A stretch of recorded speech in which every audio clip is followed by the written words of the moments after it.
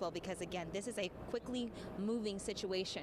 We're actually right by the Northside Medical Shipping and Receiving entrance that has been blocked off with tape. And I can also tell you that there have been people who work in some of the surrounding buildings who have started to come out trying to get some more information. And not too long ago, I spoke with a gentleman who works inside the Northside Medical Building. He said around lunchtime, around noon, he was told by his supervisors to leave the building. He wasn't given much more information. And in fact, when I asked him what else he knew, he said nothing, only that he was told to leave and he did not know if he would be allowed back in the building. So that should give you a sense of how quickly things have changed around here. Again, there are some people from some of the surrounding buildings walking around as police are trying to redirect things and move their perimeter in their continued search. An officer did speak to me not too long ago. He said that we should anticipate getting information soon, but right now officers are really trying to move things around and keep them contained so everyone is safe, because as you mentioned, they are still looking for someone. All right, Karis, thanks. You know, I see those people behind you leaving that appear to be civilians, and we just heard from our crews on the ground that Northside Hospital staff are currently being evacuated. Now, at the same time, police are saying that this suspect is still at large. Yeah, and the prompt from police was to stay where you are and shelter in place, but at this point, an hour in, some businesses might be making this decision to evacuate. Northside Hospital staff being evacuated sticks out to me because Cody Alcorn was reporting that his sources were telling him that Northside Hospital is where this started at their location there in Midtown.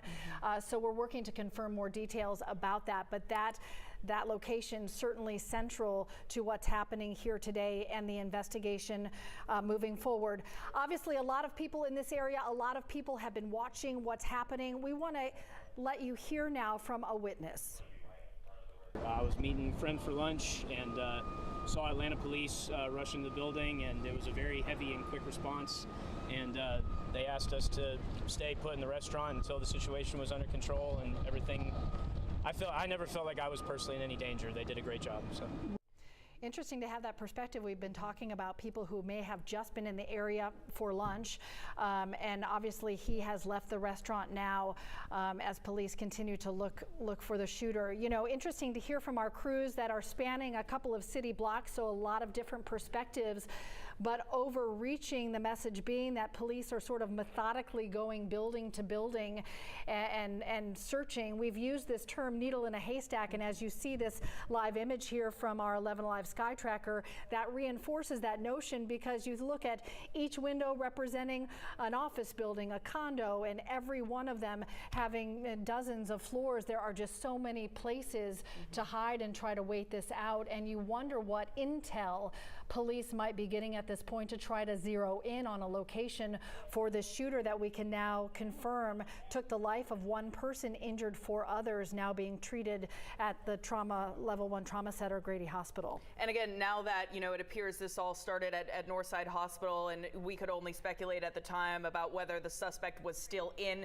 that building, but now our crews on the scene saying that Northside Hospital employees, staff, people in that building are currently being evacuated. So the assumption now is that, you know, that area, that building has been secured by police to the point where they feel comfortable evacuating people inside. So presumably the suspect is not inside if that suspect is still at large right now, but we know no more shots, according to police, have been fired since that initial incident. And we do have Tracy Amick-Pierre live at the scene right now. Tracy, we want to check in with you. Are you kind of still seeing people, like, you know, not a ton of urgency behind you? Are you seeing more people evacuate buildings?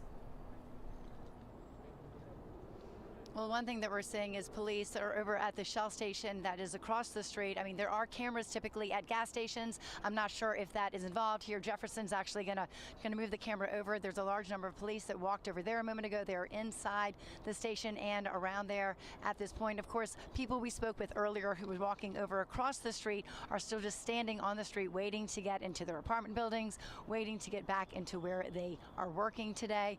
A lot of people are just kind of standing by and waiting. And of course, the impact impact of this. You talked about the fact that, schools are on lockdown, also daycares that are here at different businesses. The parents can't come get their children there. My children go to school in Buckhead, and I just got a notification, please don't come pick up your student, talking about this active shooter situation there as well.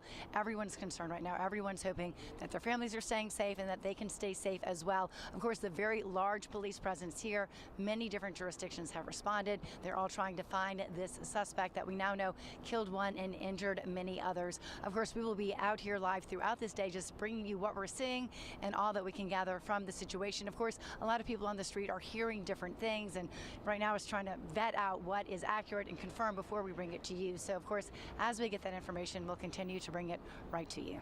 All right, Tracy, thank you so much. And we are starting to get videos from viewers, photos from viewers who are in the area or around that area at the time. I believe we have some of that video right now that we can pull up for you. Here it is, a video clip sent in by an 11 Alive viewer. It appears they are on the rooftop of one of these buildings.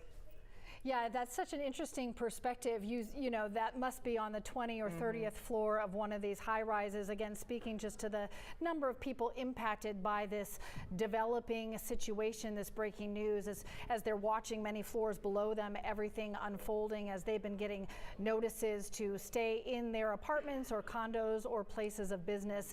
And we appreciate people sending their perspective as they can do that safely. We know there are also a lot of tips and information coming into Atlanta Police right now. I want to send it now on the phone. We have State Senator Josh McLaurin, who was in a restaurant, I understand, in Midtown. Senator, can you share with us your experience, what you saw, and the information you've been getting since? Sure. Hi. Yes, I was just at a restaurant around the 1100-1200 block of West Peachtree with a friend catching up, and somebody told us, hey, we're on lockdown now because there's an active shooter in the area. So we've been here for, got to be about an hour, but we've got a bunch of police parked outside. There were fire trucks. We saw the SWAT team moving outside briefly for a while, and hard to get information, but just really unbelievable to think hundreds, thousands of people in this area, their lives are put on hold. And, I have spouses or friends whose spouses work in the medical building itself. And so we're worried about their safety. Just so much that can unfold so quickly in a short amount of time. So, legislator, you deal a lot with police issues, with gun violence issues. To find yourself in the middle of a situation like this, which was certainly scary, we're so glad you're okay. Does that impact you on a deeper level as a legislator, do you think? Well, thank you for your concern. I'm fine, and thankfully, Amber Alert on my phone or some kind of alert. Yeah, I guess it's about this situation. But yeah, no, I'm fine. It's frustrating, right? And it's very, very sad and tragic because I think most people agree we shouldn't have to live like this. And, at some point this becomes a policy conversation about how do we keep from living like this? Are we really going to put metal detectors in more doctors' offices? Make sure that there are fewer doors for entry and exit? It's crazy to think that we should have to live in some militarized society just to be safe. I don't think people want to live that way. So clearly, I'm in favor of common sense gun measures and mental health support so that situations like this don't happen in the first place. As you're speaking, I'm thinking about the families directly impacted. We have one person who has died in this shooting, 4 people hurt, thinking of their friends and families. But you make a very important point that, tens of thousands of people's lives, at the very least, put on hold and in some level of trauma and still in that holding pattern as police still search for this shooter. That's right. And the level of uncertainty, just the stress for everybody, the active concern. It doesn't mean we don't have to have a school shooting in every school in the country for parents to worry about sending their kids to school every day. It affects everybody just because it affects the culture and our sense of fear. So, I hope that my colleagues at the Capitol are paying attention to this event and all the others that happen. And honestly, we shouldn't be in a society where a legislator or a governor has to personally be affected by gun violence, as we saw in Tennessee, for there to be action. I think we need to have a little more empathy for what everybody's going through. And Senator, as someone who is in the middle of this lockdown situation, tension's very high. What was the feeling you were getting from people in the middle of that situation? Was it kind of a palpable fear, or was it a resignation to, oh, well, this is happening? I think people have a range of reactions to your point. Some people just want to block it out and have an extra drink while they're sitting down. Other people, are texting, calling everybody they know, and making sure that the doors of the restaurant are locked. You see a lot of humanity come out, but again, it's a very high cost. It's a price we shouldn't have to pay. And I feel, like you say, for the families who are affected, it's just a tragic thing. One more question for you. We have State Senator Josh McLaurin on the phone now. He'd been in a restaurant in Midtown when this all started to unfold about an hour and 15 minutes ago. We're hearing some evacuations of some buildings, including the North Side Medical Building. For you in the restaurant you're in, is the mandate to stay where you are, stay put as of now as well? So right before I took this call, I was downstairs. There was an Atlanta police officer who came through and reminded everybody we were still on lockdown. I'm glad to hear that some people are able to be evacuated. We have seen a couple cars and fire trucks leave the area, so I don't know if that means the presence is going to lighten. But again, going back to the point, it's confusion, it's uncertainty, it's fear, and we're just going to wait and see what we're told. State Senator Josh McLaurin on the phone with us. Thank you so much. Please continue to stay safe. We appreciate you taking our call. We want to take you now to a ground perspective with 11 Alive reporter Karis Belger. I think she's on the ground. This armored vehicle pulling through your shot right now really is quite a visual for the situation that continues to unfold in one of the busiest parts of the city, Karis. It really is, and literally within the last 2 minutes, that vehicle just pulled up, trying to navigate around this Atlanta police car that is also blocking this road.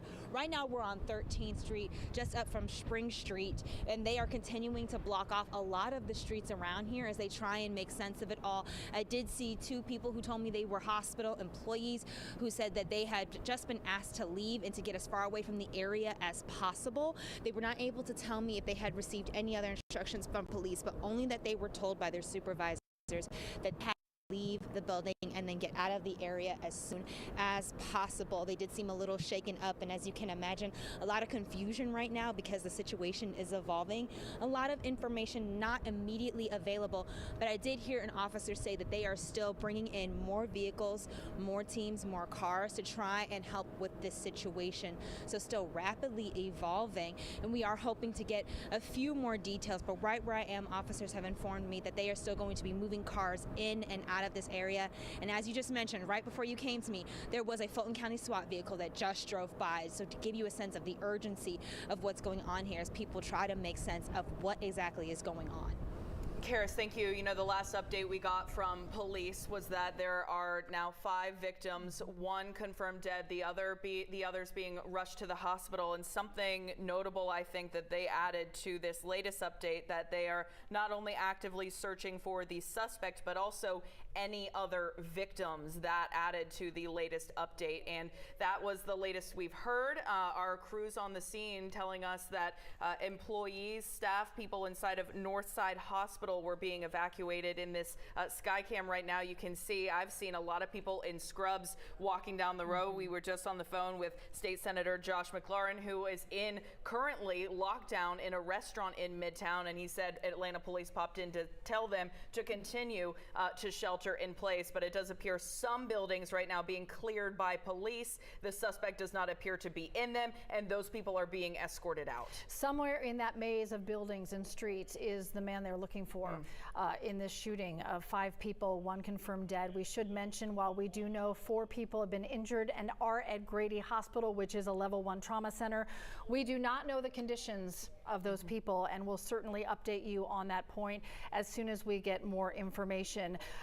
Cody Alcorn on the ground's been reporting to us there's state troopers, Fulton County SWAT, Atlanta Police, MARTA Police, and other jurisdictions all congregating there, going building by building, trying to find this shooter. We are now 1 hour, 20 minutes into the search for this gunman. Tracy A. McPeer is in Midtown with a different perspective.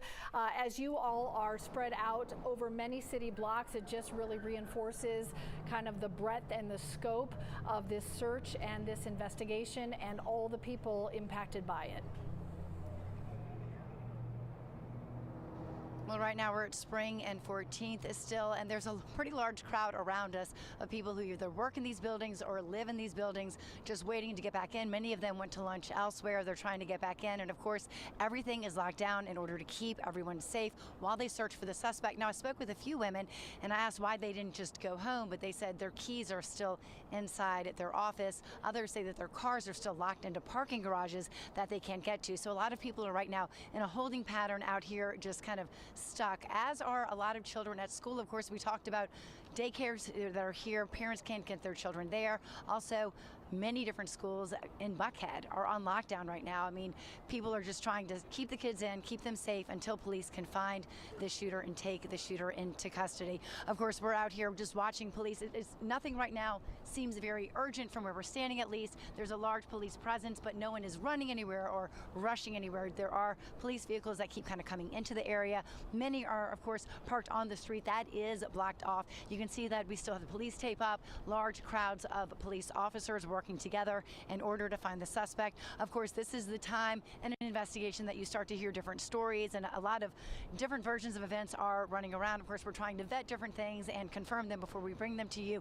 Right now, all I can tell you is that police are out here. Everyone seems to be in a safe spot. Most people are not allowed back in, and anyone who is in is not allowed to get out of many of these places. So we will just continue to stay out here and bring you the latest. I mean, right now we're looking at, a little after 2 o'clock in the afternoon. This is the time that many schools would be lining up their carpools, parents getting ready to pick up their children, and they're in a holding pattern as well. So true, Tracy, as Atlanta Public Schools announced a lockdown at the schools in the closest vicinity. It's interesting that APS has not given us a specific list of those schools, but parents, you know who you are if you've been getting the texts and the alerts, so they will share more information. In these situations, we know people want to be close to not only kids, but friends and loved ones, whomever, but it's just safest to stay where you are at this point and wait for more information. It's interesting. It seems like police may be in kind of a holding pattern, waiting for information, as many are on the street, some kind of moving building to building, but we haven't heard a lot about, actively searching buildings or going floor to floor. That may be happening. We have not heard confirmed reports about that. We do know a drone went up. Cody Alcorn saw that happening around the area of 15th Street. They're looking for any clue as to where this person might be, and hopefully getting some tips from people in the area who may have seen where he went when he left that first location, and where those surveillance images were captured that kind of show us those best looks of the man that they are looking for. Yeah, right now, I just got an email too from the Midtown Alliance. They say they are closing down everything from a 3 to 4 block radius around that medical building, the place where this incident initially occurred. And you can imagine that they are going through a lot of these floors trying to secure the scene as well. We have Liza Lucas in the studio with us right now. Liza, what do you have for us? There's so much information coming in, and it's really important to know what's been confirmed, where things stand, and I know you're here to verify. Yeah, we've been working behind the team just to kind of lay out all the basics of what we know. We're going to kind of walk you through. So this is a bit of a recap, but again, we are trying to avoid any misinformation, especially with... Hey, thanks for helping me out. Of course. You can easily get helpful customer service over the phone or on the Progressive app, pretty much anywhere. Like at the coffee shop, at the park, or on the moon. Just kidding. It's another coffee shop. Metro has unlimited 5G for just $25. And a free Samsung Galaxy 5G. It's perfect. You're perfect. I love you. Oh. Switch and get unlimited 5G, just $25 a line, plus a free Samsung Galaxy 5G.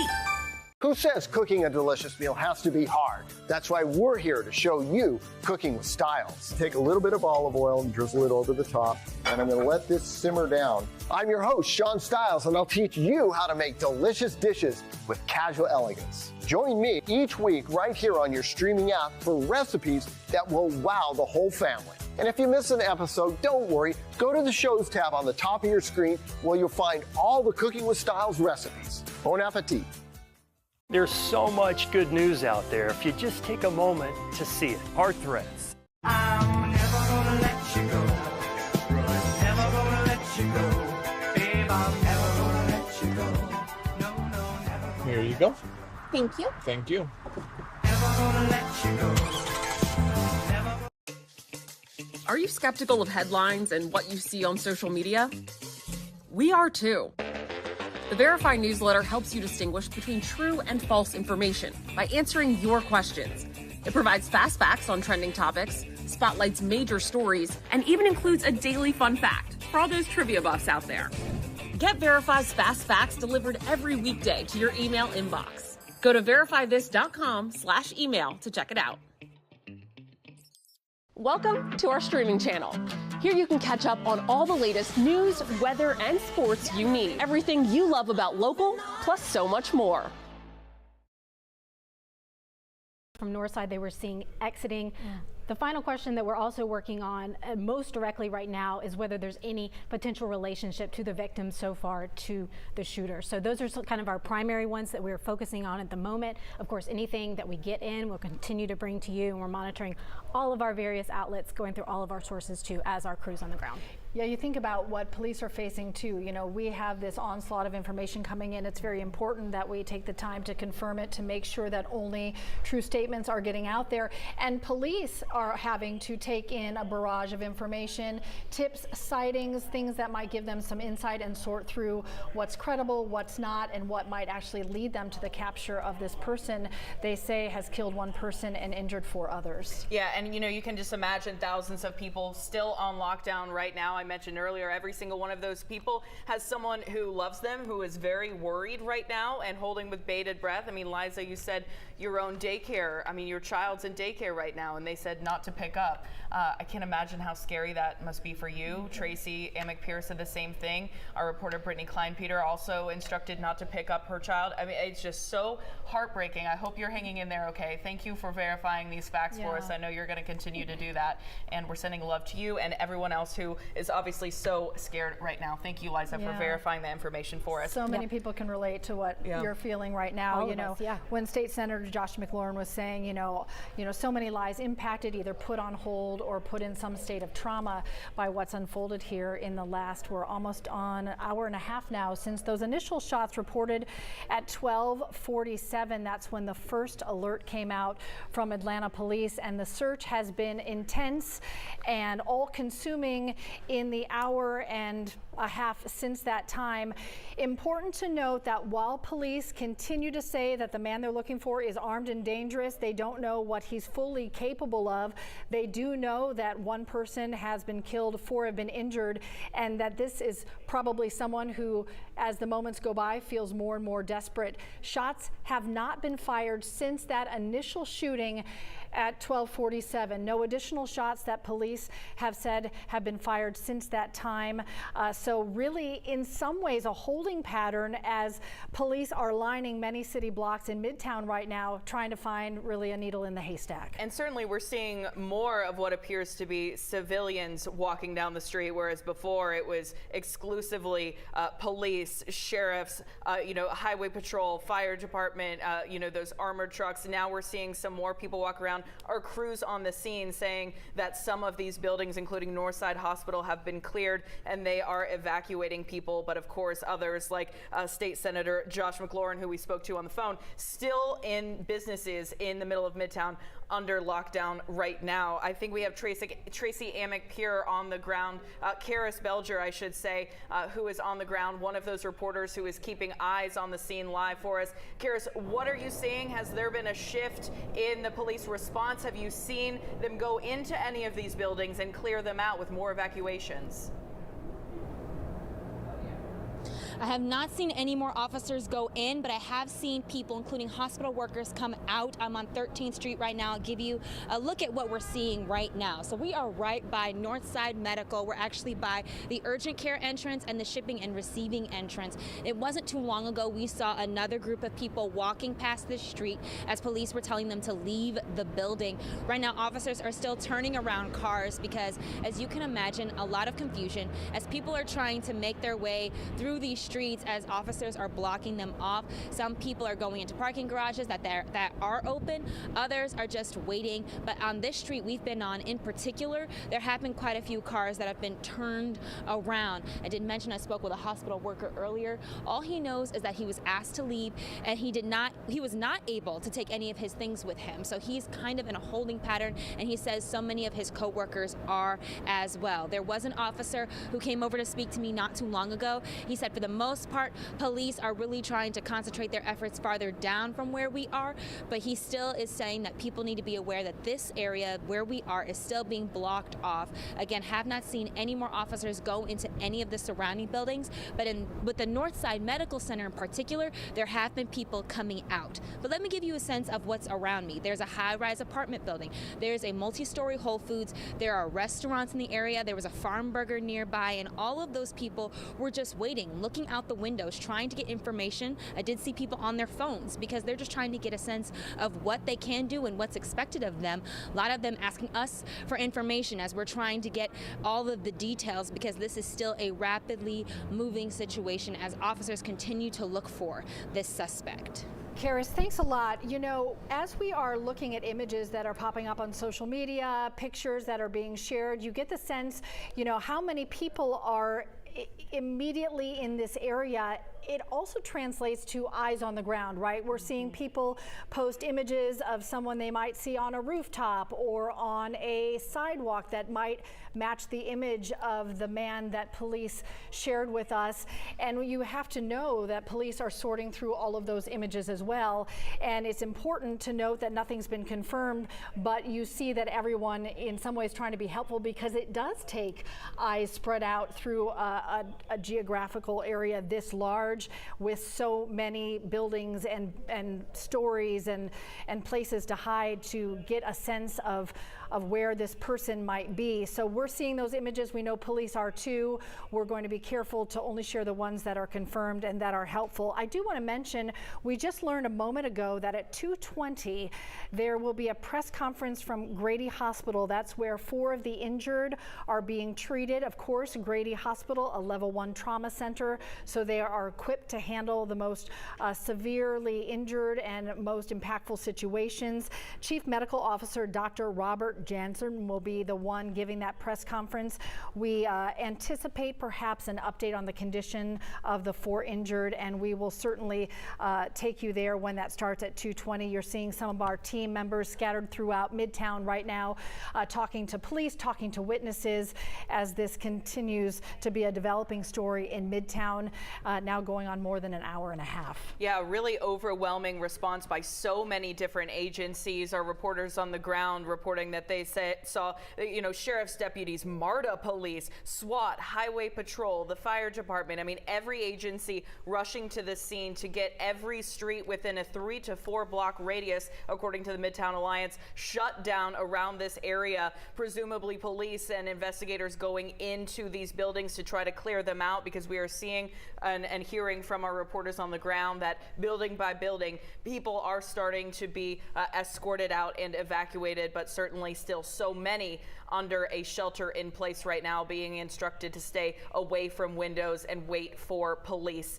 to tell them what to do next. 11 Live's Doug Richards is on the ground in Midtown. You know, Doug, it feels like a little bit of a hurry up and wait. We saw the incredible police presence descending on Midtown, and it was kind of a frantic response as need be in this situation. And since then, maybe more calculated as they're kind of waiting to figure out which buildings to go in. Is that what you're sensing at your location? Well, I mean, what we're seeing is that they're acknowledging the fact that this is a busy part of town, that by holding all these folks back, they've inconvenienced a lot of people, while at the same time they're trying to conduct this search for the gunman. And so what we see now is some evidence of streets opening up. We see some pedestrian activity. We've also seen the perimeter of the police presence in front of the medical building where the shootings took place expand a little bit. We've seen fire trucks and other emergency medical personnel move about 1 block further north on West Peachtree Street from where they were a half hour ago. doesn't necessarily indicate that they're shifting anything except geography and taking into account sort of the realities of what's going on here. Not only the people stuck in the buildings, there are folks still working on a construction site that's actually technically inside the perimeter of the zone that police have cordoned off. And I think they're recognizing, it looks like they are recognizing that what they're trying to do is allow people to be more convenienced than they have been over the last hour, while at the same time trying to keep the interior part of the perimeter buttoned down so that they can continue this manhunt for this gun person, or gunman rather, in a way that makes sense for the thousands and thousands and thousands of people that are affected by this. So what we don't have is any evidence of any kind of advancement in their investigation. That's not to say that they don't have that going on. We're just not seeing it from this vantage point about a block away from where all the police have been for the last hour plus. We're here at 15th Street and West Peachtree Street. There is no traffic coming from that direction. There is some traffic going northbound in this direction. That was not the case a few minutes ago. Police are starting to loosen up a little bit just in terms of inconveniencing people, while at the same time they try to solve this thing and try to capture whoever it was that fired these shots and hurt these folks. Back to you. Doug, you bring up an important point. It is a tricky balance and perhaps gets trickier as time goes on. How long can you keep people isolated where they are as the search continues, as the hours go on? And they're going to have to navigate that as at some point, you know, they're starting to let more people out, and being cognizant of the fact that that's something they're going to have to deal with, even though they have not found the person they're looking for. Just a reminder, we are on standby, a crew at Grady Hospital right now. We expect the chief medical officer to walk up to a microphone at any moment for an update on the 4 injured people that were taken to Grady. The moment that happens, we'll get you there live for that update. You know, and as Doug mentioned too, the impact of this spans well beyond these few streets that are shut down right now. We know Atlanta Public Schools has announced that several of their schools are on lockdown. You imagine the school buses that take routes through this area are going to have to reroute or cancel, and parents will have to make alternate plans. I just got an email from my church, the Basilica, the Catholic Church in Midtown. They said they are shutting down everything for the day. They're in lockdown as well. You know, you're seeing video of some of these, what appears to be Northside Hospital employees being evacuated. That is the only business so far we've heard from our crews on the ground that have been evacuated. We've been speaking to people who are currently still under lockdown in a lot of these buildings, and the latest update from police is that they are still actively searching for that gunman, pushing out those surveillance images of that person, hoping that if anyone sees that person, that they will call 911 and bring that person into custody. But again, no shots fired since that initial incident, according to police. And I mean, a needle in the haystack, like you said, Cheryl, earlier, is so right. I mean, these buildings have, you know, dozens of floors on each. You imagine it's so difficult for them to go in and clear each one, especially when you're dealing with thousands of very afraid people who are sheltered in place. And rooftops, you know, there are rooftops on each of them, and I understand, you know, Atlanta Police put up a drone, and you can only connect the dots that would be why, and certainly helicopters flying overhead, including 11 Alive Sky Tractor, and we would certainly communicate any information that might be helpful as our team is in the sky as well. And this area right here, that Northside Hospital Midtown location, that central starting point there, and Northside, just to reiterate, has shared a public statement talking about their cooperation with investigators, talking about the impact to the people there, and how they are going to be supporting anyone that needs that in any way possible. A terribly painful day on a lot of levels. 1 person dead, 4 injured. Again, we are on standby for an update from Grady Hospital. Metro has unlimited 5G for just $25. And a free Samsung Galaxy 5G. It's perfect. You're perfect. I love you. Oh. Switch and get unlimited 5G, just $25 a line, plus a free Samsung Galaxy 5G. On a very special TV Dad. I didn't make the dance team. What do I always say? Switch your car insurance to Progressive and you could save hundreds. Feel better now? Not really. Switch to Progressive and you could save hundreds. 35,000. That is the average number of decisions a mom makes every single day. So we're here to help. Mom Squad every week right here on your streaming app. Mom Squad every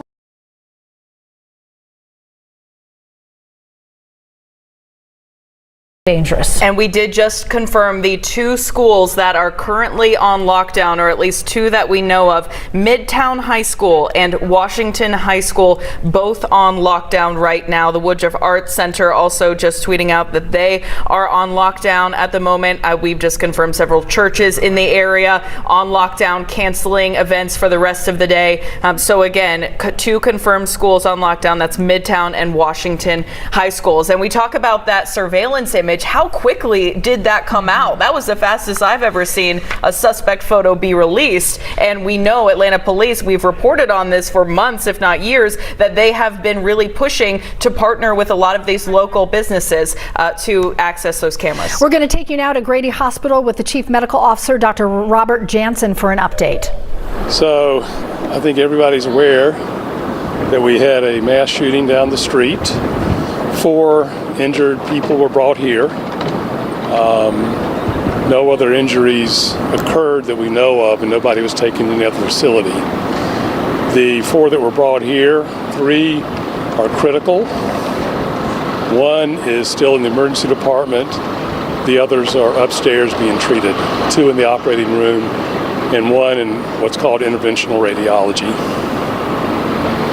Are you able to describe, I know there are HIPAA laws, are you able to describe with shot?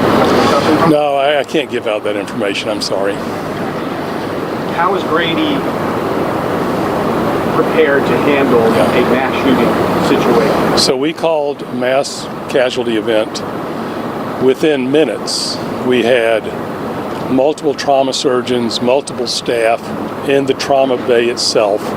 We cleared out any patients who were currently in the Marcus Trauma Center, and we were fully prepared. We were anticipating up to 12 patients. Fortunately, we only received 4, but we were completely prepared for it. We had all the staff that we needed. We had all the ancillary staff that we needed. We had chaplains there. We had security there. Everyone that was needed was in the place. And are you guys prepared just in case there are more? Yes. Yes. We have stopped our mass casualty call now, but we are prepared. And I understand at this point no visitors being allowed into the building. Is that correct? We initially stopped visitors because we weren't sure what the shooter is. We are confident now that we can let visitors back in. We never locked the hospital down. We just wanted to stop visitors just in case there was anything going on. Can you tell me what the mass casualty protocol is? I'm sorry, I couldn't. The protocol you said that you guys. So when we activate our mass casualty event, that immediately starts our command center. We bring all the surgeons, all the nurses, all the ancillary staff to the trauma center itself. It goes out over both remotely through phones as well as announced over the loudspeaker. And then we start clearing out operating rooms, and we start clearing out the emergency department in case we need additional space. I know you can't give us a lot of information that can identify, but can you tell us if these are adults, children, any age ranges? They're all adults. Any genders, anything along those lines? No, I don't have that. Have their families been notified? Are they here? We know that a couple of families are here, but I don't know about the other ones. You said originally you were preparing for 12. Did Yes. the original call come in that there might be 12? That's what we heard initially, but I think in any of these situations there's a lot of confusion, as you know. All right. Thank guys. Thank you. We'll keep you guys updated. Chief Medical Officer Robert Jansen giving us an update. A few things really stand out. One, that they were anticipating 12 patients. So you know the initial call coming in was one that was incredibly urgent. This is still a mass casualty event. When he said we called a mass casualty event, that's because a level 1 trauma center like Grady and the Marcus Trauma Center, they train and prepare in the event that this happens. They hope it doesn't. They want to be ready in the event that it does, and today it did. So they make the call that that mass casualty event is happening. That's when they bring in the trauma surgeons he was describing and clear everyone to the side that isn't an immediate priority. He did give us some insight into the conditions of the injured that I think is really critical, even though he can't tell us specifics. The fact that we have 3 people in critical condition at this moment, 2 in the operating room, 1 in what he said was interventional radiology, another person that's still in the emergency room, speaks to the nature of their injuries. They are in critical and they are getting help as we speak, and hopefully we'll know more on their conditions as time passes. You know, it is pretty incredible that at the drop of a hat, the hospital could be ready with the staffing and the response to treat up to 12, active shooting victims. He was saying it was 4 that they have, 3 in critical, as you mentioned.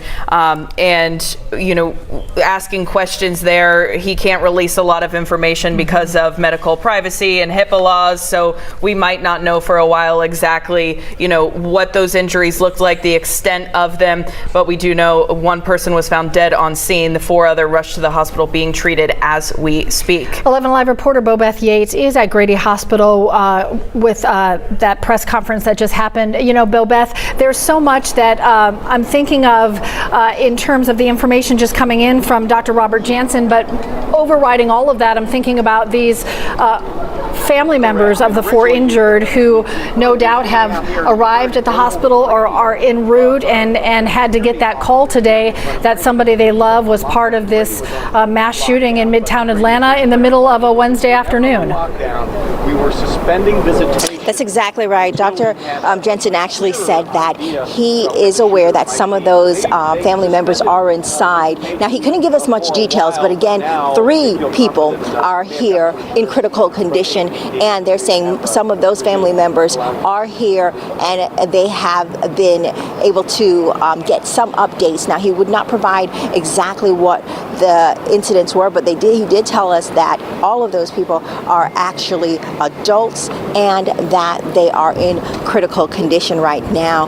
Now, they say they were prepared to take as much as 12 people, and they are happy, of course, that that was not the case, and they have adjusted their protocols at current. So the one moment where the hospital was not allowing visitors and they had to put their protocols in place for an active shooter, and they have since suspended that. Visitors are being allowed back, so those family members are inside. And again, they're not giving us much details about those victims, but they say they are in critical condition and they are working, of course, to save their lives. We will be out here trying to get as much more details as possible and bring you updates as we get it. Sending it back to you guys in the studio. Bobeth, I'm glad that you were able to clarify that some of the family members have been able to arrive there at the hospital, that they are at least close to their loved ones. We did hear that 2 of them are in the operating room not right now, so they may not have been able to see them maybe person to person just yet, but at least are close to them.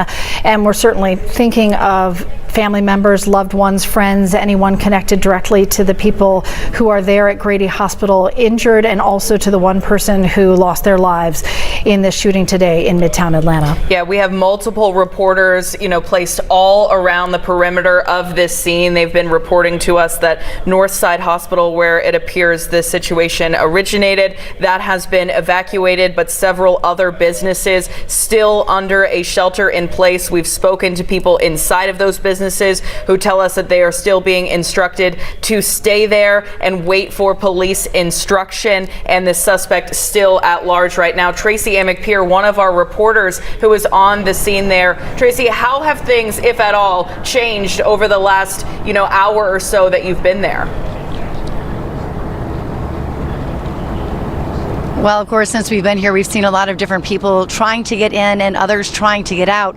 One was a gentleman dressed in scrubs and a medical coat, obviously coming from the hospital. We spoke with him, and actually, he's a surgeon who was on the 12th floor, 1 floor up, when the shooting happened. He said that as he was going into surgery, he could actually hear some commotion going on, but of course, they were about to have surgery, so they kept going. After the surgery, he found out what had happened. They were all in their different rooms and in their offices. Police actually came in. He had to put his hands up while they checked person by person to make sure the suspect was not on his floor, was not in his office or in any of the rooms there. He said that he had been staying there just under the advisement of police, trying to stay safe in there until they finally let him go. That was just a few minutes ago. His car is actually locked in the garage, so his wife is going to have to drive down here and pick him up. He was kind enough to speak with us. I mean, he said that it was a pretty scary situation, but he did the job he had to do, hearing something, not knowing exactly what it was, and then after the fact, when he heard what had happened, of course, very upset, very disappointed, and now hopefully getting home safe to be with his family. So every person in here has a different story of what they're experiencing, what they're seeing, what they're hearing, what they're feeling right now. Of course, we're here trying to grab those stories to bring them to you, and of course let you know whatever information you need to know to stay safe and keep your family safe. Of course, right now is the time, 2:34, it's when a lot of kids are getting out of school. Some schools are on lockdown. Of course, everyone is being affected by this shooting in Midtown in a different way. So hopefully we can bring as many of those stories to you as possible and bring you correct information as we vet it out and make sure it's confirmed and get it on air. Tracy, I know you're speaking from personal experience. Your kids involved in this lockdown right now. So thinking about you and all the other parents out there. Significant update to share with you right now. Police have just released the name of the person you see here in the image, the person they say is responsible for the death of 1 and 4 being injured. Dion Patterson is his name. They say they're looking for him now. He was born October of 1998, so he is 24 years old. Yeah, and police also tweeting with that update, do not approach this person. He is armed and dangerous and still on the run right now. So police really giving us a lot of these updates via social media. You can imagine they kind of have their hands full right now. Another significant update for you. An NBC reporter, of course, an affiliate with us, says the suspect's mother was at a medical facility for an appointment this morning. This is according to an NBC reporter. We have not independently confirmed this detail yet, but again, NBC reporting that the suspect's mother, the suspect we've just shared the name, Dion Patterson, 24 years old, his mother allegedly at the medical facility for an appointment this morning. Of course, that facility being Northside Hospital's Midtown location. And according to police, that's where the only shots have been fired at this point, even though our assumption is that Dion is no longer in that building because police seem to have cleared it and evacuated it, according to our reporters there on the scene, and Dion is still on the run. We do know from police that no additional shots have been fired outside of that initial incident location. So now the big question, of course, is where is this person? Is he still within the vicinity of that 4-block radius that is currently closed off in Midtown? You know, for people who are in the middle of this, an hour and 50 minutes feels like an eternity. But you think about the information that police have been able to verify in a short amount of time, including the pictures that came out within 15 minutes or so from the shooting, and now they've been able to name the person they're looking for. That is such a significant piece because now they can appeal to anyone who knows Dion Patterson, who might be able to get in contact with him. Maybe they can negotiate with him, who might know where he might be hiding. Every little piece of information can get them one step closer to finding him, and then one step closer to clearing all the people who have been caught in the middle of this traumatic event. Yeah, and you know what? My guess for what's coming next is a license plate number. I'd be willing to bet, because once you have the name, you can find out a lot more information. Let's check in now with our reporter, Kiers Belcher, who is live on the scene right now. Kiers, what are you seeing behind you? Are you seeing still a lot of urgency? Any evacuations additionally since the last time we checked in with you? I've actually, within the last few minutes, seen more people working in the nearby medical center coming out. I just saw a group of people wearing scrubs walk across the street being escorted by police. Additionally, I also saw investigators and detectives going inside of the building as well. And in fact, Atlanta police were coming out of the receiving bay nearby where I'm standing on 13th Street, looking around some of the parts of the building and the cars in the parking garage as they continue to investigate what exactly is going on. I'll step out a little bit just so you can see a little of what we are taking a look at. You can see all the way up where that intersection is by that parking structure. There are plenty of cars. I have seen Atlanta police, I've seen Georgia State Patrol, I have seen MARTA police cars drive through here just within the last half hour. So a lot of different agencies still responding to what is happening here. Police have been trying to maneuver things because, as I mentioned, there have been more hospital workers in the last few minutes who have been leaving the Northside Medical Center nearby where we are right now. Now, I should mention that there are still some buildings where people are being asked to stay inside. Just nearby me, there are multiple apartment high-rises. There is a multi-floor Whole Foods. There is also a Farm Burger and other restaurants where those people are still stuck inside. They have been at least since I've arrived on scene, and they're just trying to get as much information as possible. A lot of them looking at their phones, trying to see what details come up. And some alerts, speaking of phones, have come up on our cellular devices, as well as police continue to alert people in the area of what is going on, that there is still an active situation, and people need to be careful and stay as safe as possible. We are hoping to get a few more details from officers. There's been one who's walked down this street towards me a few times. He did say that he does anticipate an update will be coming, but mostly he's telling us that we need to be as far away from the police tape as possible so that the police can continue to bring in the SWAT cars, the extra teams, the other responders who are coming in to handle this situation, because as I mentioned, it is quickly evolving and moving minute by minute. Yeah, Karis, as you said, Northside Hospital appears to be evacuated right now, but a lot of these other businesses still on lockdown. In fact, we just got an update from Atlanta Public Schools. Yeah, they've just sent this out. Let's read this together, basically. APS community, it says, until we receive confirmation that the suspect in the Midtown shooting is contained, Midtown and Washington clusters, along with Stanton Elementary, King Middle, Wesley International Charter, and Dunbar Elementary, will hold on dismissal. It's saying, parents, please stay home. At this time, schools on hold will not release students to leave until the lockdowns are lifted, our buildings are secure, and as long as students are inside, they are safe. This is significant because we do not know how long this is going to be. So as of now, Atlanta Public Schools saying until Dion Patterson, 24 years old, the person named in this mass shooting in Midtown Atlanta today, is in custody of police, that the schools listed will be holding students there. You understand the students' safety is the priority, and the schools are saying as long as they're in the schools, they know they're safe. I want to just mention the list of schools again. Midtown, Washington clusters, so we're talking about Stanton Elementary, King Middle, Wesley International Charter, Dunbar Elementary, all of those schools on really hold until further notice. I mean, I can't imagine what a parent would be feeling being told to stay at home. I mean, we have 3 reporters in this newsroom alone who have gotten texts from their daycares saying, don't come pick up your child, we're on lockdown. And now all of these schools as well, parents being asked not only that they, can't pick up their children, but to stay home entirely. And that is because this suspect is still out there somewhere. And it's a sad state of our world, but frankly, all of these schools practice these lockdown protocols many times a year. So hopefully that can be of some comfort to these parents who are anxious, frustrated, scared that the students are under lockdowns that have been practiced at these schools in these buildings, and they are going to hold them there to make sure they are safe and that the coast is clear.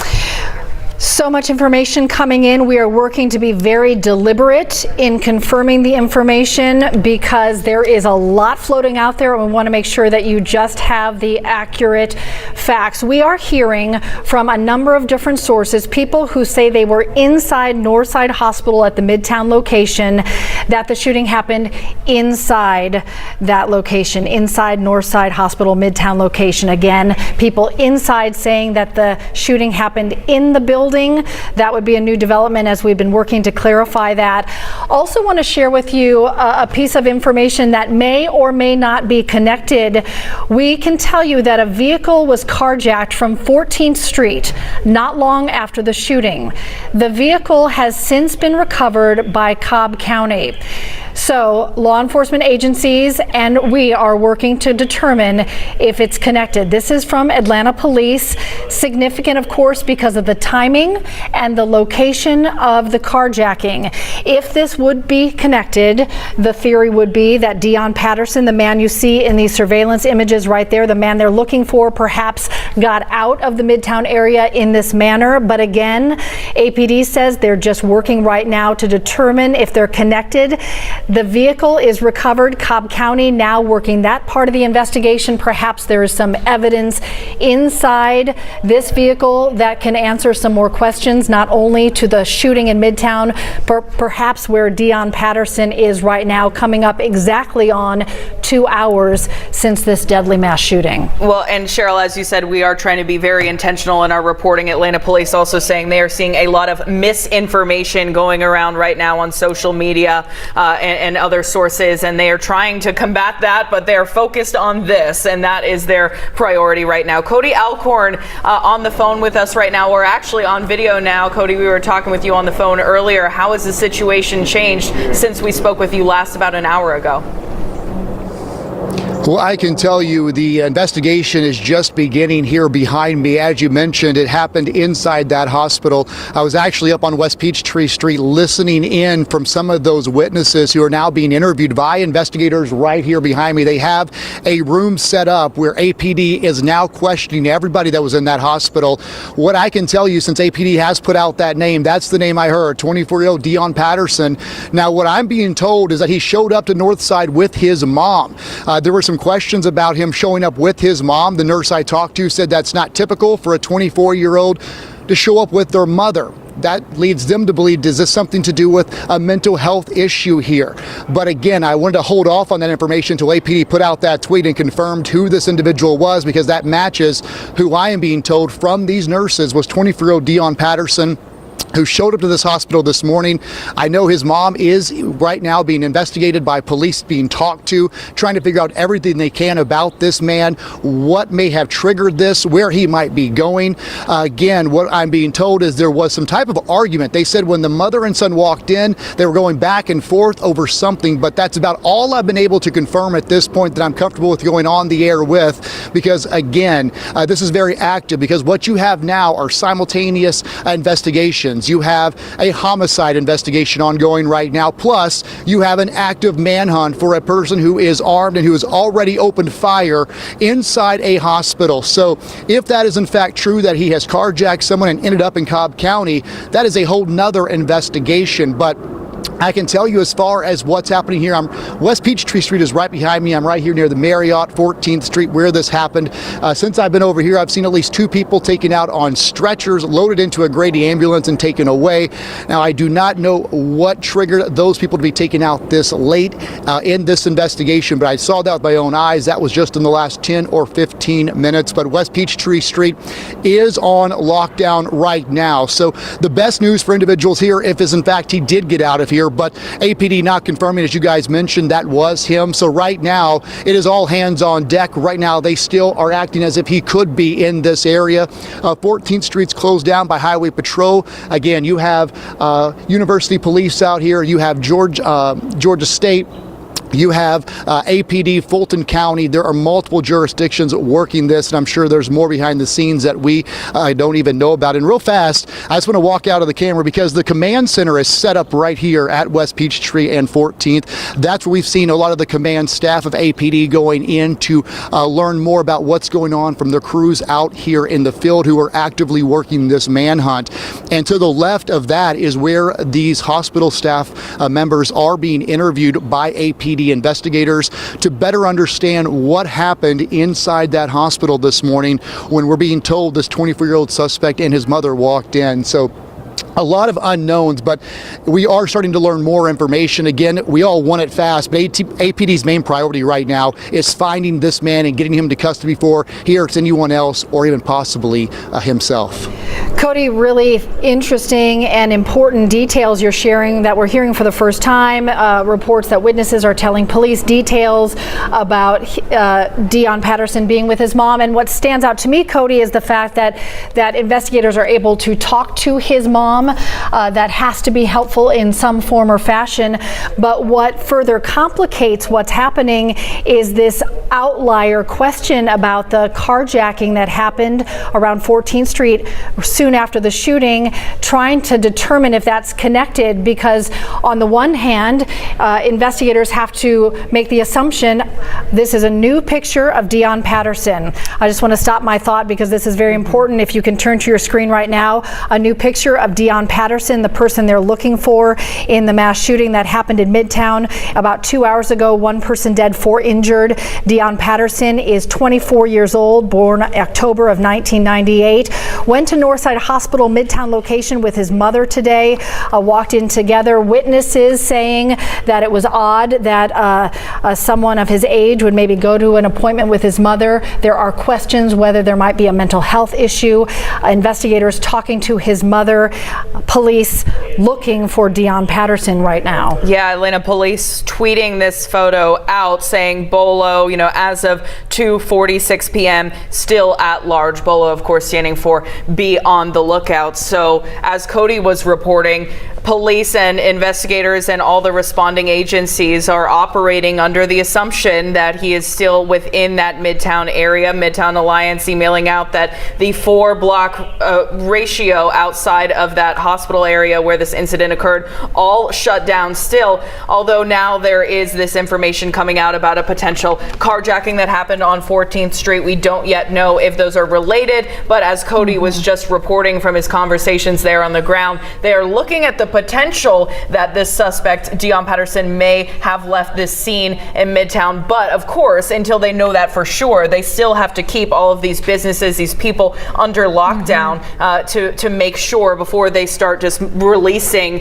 en masse, thousands of people from this busy metropolitan area. And just to reiterate, Atlanta Public Schools said until this man that you're seeing right here is in police custody, they're going to hold students in many of the schools. We had given the list of schools that we can reiterate, but I am hearing directly from parents who have students in other APS schools that those schools are opting within the school themselves for lockdown outside of the clusters that we mentioned. Just to let you know out there, parents, if you're not part of the official list but you're hearing from your school, some schools are making that decision independently.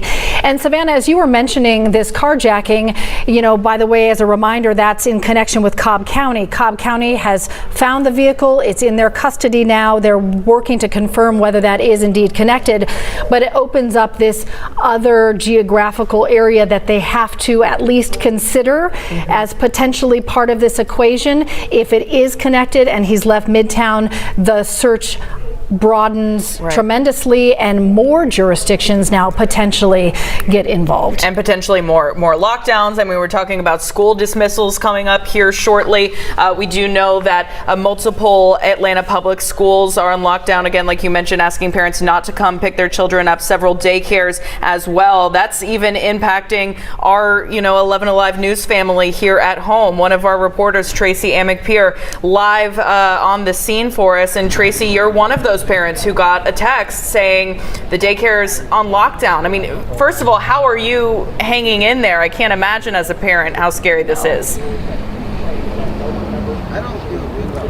So I'm trying to get information, but I'm also checking my phone a lot. Of course, my son is in the 2nd grade at Christ the King. He had a field trip, and his field trip bus had to get back into the school after the lockdown. And then I just got the latest notification that carpool is delayed until they get word from APD to exit from that. Of course, that's just one school out of many that are dealing with the ramifications of this. Of course, safety is the #1 priority.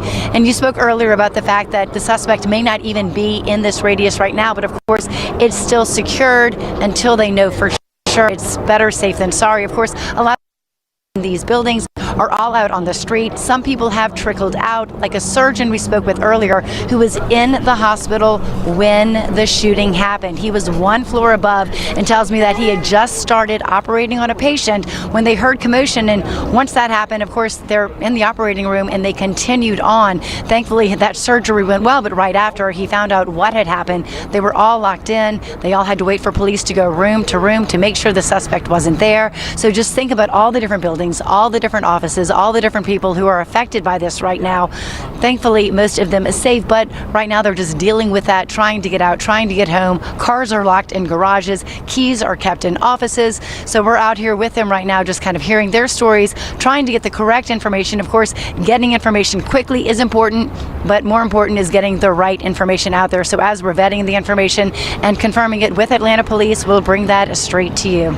Tracy, I find myself just absorbing the story you just shared about the surgeon one floor up in the operating room as the shooting happened, that we now know happened inside Northside Hospital, and just had to continue helping that person on the operating table at that moment as police were going room to room. And it takes me back to the statement that Northside Hospital shared about cooperating with the investigation and really circling, I'm paraphrasing, surrounding and circling all the staff there who are close and work closely together every day. And we know one person's died, 3 people in critical condition, and last check, 1 person still in the emergency room. I mean, heroes. Heroes is the word for these men and women, the people who are in that scary, horrifying situation. And to hear that there was, doctors still operating when there was an active shooting happening. I mean, our medical professionals have been through so much these past couple of years, and to see how they're handling this. We saw them on video being evacuated. They're single file, they're moving quickly, they're moving effectively and efficiently. At Grady Hospital, when we had that press conference earlier, they said that they were ready to go at the drop of a hat to treat up to 12 victims if it had come to that. They had the staff, they had chaplains, they had security, and to see how quickly and efficiently this has been responded to is pretty impressive. The key point and development in this investigation in the last 15 minutes has been the revelation of a carjacking at 14th Street shortly after the shooting and the recovery of that car in Cobb County. This map shows the proximity from the shooting to the carjacking, which is why Atlanta police are keyed in on this right now and working to confirm whether it is connected. You see the shooting between West Peachtree Street, between 12th and 13th Street, and just about a half block up and a block over is where that carjacking happened at Williams Street and 14th Street, and the timeline, it is no coincidence. That's why they can't ignore the possibility of a connection, and they're working closely to confirm that now. That car then found and recovered in Cobb County. It is now in the hands of Cobb County investigators. They're scouring that car right now for evidence. They would be looking for fingerprints, although we already have identified the suspect. Perhaps there's something in the car that could be of help in some form or fashion to help them find the person they're looking for. Again, that's 24-year-old Dion Patterson. And they, if this is connected, if Dion did take that vehicle, didn't get too far. I mean, this could have been an out-of-state situation. I recently interviewed the chief of police in Cobb County, and he was telling me how they expanded their flock plate reader system. So all of their police cars automatically can scan license plates. And so when they have a bolo like this and they have a carjacking active in, potential connection to an active shooter situation, they can put those things together, and they were able to find that vehicle very, very quickly. Again, on your screen right now, the latest image we're getting from Atlanta police of Dion Patterson, 24 years old. Police say this is the suspect they are currently looking for. They're saying he is armed and dangerous, encouraging people not to approach him, but to call 911 if they have any information about his whereabouts. It's worth repeating some significant information that was just uncovered within the last 20 minutes or so. 11 Alive's Cody Alcorn near that Northside Hospital Midtown location, who heard witnesses talking to police about what happened, which we can confirm inside Northside Hospital now, talking about Deon Patterson, the man you see on your screen now, the 24-year-old who went to a medical appointment with his mother today, walked in together, and then people described some sort of argument or fight happening. And those are important details that investigators are looking to, and a key point that Cody Alcorn is reporting that witnesses share that investigators have been able to talk to Deon Patterson's mom, that is a conversation that's been happening in the 2+ hours since the shooting took place. You know, we've been talking about how there's still a shelter in place in a lot of these Midtown businesses. They're not letting people leave.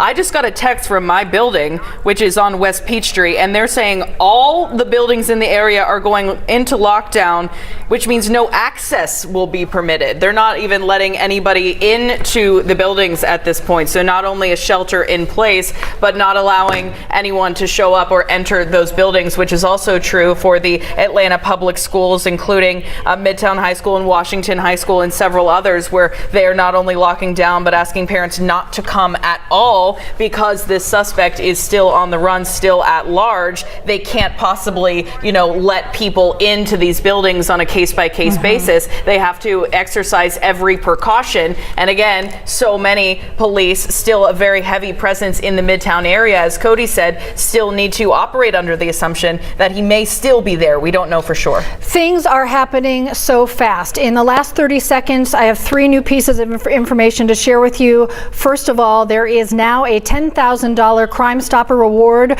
for the capture of Deon Patterson, information that leads investigators to his capture. Also, we're hearing from Atlanta police that this overarching lockdown and shelter in place is now lifted.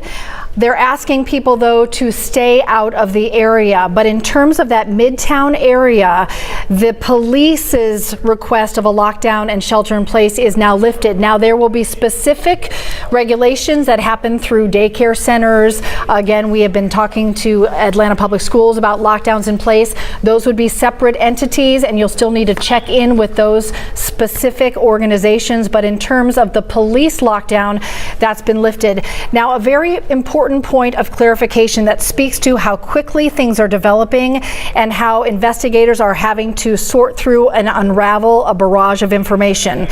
Initially, Atlanta police shared with us that the vehicle that was carjacked at 14th Street shortly after the shooting had been recovered in Cobb County. That was their thought. They have now asked within the last minute for us to share with you they do not believe that they have that vehicle in their custody as they thought they did. That's an important clarification coming in from Atlanta police. Again, that was the connection between what you're seeing here, the carjacking at William Street and 14th Street shortly after the shooting, just about a block and a half away, to a vehicle that they thought had been recovered in Cobb County. The vehicle that was taken from the location near the shooting, now Atlanta police say they have not found that vehicle. So we don't know if they believe that Deon Patterson may still be in a carjacked vehicle. As we get more clarification, we'll let you know. As you can imagine, things are developing moment by moment, and we appreciate police giving us those updates and clarifying those points and details as they can. Yeah, and I think police right now trying to battle a lot of misinformation that's happening as well. When you have a suspect like this, Deon Patterson, who you're seeing on the screen right now, who is at large, you'll see a lot of social media posts, a lot of speculation. There was one a lot of you watching at home might have seen of a suspect on top of a roof, and people were speculating that that might be the suspect. Atlanta police just tweeted out, "We are aware of this video circulating on social media. This is not the suspect." And I think that they're also asking that people exercise caution when it comes to calling 911. If you have a certainly legitimate sighting or information about this suspect, then please do absolutely call police or Crime Stoppers. As Cheryl mentioned, a $10,000 reward now for this person for information leading to this person's arrest or capture. But certainly want to keep those lines open, because you can imagine there are so many hundreds, if not thousands, of people calling, trying to get information as we speak right now. Atlanta police had said at one point they could not keep up with all the requests, so it says a lot that we just a second ago got a pretty significant and lengthy email from Atlanta police with just all the bullet points of information that they can share. I just shared many of those with you just a moment ago, including the $10,000 reward that is now on the table from Crime Stoppers. They want to make sure people understand that if you know Deion Patterson, if you recognize him, if you have any information that can be helpful to investigators, that you can reach out to Crime Stoppers and you can stay anonymous. If for some reason you're concerned about your safety, please call them. You don't have to give your name. They just want your information to try to resolve this situation. The tip line is 404-577-TIPS, 404-577-TIPS. We'll make sure that is on 11live.com, on our 11 Live app, and all our social media platforms. Again, that is a $10,000 reward, and they are giving more information about that situation with the vehicle. They said, we are aware of a vehicle carjacked from 14th Street and William Street not long after the shooting. That vehicle we thought to be recovered. However, now we can say it's not been. We're working to locate the carjacked vehicle and to determine whether it is connected to the shooting in any way. So a couple of updates, right? I'm just reading verbatim from Atlanta Police's latest release that came in within the last 60 seconds. And again, just in the last couple of minutes, Grady Hospital sending an update to us via email saying, again, confirming they received 4 patients in that shooting, 3 of them in critical condition. They say 1 is now in stable condition. They did say they had visitation placed on hold while the suspect was at large, but they say that that hold on visitation is no longer in effect. So that has been lifted as of just moments ago. Doug Richards, one of our reporters live on the scene there in Midtown. Want to check in with him again. It's been a little while, Doug. Has there been a major change in what you've been seeing? I would call it more of a subtle shift in what we're seeing here at 15th Street and West Peachtree. As we go back this way, we're looking towards 14th Street, which is where the police presence is thickest. It is not nearly as thick as it was about 45 minutes or an hour ago. It is thinned out considerably. It's obviously still an impressive scene with a lot of emergency lights flashing. But what we are starting to see are civilians walking up and down the sidewalk into, or at least toward that scene there that had not been allowed to do so a few minutes ago. Police have not taken down some crime scene tape blocking one particular sidewalk, but on the side across the street from us, we see folks walking up and down. And that seems to be indicative of a loosening of the restrictions that they've placed here. Likewise, as we see this Atlanta fire truck from Station 23 take off from the scene. We've also seen a number of emergency vehicles entering and exiting, but many of them exiting. Not with a particular sense of urgency either, as if they are going to someplace else where they can be of better assistance in this particular investigation. Likewise, what appears to be an unmarked detective car following the fire department car out, and folks who appear to be civilians crossing the intersection just down the street there. So there's obviously still an investigative scene at this point here between 15th Street and 14th Street. 14th Street and West Peachtree, of course, is where Atlantic Center is, which is the tall, lovely building with the gold cupola on the top, where lots of law firms and other businesses operate. And all those folks are directly in front of that particular landmark building. But it is not as buttoned down as it has been over the past hour. However, the buttons are still on. So what we're seeing is evolving, but it appears to not be evolving as a as a continued focal point of the ongoing investigation here. Back to you. Doug, that's a good perspective right now that we're seeing in your shot. We're just seeing more people walking on the sidewalk, really reiterating what you're saying about kind of loosening up a little bit. But really, I guess it will be each individual's choice whether they feel comfortable leaving, maybe if they're in a restaurant or a place of business or whatever it might be, now that police have lifted that, formal lockdown or request to shelter in place. I do want to reiterate, though, as of now, we are still hearing from Atlanta Public Schools. Yeah, about just their a second situation. ago, literally 60 seconds ago, did you see that update? I just wanted to make sure you saw the most recent one where they are saying that now Atlanta police have assured them that they are clear to release all APS students in all schools at this time, saying out of an abundance of caution, we have dispatched officers at every school for today's dismissal. Because of the late release, you should expect transportation delays for students who may not be returned home because of a blocked street, for example. We were talking about how some of the school buses generally have to move through Midtown. So for those that may be impacted by those alternated routes, they will be returned to school and supervised until a parent or guardian is able to pick them up. So again, that coming in from Atlanta Public Schools just seconds ago, saying that they are going to go ahead and release students at all schools. As you said that, I just found myself taking a deep breath, just feeling what that feels like for all the parents who can now go and see their kids in person, and just the assurance they're going to feel that police are going to be there just to make sure they can be reunited safe and sound. But as we're 3:09 on a Wednesday afternoon, most kids would either be on the bus or maybe on their way home, that now parents can start making the moves that they need to be reunited with the kids that they've been separated from for what feels like an eternity, but we are 2 hours and 15 minutes into this breaking news situation. And again, Atlanta police dispatching officers to every single one of those schools to oversee dismissal, to give parents and students that extra layer of peace of mind. Let's check in now with Karis Belger, who is live down in Midtown. Karis, last time we spoke to you, you were on the 13th Street area. Are you still there? And what have you been seeing?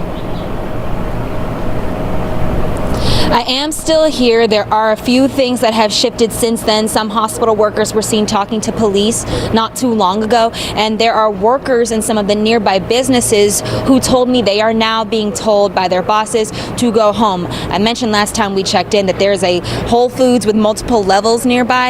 In fact, I spoke with someone who told me he worked in the Whole Foods coffee bar. He said he came in for his shift at 12:30. That's around when things started happening. At first, he was told by his bosses to stay where he was, not to move, and stay away from the windows, and he'd been in there for quite some time. Within the last 15 minutes, I caught up with him. He was still a bit shaken up, but he explained to me his employer told him that he could go home, and they were sending several other employees out behind him. So things starting to shift as police continue to work down here. I have seen investigators going into the medical center building. I've also seen a few more medical personnel leaving from the nearby parking structure. I've told by them that they are still not able to get their cars, but they are still waiting for more instructions, and they're being told to stay as far away from the area as possible while police continue to do their work.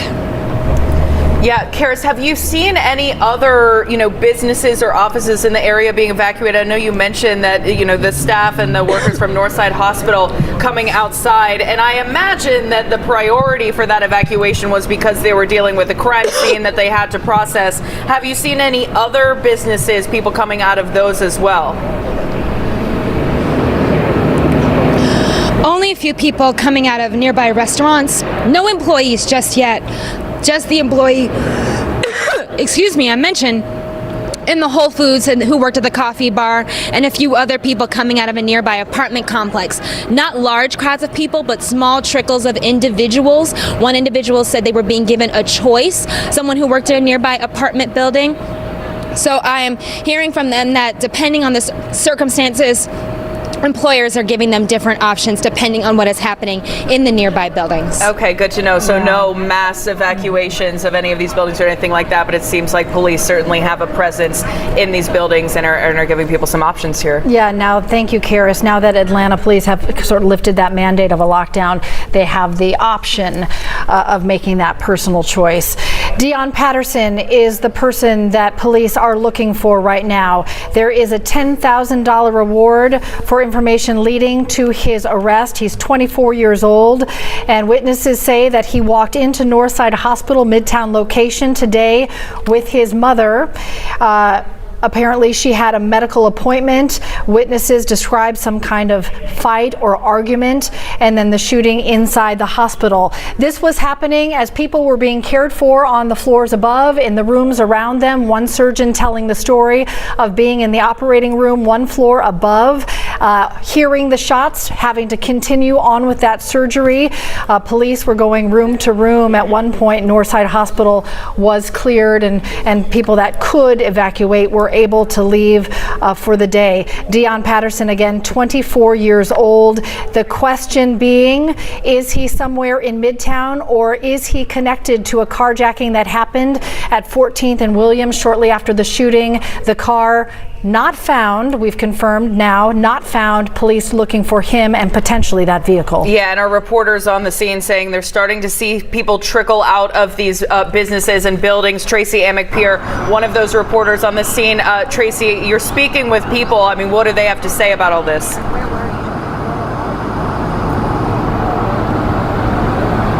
Okay, well, you've of course been talking about the different businesses affected all throughout the day. Tracy Taylor, she is actually a coffee bar supervisor at Whole Foods. She was just released. Of course, this has been going on for hours. Tracy, what can you tell me about this scene? What happened? How did you know something was going on?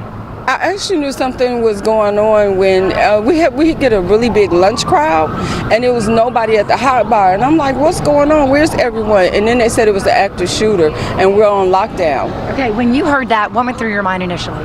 Oh my God. Oh my God. And then they said it was at the hospital. So I'm like, what hospital? I'm like, across the street. So I'm like, oh my God. And then I came to the window and I seen all the police. And when you saw that, I mean, does this remind you at all of the other Midtown shooting that happened? Yes, it does. It's because I was here when the lawyer got shot, and the lady shot somebody at the other place. So this is my third active shooting. Okay, and that's just a horrible testament to what's going on right now. Okay, and you hear a lot of police sirens right now. It seems like there's other activity happening. Did you ever fear for your safety during this? Not necessarily, because we're pretty secure inside Whole Foods. They don't want us to be at the windows. So, and then eventually, about maybe 30 minutes into it, they had us go upstairs to well, I don't know if I should tell, but they had us on lockdown. And so we were in lockdown. We might have been in there for about an hour and a half, and they finally said we can leave or we can stay. And most of the team members chose to leave. And I bet your family is now glad to hear from you? Yes. My auntie, I have one auntie, and she was blowing my phone up. I'm like, I'm okay. I bet. And I mean, right now we're hearing that he may not even be in this area anymore. Do you feel safe leaving, getting home? I mean, what can you do? Signs of the time. I don't feel safe, but I don't just want to sit there. Yeah, my daughter was saying that they think he's on the roof. You know what, there's a lot of information out there right now. We're trying to weed through it, verify what's true, what's correct, and what's not before we put it out there. Right. But of course, a lot of people, they definitely want information from people who see it, but you want to make sure that it's the right information before you put it out on the news, of course. Right. And I mean, if you're going to be stuck somewhere, a lot of these office buildings, they were just in a conference room. Right. In Whole Foods, I guess it's a pretty safe and good place to be. Yes, we were in a conference room too. Well, there you have it. Tracy, thank you for sharing your story with us. All right, of course, we'll be out here sharing more stories with you as the day goes on, and more information as we vet it and confirm it and make sure it is the correct information. Back to you. Wow, it's really impactful to hear Tracy Taylor's description of what happened. Stood out to me when she said, what can you do? It's the sign of the times. And I think that says a lot, even though it's a very short phrase, that a lot of these businesses have protocols should this happen. And on a day that it does, they knew what to do. You wish they didn't have to know what to do, and certainly not have to implement it. And for Tracy Taylor, the woman we just talked to, for her to now have seen two incidents in pretty short order says a lot. And right now, I mean, this is a live shot right now, and I'm starting to see maybe the streets reopening, more civilians, cars moving through. Atlanta police tweeting a few minutes ago that their lockdown of Midtown is officially lifted. So it sounds like from a lot of these witnesses we're hearing from at the scene that a lot of these businesses are giving people the option whether they want to continue to shelter in place or leave. But right now, I mean, we just saw a dozen cars start to move through these streets. We're seeing people walk down the sidewalks almost as if it's business as usual, but we still do not have this suspect in custody. And as we know from Grady Hospital, they held a press conference not long ago. We had 4 victims, you know, and 1 we now know is in stable condition in the hospital. 3 others were critical. Our Bobeth Yates was at that press conference. She's outside Grady Hospital right now, where, you know, families have gone to try to, you know, see their loved ones. Just a horrible situation. Bobeth, if you're there and can hear us, can you give us an update from where you are? Yes, that's exactly right. Some of the family members have been coming in here, at least that's what we were told about 30 minutes ago from the Chief Medical Officer, Robert Jensen. And Grady also sent out an email stating that they received 4 victims here, 3 of them in critical condition, 1 in stable. That was being treated inside of the emergency room. Of course, we'll continue to bring you updates and sending it back to you guys. Bobeth, I'm sorry to cut you short, but we've heard shots have been fired. We want to send it right out to Cody Alcorn. What can you tell us, Cody? So right now, this is from a source who has been helping me throughout the afternoon. What I can tell you is right now reports are coming in of shots fired in the 100 block of Northside Drive. This is in the Peachtree Ponce area. What we can tell you is just in the last 5 minutes as I was walking up 14th, every single APD officer, motorcycle, patrol unit, SWAT team just barreled out of here heading that direction. What we can tell you is they are saying shots are being fired on Northside Drive. This is from a source, again, I do want to reference that, but this is the same source who has been feeding me information this afternoon. You can hear police behind me, and we have seen SWAT heading that direction. So I did want to give you an update. You saw, if you have your phone out, you got that alert just a short time ago saying that this lockdown in the area is still underway. The shelter in place remains, and that's likely why that was sent out. So again, this is a very fluid situation. You know this. We're just trying to get you as much information as possible. But again, this is not confirmed by APD, but what sources are telling us is shots have been fired of some sort on Northside Drive. Do we know this is connected? Not at this point, but obviously something going down not far from this scene. And no matter what it is, Cody, people are on edge. They're worried, and to hear that is just something that makes your kind of heart drop. And it is in line, Cody. We were just talking with Tracy A. McPeer live on the air as she was interviewing someone who had been in lockdown. We heard some sirens and saw some vehicles kind of flying by her, which is right in line with the timeline that you're saying. Can you tell us anything more about this? It stands out to me that until this moment, we had only heard from police that there had not been a single shot fired in almost 2.5 hours. So this would be a significant shift if it is indeed connected. It is, in fact, because there have not been shots fired to our knowledge. We've seen no activity like we just saw in the last couple of hours until just moments ago.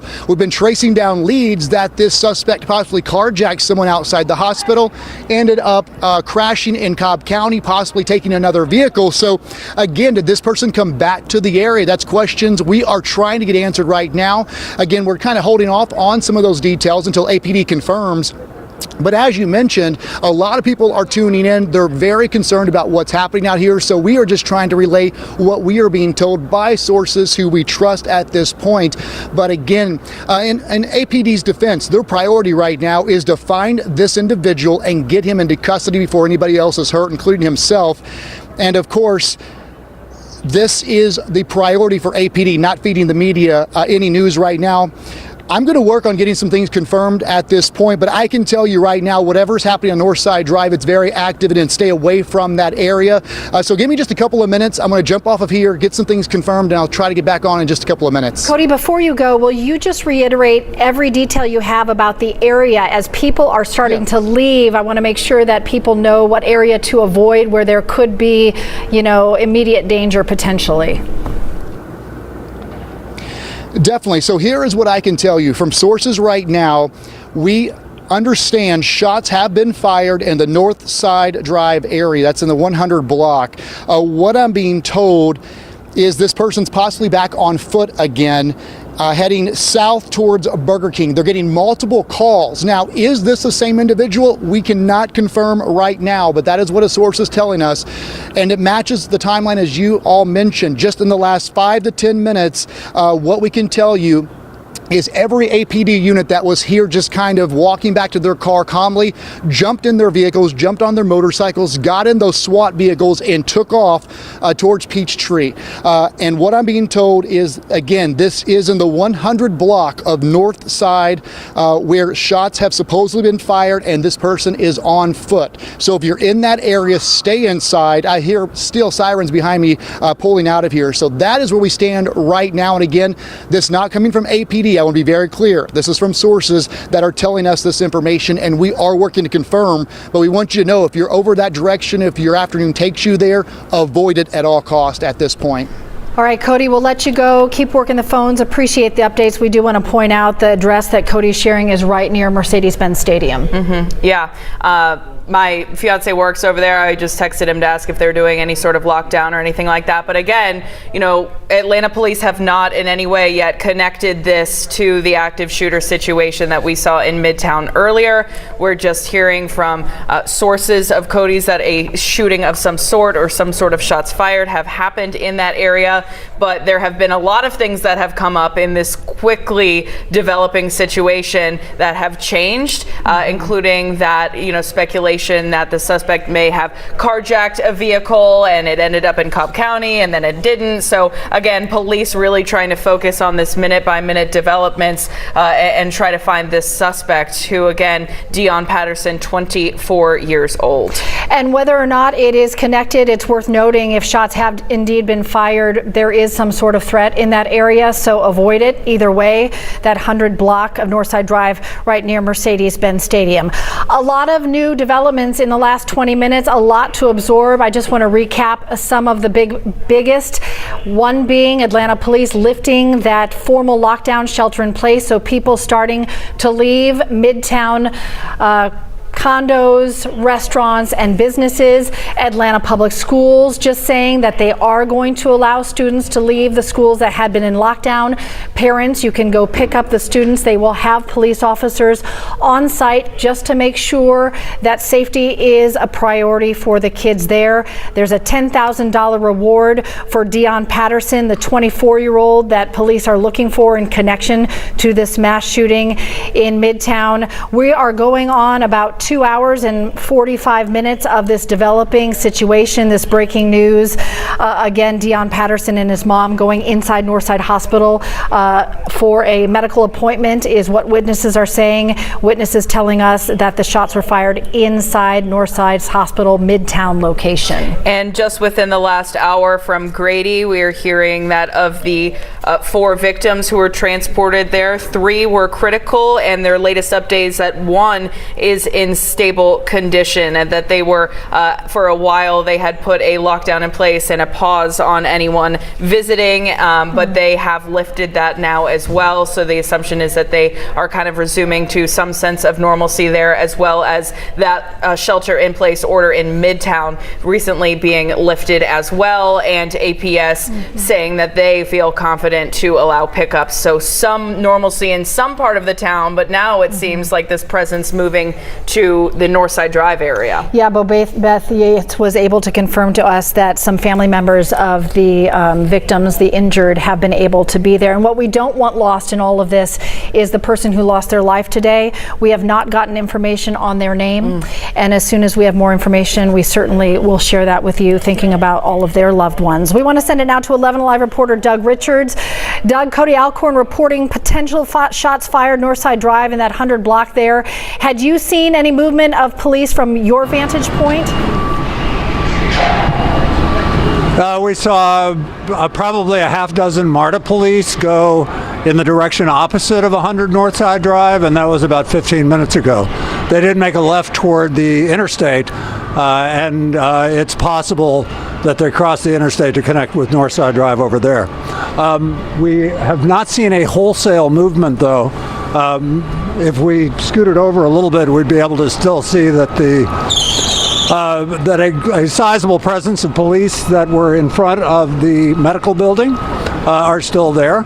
At the same time, we can also see civilian traffic now going up West Peachtree Street from that site, in addition to folks walking up and down a sidewalk that until a few minutes ago had been cordoned off by police. So there is a slow normalization of life returning to this area, except for the fact that there's still a sizable police presence about 0.2 of a mile south of here, in the direction of 14th Street and West Peachtree Street, still in front of the medical building where the shootings took place earlier. But it is apparent that the buildup of police down in front of that building has diminished as this investigation has evolved to encompass larger areas of the city and a wider dragnet for the suspect. And that's about all I got. It's interesting to see what's happening behind you, Doug, as you're updating us, because we hadn't seen really anyone on the street other than police for such a long period of time, and now we're starting to see people walking down the street as they're choosing to leave the area. It's pretty telling when Midtown between lunch and 3:20 we didn't see anybody but police for over 2 hours, and now the first signs of people kind of milling around Midtown. Yeah, and the police presence is still active. We saw a SWAT team truck go in the wrong lane of travel, going up the one-way street in the opposite direction the traffic's supposed to go, only about 10 minutes ago, and they were headed toward the medical center and not toward Northside Drive necessarily. So. There's still sort of a churn of law enforcement here, but now add to that the churn of regular folks who are trying to catch up to portions of their workday or their life that they have lost over the last couple of hours while this lockdown has been underway here in Midtown. All right. Doug, thank you. Thanks for the update. We do want to mention we've heard from APD. They understand that people are very desperate for information as you're looking at a picture of Deon Patterson, the 24-year-old suspect in this shooting that happened in Midtown, 1 dead and 4 people injured.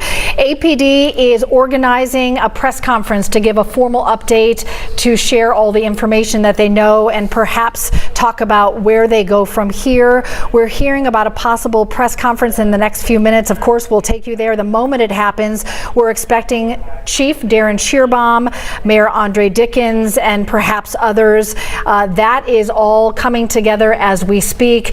It's been obviously important for police to just focus on the task at hand, but understanding the impact of this story and so many people being involved and being impacted, they do want to give an update, and we'll send you to that press conference just the moment they walk up to the podium. Yeah, I mean, in the world we live in the middle of an active shooter investigation, Atlanta police are having to tweet out, "We've gotten a lot of calls about this video on social media. This is not the suspect. Stop sharing it. Stop calling us." And so, obviously they're working minute by minute to get us updates, but we will hear from them shortly. Tracy Amick-Pierre is one of our reporters on the ground near Midtown. Tracy, we saw from Doug's shot a lot more people kind of going about their day-to-day business now. Roads seem to have reopened in that side of Midtown. What about where you are? Well, certain things are returning to normal. The police tape is still up, but they're lifting up the tape to let vehicles leave, mostly police vehicles that are leaving right now, not people leaving the actual garages. Others are walking on the street. There's actually a tree cutting crew that's now working, that's gotten underneath the tape and is actually back to business doing what they were doing before presumably all this happened, and to push them out of the area. Of course, with that press conference, I'm just waiting to hear in my ear when it starts, and you can abruptly jump off of me. But right now, all of the crew that was around us, all of the workers who were trying to get back into their buildings, they've all either left and gone home. Some of them have trickled pulled back into their buildings. Now, as far as businesses being open, we haven't seen that happen yet. Even the Shell station across the street, which is beyond the police tape, they've been on lockdown and just had all the customers out of the store since this all went down. I ran over there just a little while ago to see what was going on. It's still locked down. There's not one customer being let in there at all. Of course, as you look behind me, you can see other people walking down the street, people who are coming out of their businesses. So many of these people just left to go to lunch in the noon hour. When they came to return back, they realized what had happened, and they were pretty much stuck with their keys inside their cars, locked. Everyone waiting in limbo. Of course, you can still hear police sirens. Police vehicles have been taking off from the scene, going in different directions. There are multiple police vehicles coming right now down Spring Street. They're stuck in the traffic that everyone else is sitting in as well. I don't know if you can even hear me over that right now. Okay. There they go. Well, anyway, back to you, and we'll bring you the latest information as we get it. Now that sounds really sticks out to us because over the course of 2.5+ hours, it's been eerily quiet in Midtown, except for that burst right before Cody Alcorn reported the potential of shots fired on Northside Drive, that 100 block, and that moment just there live with Tracy McPeer. Again, that's Spring Street. So something is happening, and we hope to hear some details from Atlanta Police. This is not the time to speculate. We have a verified team working feverishly right now to just confirm every little bit of information that we're putting out there. We want to make sure that what we're sharing with you is 100% accurate. Well, and they, lifted the shelter in place in Midtown. They felt safe to do that. They felt safe, telling Atlanta Public Schools that you're okay to go ahead with dismissals. They reopened the roads within the last 30 minutes. You see people walking down the sidewalks, and then we hear sirens burst out of the silence, and Tracy's saying, oh, they can't get through the traffic. It does seem like there are just a lot of moving parts right now that police and investigators are trying to deal with. On the one hand, as Doug was telling us from the scene, they're trying to be understanding of the fact that there are thousands of people who, live and work in this area and need to go about their daily lives. And at the same time, you need to operate under the assumption that this shooter and the understanding that the shooter is still at large. And they don't know if he's still in Midtown or if he's gotten out of there. And they have to kind of work on every scenario, right? They have to really say, okay, if he's in Midtown, what's the best case scenario? How do we keep people safe and move this investigation forward, that balance you're talking about?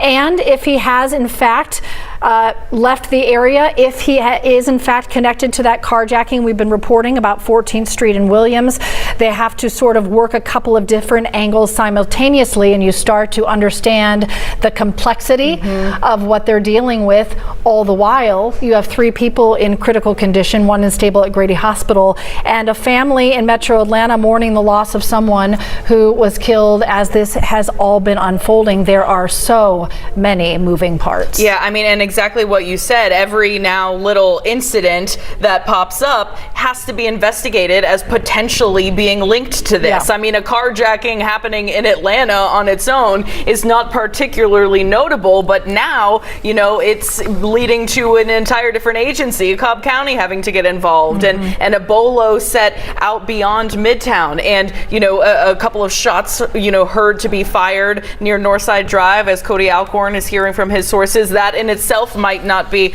something particularly significant, but now that this is happening and this suspect is at large, now they're having to look at all of these different scenes over potentially even different jurisdictions to try to piece this puzzle together. And they still want to be safe and make sure wherever this suspect is, kids are safe in schools and people are safe in businesses or in their homes. And that is a scary thing to know, that we don't know where this person is. But again, Atlanta police just recently saying that any moment now they're going to be giving us an update. So hopefully we'll have some sort of answer from them here. You think about all that's happened since those first images that you saw just a moment ago were blasted out 20 minutes or so after the initial shooting to this shot of Deon Patterson, knowing his name, knowing his age, 24, knowing the circumstances of the day, being at the hospital with his mom, knowing the shots were initially fired inside Northside Hospital Midtown location. A lot of information has been confirmed in a relatively short amount of time, but that piece of the puzzle that must come into play is finding this man and making sure everyone is safe as a result. My assumption, based on other similar investigations, is that right now they are contacting everybody who knows him, everybody, who might know where he is. Again, a $10,000 reward announced for information leading to Deon Patterson's arrest. You would assume, now that they have his name and photo, frankly, so quickly. I mean, they had that surveillance video within minutes of this incident happening, this very clear image of his face, his date of birth. We behind the scenes at 11 Alive are looking into his background as well. The assumption and hope is that they will be able to find him quickly and get this resolved. Just a reminder, we're on standby at any moment. Atlanta Police Chief Darren Shearbaum, Atlanta Mayor Andre Dickens are going to give us an update of information. Cobb County Police just sharing this moments ago, saying that officers in Cobb County are searching for a shooting suspect after reports he may have come to Cobb County, letting people in Cobb County know that portions of Cobb that border Atlanta may see heavier than normal police presence. Just wanting to communicate that with everybody in the community, so be aware of that if you specifically are in areas of Cobb County that border Atlanta.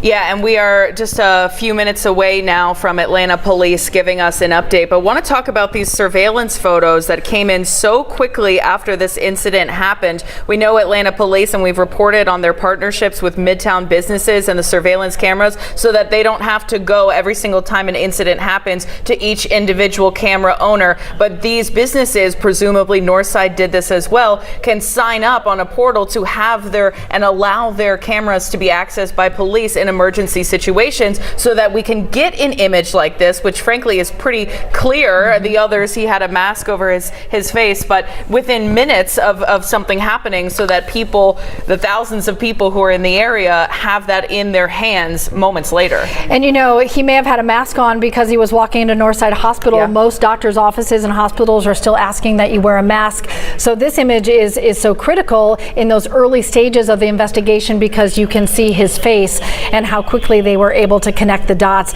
And we want to reiterate that it's our understanding from sources that police have been able to talk to Deon Patterson's mother, who was with him inside Northside Hospital when all of this happened. She could absolutely be a key in maybe helping them understand where he might be, what his next steps could be.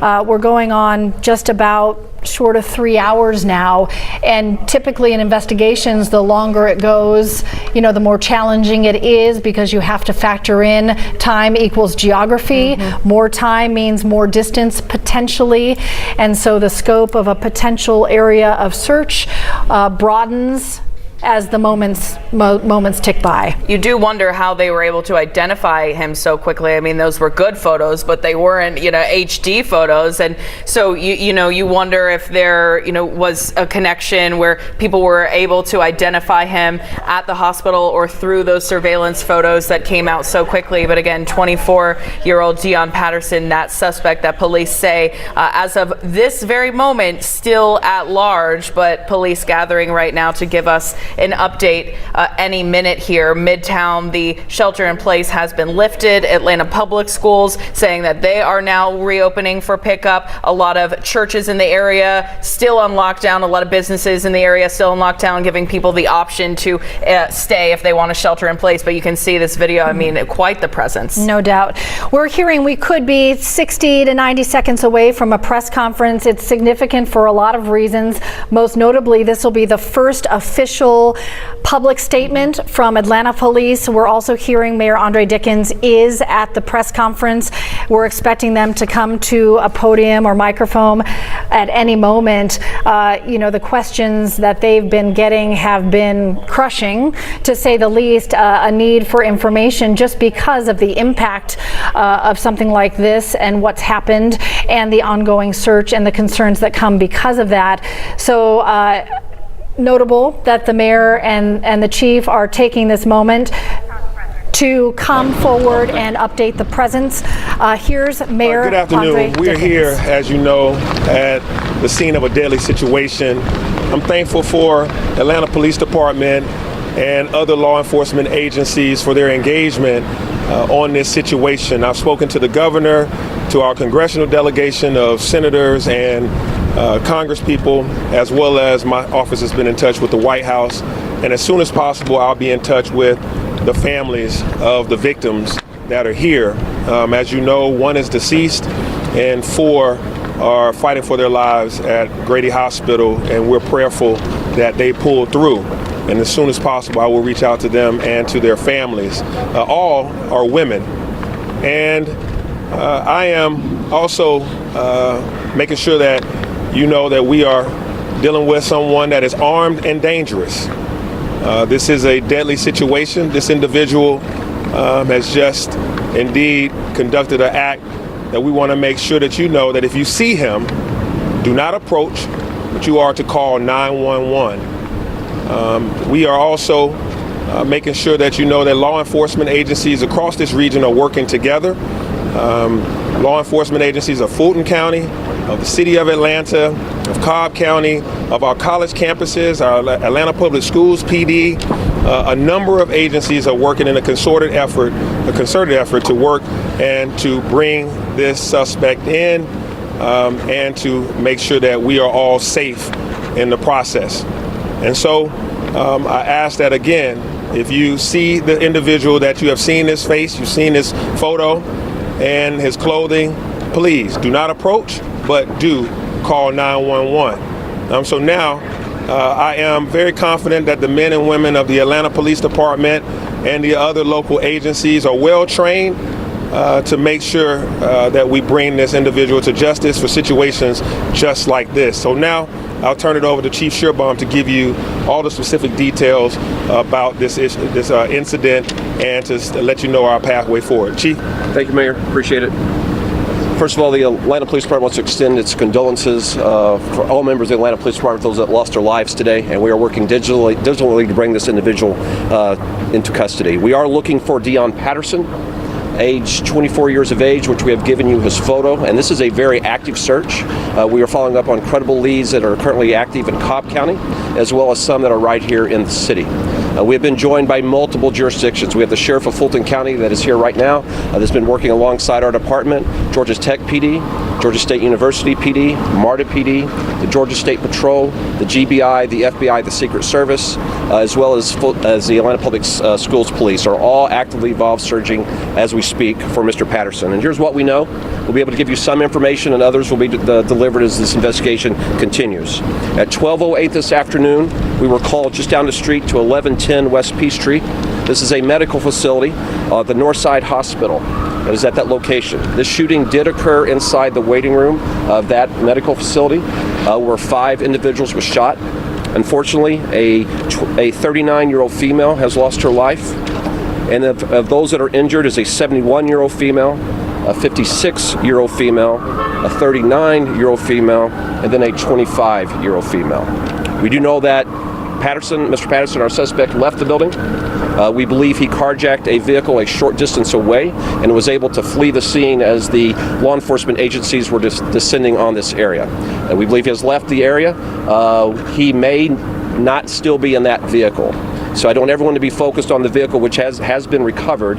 So the photograph that has been distributed, for your viewers, your listeners, to be very mindful of that photograph. If you see this individual who may or may not still be in the same hoodie, please call 911 right away or use Crime Stoppers to be able to provide an anonymous tip to where he may be. As the mayor said, we have a multi-jurisdictional effort underway to bring this individual to justice and ensure that we remove him from the street. Everyone consider him still armed and presenting a danger to whatever community he may find himself in at this time. Chief, how did this start? I mean, what preceded the shot? You know, we're just hours into this investigation. So investigators are behind us in the buildings, talking to witnesses, processing the scene as we speak. The clarity that I think that we would want to know as a city And as a society, we just don't have it this particular moment, but we'll provide it as soon as we have it. Victims' patients, were they employees of Northside Hospital? That is still being worked through. We weren't in a position at this time to say whether they're patients or whether they're employees or both. Did the suspect have any connection? That the shooter's mother is one of the victims? We believe that vehicle has been recovered. That is correct. Chief, can you confirm that the shooter's mother is one of the victims? Right now, the shooter's mother was not injured in this incident. This is the information we have. Whether this was targeted? You know, you said all 5 victims were women. Is it? We just don't know. It is still too soon to know why these individuals were chosen. Can you confirm that Chief, can you confirm that the suspect's mother is talking to you? That she's been cooperative? The family is being cooperative with us, and as other witnesses as well at the scene. Have they shared anything about his mental health? Nothing that we can reveal at this time. Any priors with law enforcement? There has been minimal contact with the Atlanta Police Department from this individual. I can report that. Where was the vehicle found? I can't get that out right now. Chief, can you tell us about people calling in and giving tips and what's that been like so far? Because obviously you pushed the image out early. What has that been like so far with people helping? You know, we can. Yes, thank you, Mayor. The mayor has been watching this manhunt unfold at our command post, and he is very aware that cameras across the city have been instrumental in us tracking this individual. He's very aware that as we get information that's called in by citizens, we're able to use the camera network to quickly go to that location even before officers arrive. So it's helpful, and we ask citizens to continue to do that, to call in. And that $10,000 reward, are you guys hoping that people will be a little more active in terms of calling 911 and getting out some of We know it will be helpful, but I can tell you the civic-minded citizens of this city are already responding. And even without that request for a reward, they're already having calls that's coming in. Where in the medical center did the shooting? We don't have that specifics yet. It was on an upper level, I believe the 11th floor of the building. What did the White House say about this? Chief, you mentioned that the vehicle had been recovered. Is that the only vehicle that is suspected to be involved in this incident, or are there others? We're hearing from hospital workers that there was another car that may have been involved prior to the one that was recovered. In any vehicle that we're confident in connecting to this crime, we've already released. As that changes, we may provide other vehicle information. And we'll do that as quickly as we can. Was the vehicle carjacked in the garage? It was not.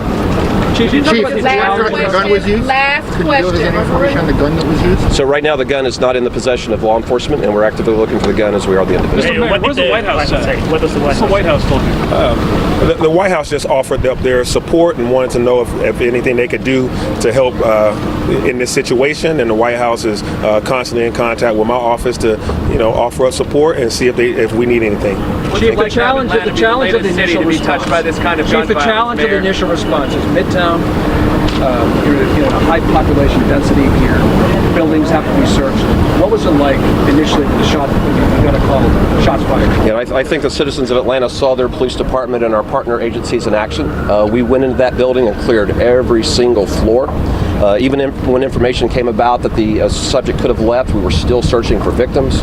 We were assisting citizens out of the building that had taken shelter. And I do want to thank everyone in Midtown that honored the shelter-in-place request for their patience to allow us to do our job. This is an urban environment, so it does present challenges, but it's challenges that you saw a collective, robust response from law enforcement. But the camera network that's in this location was very helpful and did assist in the investigation. Chief, were there hundreds of people in the building? How many people were? Won't be able to give that information. Was the shooting captured on surveillance video inside the medical? Won't be able to give that at this time. Can you thank you, everybody. Like to have Atlanta be the latest city in America touched by this kind of gun violence? I will say this: our public affairs unit has been pushing out quick information to you all. We will continue to do that.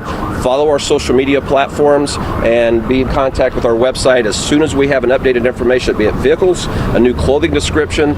You all will have it, and the citizens of this city will have it. Thank you all. Thank you, Chief. Thank you, Mayor. Atlanta Police Chief Darren Shearbaum sharing a lot of new information. Let's just go through some of the main points. Dion Patterson here, of course, the man they're looking for. They say it happened in Northside Hospital on the 11th floor. They confirmed that investigators are talking with his family, saying the family is cooperating. We're hearing he was with his mom when this happened. We now know much more about the victims, which I think is significant and we need to talk more about. We can confirm now through Atlanta Police Chief Darren Shearbaum that a 39-year-old woman died and all the victims are women. 39-year-old woman died, 4 women injured, 3 of them in critical. Their ages are 71, 56, 39, and 25 years old. All women who were in the waiting room. The police chief said that they couldn't say whether they were employees or patients, but 5 women in the waiting room at Northside Hospital when a 24-year-old man walked in with his mother.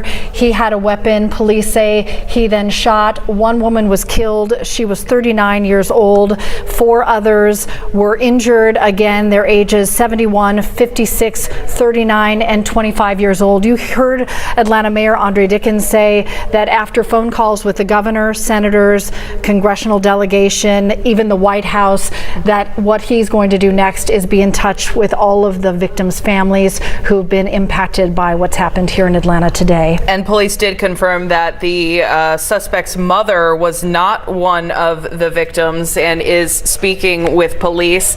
Again, all of those victims, women, the deceased 39 years old. And it was poignant to me, too, just how many, were involved in this. They said it was the Fulton Sheriff, MARTA Police, Georgia State Police, GBI, FBI, Atlanta Public Schools Police, Georgia Tech Police, Georgia State. I mean, Cobb County, all of them right now working to, help this shelter in place be lifted and to find this suspect. And Senator Raphael Warnock actually just spoke on the Senate floor about the shooting that just happened here. We've cut that clip. Here is what he had to say. My own 2 children were on lockdown this afternoon. I have 2 small children, and their schools were on lockdown responding to this tragedy. They are there, I'm here, hoping and praying that they are safe. But the truth is, none of us is safe. As a pastor, I'm praying for those who are affected by this tragedy, but I hasten to say that thoughts and prayers are not enough. And in fact, it is a contradiction to say that you are thinking and praying and then do nothing. It is to make a mockery of prayer. It is to trivialize faith. We pray not only with our lips, we pray with our legs. We pray by taking action. And still there are those who want to convince us that this is the cost of freedom. To them, we have to say no. That was Senator Raphael Warnock just speaking from the Senate floor not long ago, saying that he got those same messages so many parents did, saying that his children's school were on lockdown, saying thoughts and prayers are not enough. This coming from a pastor, he's saying the thoughts and prayers, in fact, is a contradiction to say you're thinking and praying and not make action. Again, saying those words from the Senate floor. The perspective from a senator, from a pastor, and most importantly, perhaps from a father whose 2 kids were on lockdown as this is happening in his home city. The press conference was very enlightening from Chief Shearbaum and Mayor Dickens. They did clarify that the shooter left Northside Hospital, left the building, and then they say that he then carjacked a car close by. They believe that car may not be recovered, that he could still be in there. They're not focused on the car, they're focused on the person. We want to send it out to 11 Alive reporter Karis Belger, who was listening in with all of us to this press conference. So many points standing out to us, Karis, 3 hours into this investigation. It's the first that we heard that the FBI and Secret Service are on the ground involved in this search and investigation. That is just one of the updates we received, not only from Atlanta Police Chief Shearbaum, but also from Atlanta Mayor Dickens. He mentioned that this is a multi-agency effort, FBI, as you mentioned, but also local agencies, including MARTA Police, including Georgia Tech Police. Also, he said he was working in conjunction with authorities in Cobb County as well, as they are working to get all the details. I also heard from the mayor that suspect is not in custody and he is considered dangerous. He wanted to emphasize to the public, do not approach. If you do see this individual, do not approach at all. In fact, call 911. We have confirmed that all of the people who were shot were women. 39-year-old woman did die from her injuries, one of 5 who was shot during this incident. We also heard from Police Chief Shearbaum that the shooting took place a little after noon and in the waiting room of one of the floors of the medical facility as well. Just a few details. He said this investigation is still in the early stages. We are hoping to get some more updates throughout the afternoon as well. Karis, thank you. That was important clarification from Chief Shearbaum that they believe that the shooter carjacked the car because that infers that he left the area, and that's why Cobb County is also a major player in this search and investigation right now. We have just learned from Cobb County that they are centering a search around Vinings, the Cumberland area, and Truist Park. Yeah, I mean, that's the tricky part about this situation. That's the tweet where Cobb County just announced that information. This situation just getting trickier and trickier by the minute when you have someone who has fled the active situation and that barrier that police and investigators set up around the incident location in Midtown. Now you have someone who potentially got in a vehicle and has gone who knows where, and there seem to have been sightings of the vehicle, but the chief of police there during that press conference was very frankly particular in saying, look, do not focus on the car because very likely that person isn't even in that vehicle anymore. They said they had recovered one of them. There was some misunderstanding about where it was taken from. They did confirm it was not of the parking deck in that hospital system there in Midtown. But yeah, now that Cobb County confirming they are expanding the search, Vinings, Cumberland, Truist Park area. So again, if you have friends and family in that area, might want to let them know about this and to seek shelter. No official shelter in place has been implemented in any of those areas, but there certainly is some sort of later tip that they're following up there. Yeah, I was just thinking about the potential of a tip that would focus them on that area, because we're talking about roughly 4 hours from shots initially fired. Chief Shearbaum clarified the time of the shooting being 12:08. So we're coming up upon that 4-hour mark. You can cover a lot of ground in 4 hours, and now they've confirmed that that carjacking happened shortly after that shooting. So in 4 hours time, the question is, where has he gone? How far has he gone? So tips are going to be very important, which is why we want to continue to show Deon Patterson's picture here. This is going to be the key. If everyone can share this picture, keep your eyes open. If you see something, certainly say something, call police. Don't approach him. They have been adamant to say, don't get near him. He is armed and dangerous. They don't have the gun in their possession, so they are working, they being the investigators, working off the assumption that he would still have his weapon. Yeah, and they're really emphasizing sharing this photo right here of Deon Patterson's face, because they're saying the surveillance photos, show him in this particular gray hoodie, and they're saying at this point he very well could have changed clothes. So we're not looking for a gray hoodie necessarily. We're not necessarily looking for a specific vehicle. We're looking for this man on your screen right now, Deon Patterson. Do not approach. Call 911 if you have any information. A $10,000 reward for information leading to an arrest. Let's send it out to 11 Alive reporter Doug Richards. Doug, a lot of new information coming out in the last few minutes through that press conference. Most notably, they don't think that Deon Patterson is in the vicinity where you and so many of those officers are right now. Well, and that would certainly explain why the police presence here is such that there's clearly not an active investigation, or at least an active search going on. There are probably a dozen or 15 police cars here, and truthfully, you could count the number of police officers on both hands that we see as we're standing in front of Northside Medical, where there's still crime scene tape, obviously, on the side of West Peachtree Street, and where traffic is still restricted up at 10th Street and down to 14th or 15th Streets. But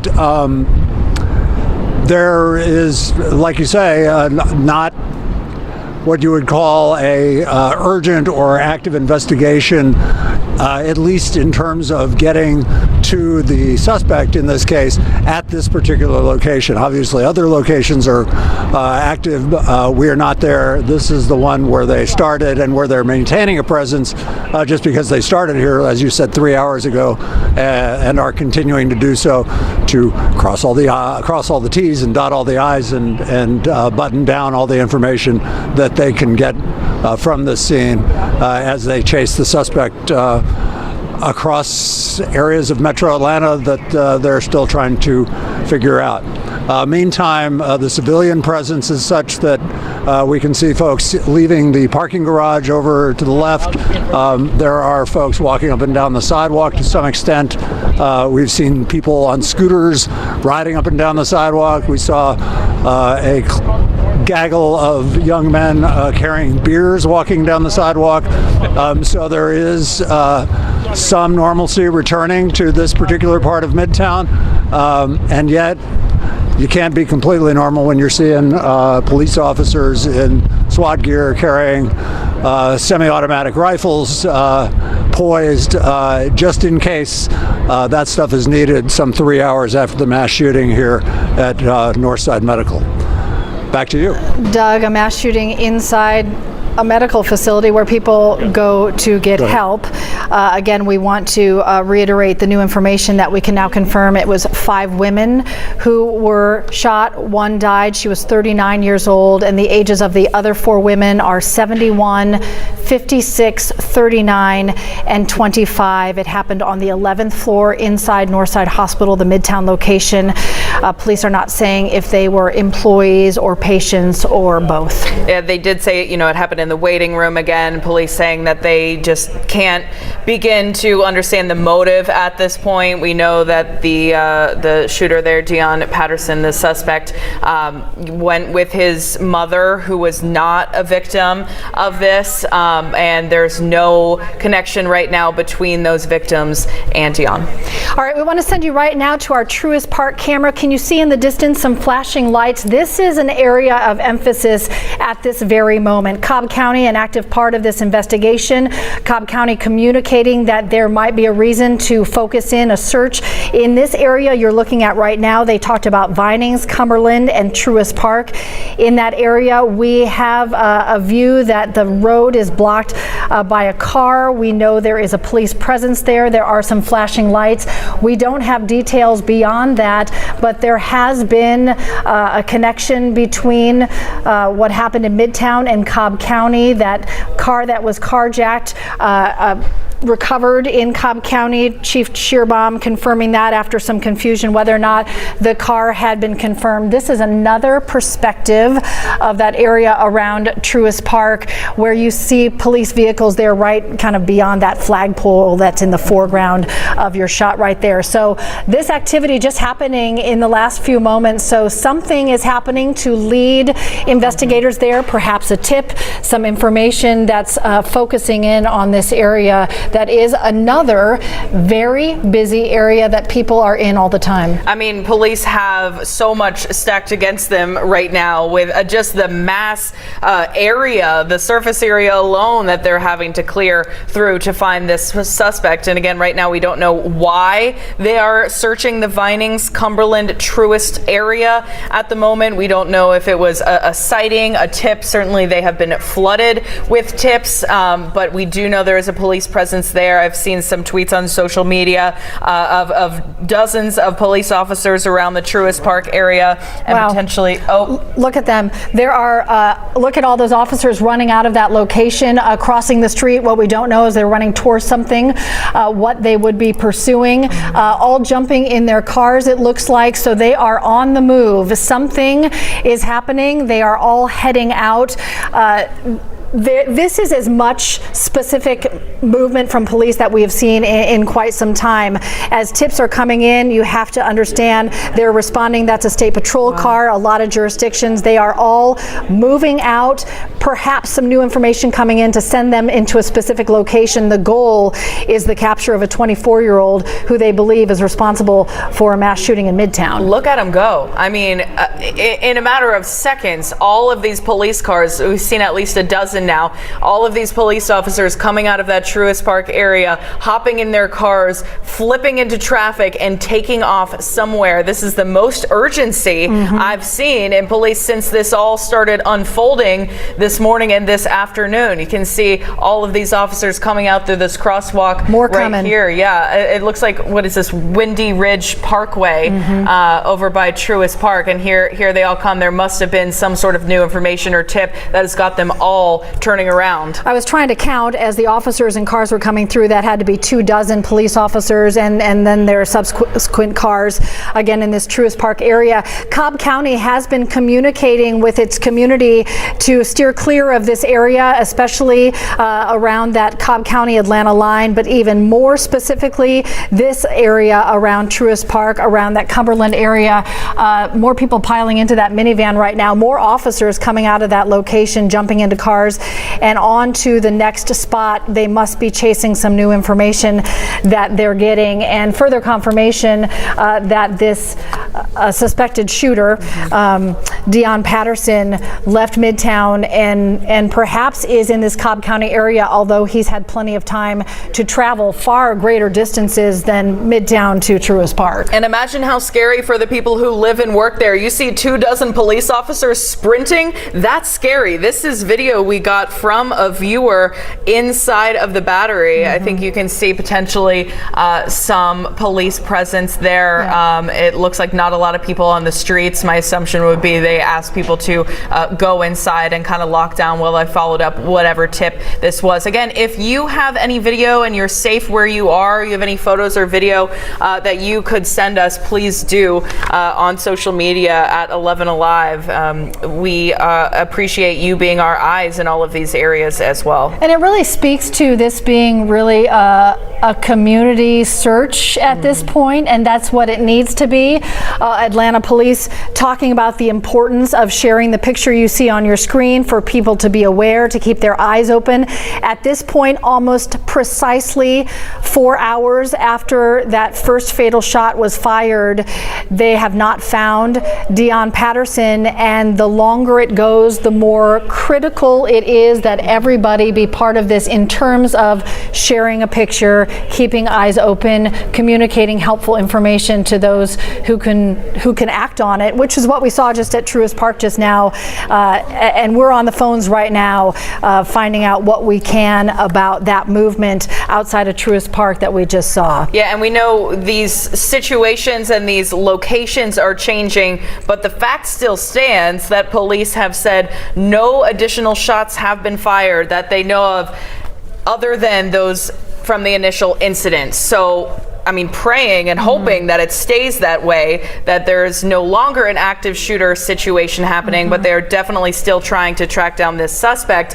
Our Bobeth Yates was outside Grady Hospital when they gave the update on the victims, and now we have learned some more information. So we want to check in with Bobeth. Bobeth, what's the latest from where you are at Grady?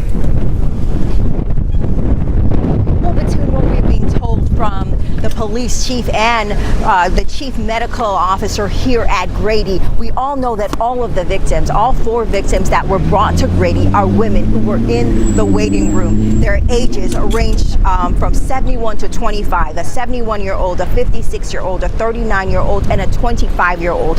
All women brought here to Grady. Now, Grady officials tell us 3 of them were in critical condition, and actually 1 was treated in the emergency room and is in stable condition. Now, of the 3 that were in critical condition, 2 of them are in the operating room and 1 is being treated in an area called the intervention radiology. Now, officials couldn't give us all the details about where they were shot and what their injuries are, but officials say again, 3 of those people are in critical condition. 2 of them were actually in operating rooms as they spoke to us about maybe around 30 or 40 minutes ago. So we are getting updates and we are continuing to find some more information. Now, Grady said that they were prepared to take as many as 12 people because they had implemented their active shooter protocols. That meant clearing down a space for all trauma victims to come in, also bringing down all the personnel that they needed to to assist in that area, even a chaplain if that was needed. So they said they have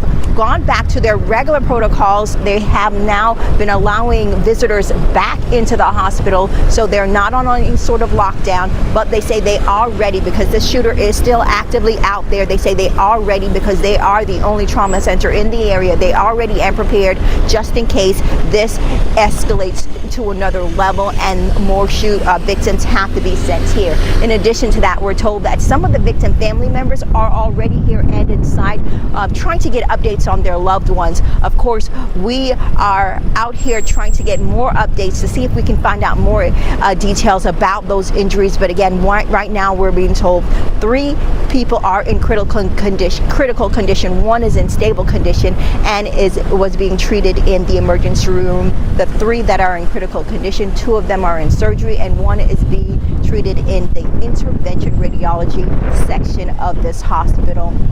And we'll continue to bring you those more updates as we get it. And I'll send it back to you right now in the studio. All right, Bobeth. And we heard Mayor Andre Dickens talking about working to be in touch with the victims' families, that was his next step, because in the intense and urgent search for this man, Deon Patterson, it's important to really think about all of those impacted and the families who are grieving the loss of a 39-year-old woman, and the families that are, bedside the other 4 women who are fighting to recover. Yeah, and we're starting to get, more statements from our local leaders as well. You heard Senator Raphael Warnock address this on the Senate floor. We also just got a statement in from Councilman Farokhi, who represents Midtown, who said, I hope APD apprehends the shooter quickly. Gun violence has become a daily occurrence in our country. It is not normal. Everyone deserves to feel safe everywhere. Enough. And I just got, a text from a friend who's in the Battery right now who says they're watching our coverage right now and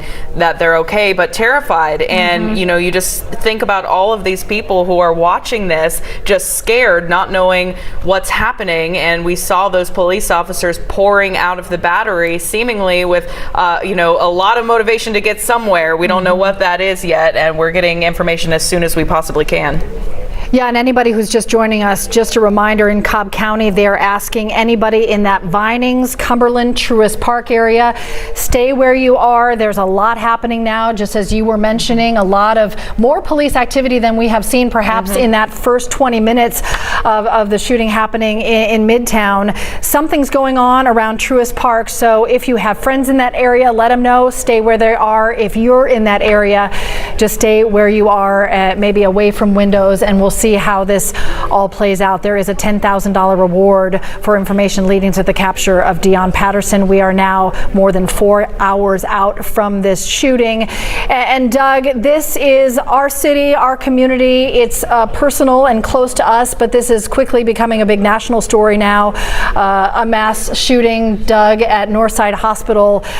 Just thinking about all the people inside who were just working today to take care of people. A normal day, they thought, in a waiting room until someone walked in with a weapon. Right.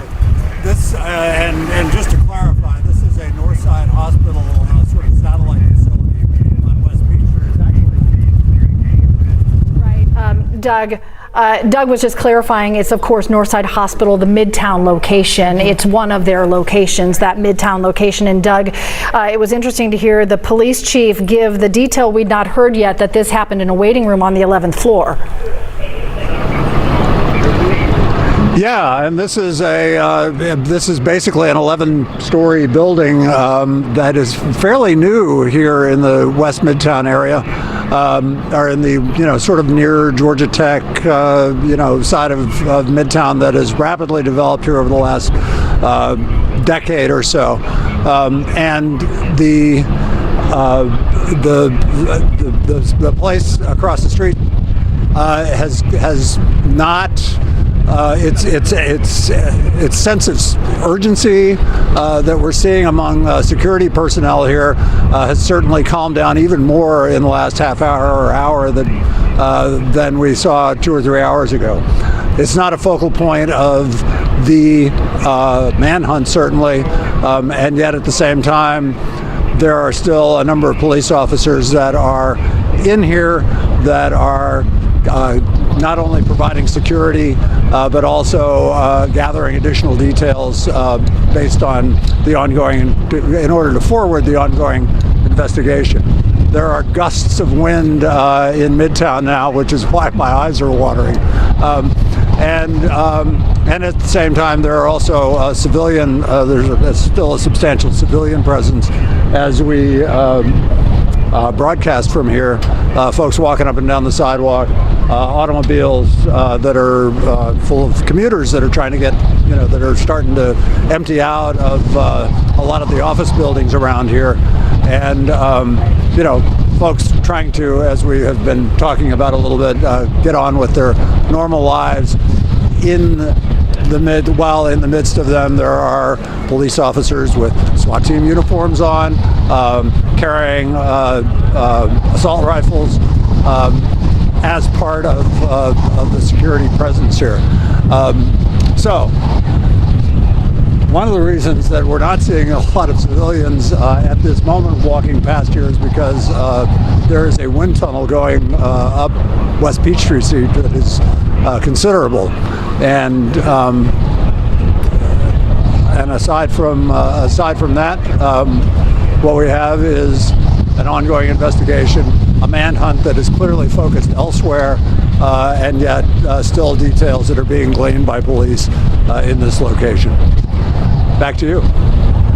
Doug, we want to pull up a tweet that just came through from Atlanta Mayor Andre Dickens that he just clarified that he finished the briefing, but the notable information here is that everything is now focused in Cobb County. We know a lot of you in Cobb County are watching right now from that area of Vinings, Cumberland, Truist Park. I know that is nerve-wracking. It's scary. This is the area they're focusing on. They're just asking everybody to stay calm, stay where you are. They'll communicate information as they can, but there is no doubt that the investigation has shifted out of Midtown. They are looking in Cobb. We have seen a lot of not only police presence, but police movement, and you can connect the dots that when there's movement, that's based on some information. So they are in this area around Truist Park right now, they being a lot of law enforcement. You see a state patrol vehicle there. There's Fulton County Police, Cobb County, we know FBI, Secret Service are now part of this as well. So if it's any sense of assurance for those of you watching that are kind of in the middle of this storm right there in Cobb County, that it's all hands on deck from a lot of jurisdictions, all focused on one goal: to get this person in custody and make sure nobody else is hurt in the process. I mean, Cobb County quite large, though. I mean, you think about that, and you say the shooter, the focus of the search is in Cobb County. You're going to have a lot of people scratching their heads saying, well, wait a minute, where in Cobb County? They did specify they were looking in Vinings, Cumberland, Truist Park areas. We were watching the street cameras as we saw dozens of police officers and cruisers pour out at a very clipped and fast rate out of the Battery area and seem to hop into their cars and speed off. I got a text from a friend who works in the Battery and said that they were all kind of huddled in place and obviously very scared about what was happening. But if you're in Cobb County, if you're traveling in that area, lock your doors. Best to be better safe than sorry. But as Cheryl said, so many different agencies on this. During the press conference with Atlanta Police, they said they had the Fulton County Sheriff's Office, MARTA, Georgia State Police, Georgia State Patrol, GBI, FBI, which we just got an email confirming that the FBI was assisting, Atlanta Public Schools Police, Georgia Tech Police, Georgia State Police. I mean, every agency in the area right now is on this and is searching for this suspect. A reminder that we are now 4 hours past the first shots being fired on the 11th floor in a waiting room inside Northside Hospital, the Midtown location. Karis Belger joining us now. Karis, I know you were listening to that press conference. There were a lot of new details, and really what we have learned and what is happening right now is really two different crime scenes. They're still processing evidence inside Northside Hospital. Midtown still very much in play, but in terms of the search, that's happening in Cobb County. There are a lot of investigative balls in the air right now. There are, In fact, that's exactly what we heard from Mayor Andre Dickens and Atlanta Police Chief Shearbaum. Less than an hour ago, they told us that they are working with multiple agencies across the area, notably Cobb County authorities as well. Right here, we're seeing a lot of Atlanta Police and Fulton County authorities going in and out of the medical center. We're also seeing a lot of people who are only just now being able to move around, to drive through these streets. Some people trying to get their cars or find people to come and pick them up. I want to mention that Chief Shearbaum said that the shooting took place in the waiting room on the 11th floor of this medical facility. 5 women were shot, 1 deceased, a 39-year-old woman. But you have to think that there were multiple things going on inside this medical center. I did speak with someone not too long ago who was working at the time, just recently was able to get inside a car because a relative had to come get her. She said that it was so busy, and then when she realized something was happening, she just kind of had to stay in place because that's what people told her to do. So everything's still unfolding with all of this. We understand from Mayor Dickens that he's been in contact with multiple authorities, also the White House, also the Senate delegates, multiple people trying to relay information and also get information. We are hoping to get some more info at this time. I understand Atlanta Police will be giving more updates throughout the evening as well. But right now, police still processing everything and getting that evidence, and people just trying to get to some semblance of normal after what happened early this afternoon. Yeah, and that's a hard thing, Karis, because, you know, whether you were locked in lockdown in a restaurant or your condo and you just felt the trauma of that fear, or you're in Cobb County right now as this is unfolding in the next layer as they're focusing their search in Cobb County.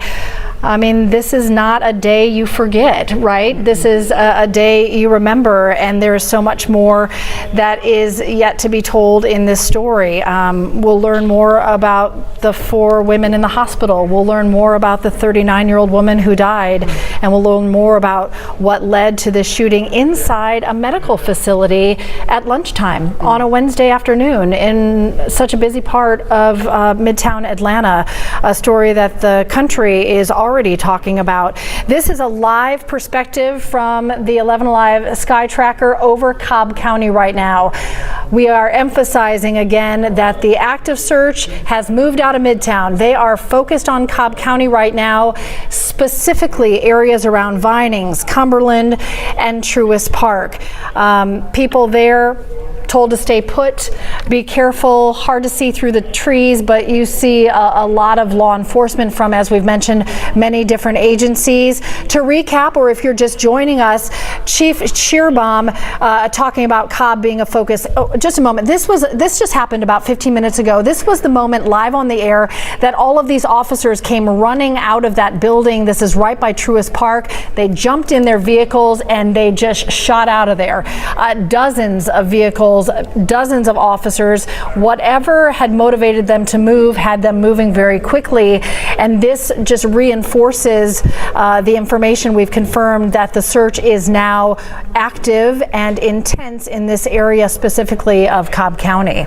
Yeah, that was really, shocking to watch. I think since we first got on the desk as this situation was developing, that's the most urgency I've seen in some of this law enforcement. And, every time you see one of these sky tracker shots from our helicopter, that is Cobb County. I did see there seemed to be a lot of police kind of condensed in one area. I was trying to determine what that building might be, but again, Cobb County police say that they are searching in the Vinings, Cumberland, and Truist area. We did just get an email update from Atlanta Public Schools. You will recall, if you've been watching our coverage, that initially they were on lockdown, holding the students inside, and then they said Atlanta police gave them the go-ahead to start dismissals. They just sent out an update thanking parents and guardians for their patience and cooperation, saying that they are still in the process of dismissal, and because of these delays, parents should expect that their kids might be getting home a little late, particularly because some of the school bus routes may still be blocked. Now, I'd be interested to hear from some Cobb County schools. I think at this point, a lot of them are probably home already, but we haven't heard anything from Cobb County area schools yet. We have heard a little bit on social media and some from just people we know who are inside the Battery in Truist Park. They're just kind of, doing a self-imposed shelter in place, just kind of locking down and keeping the doors locked until they can get some answers from police. From the get-go, there's been a lot of communication between different jurisdictions and a lot of support coming into Midtown First. Now all of that combined support now there in Cobb County working together, and probably more being added.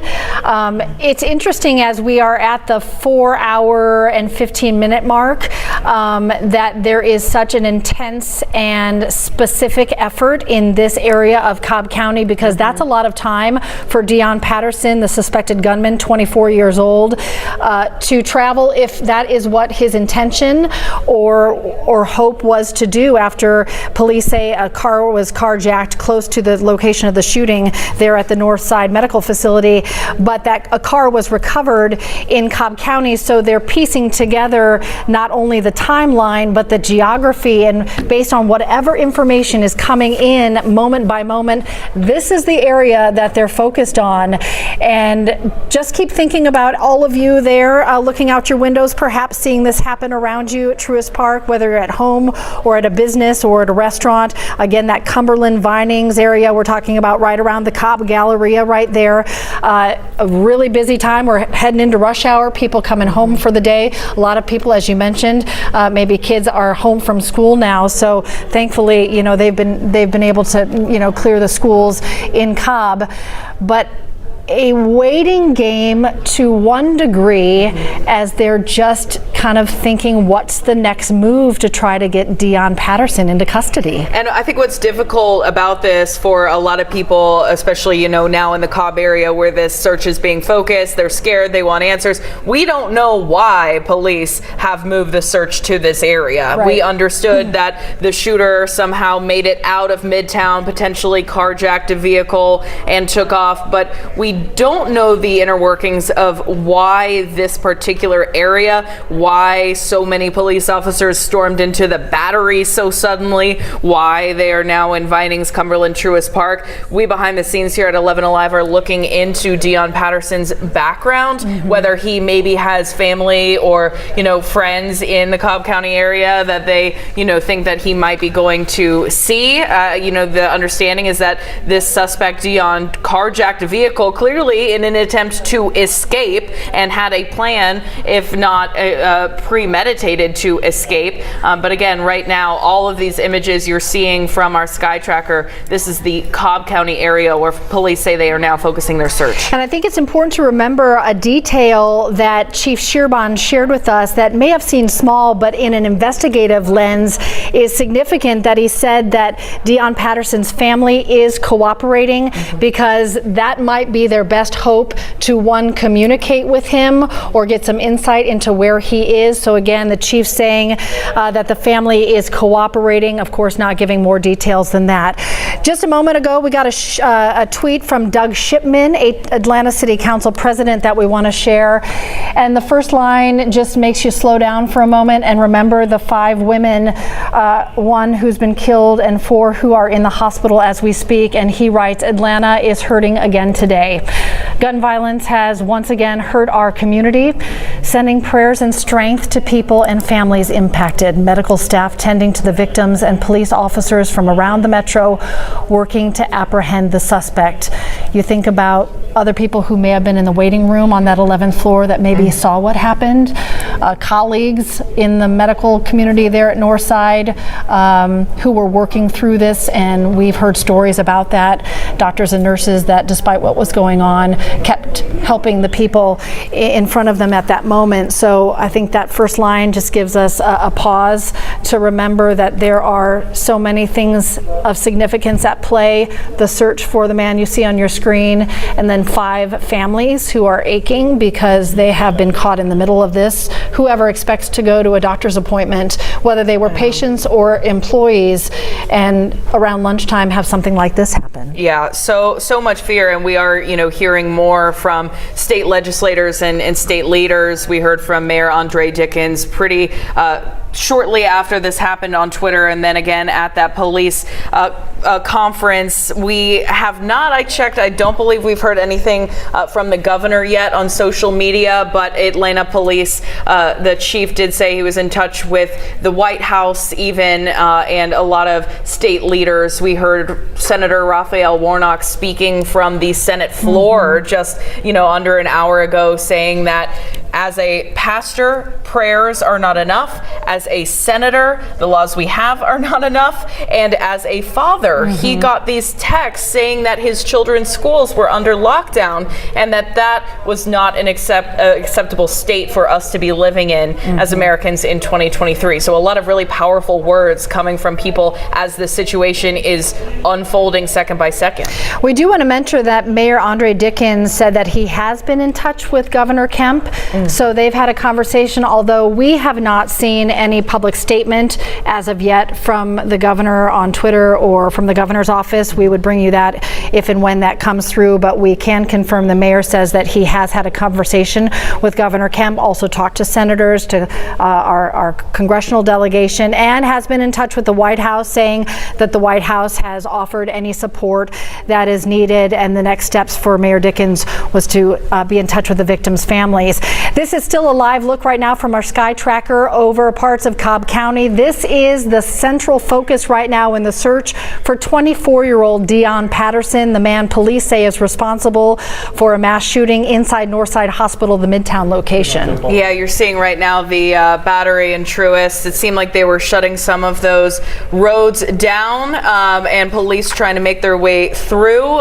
We got an update earlier from Grady about the victims. We're, working to learn more about the victims. We know their families rushed over to Grady, 4 of them being treated, 1 of them in stable condition, I believe, but we do have Bobeth Yates there on the ground for us gathering information. Bobeth, what have you learned? Have there been any updates on the victims there at Grady?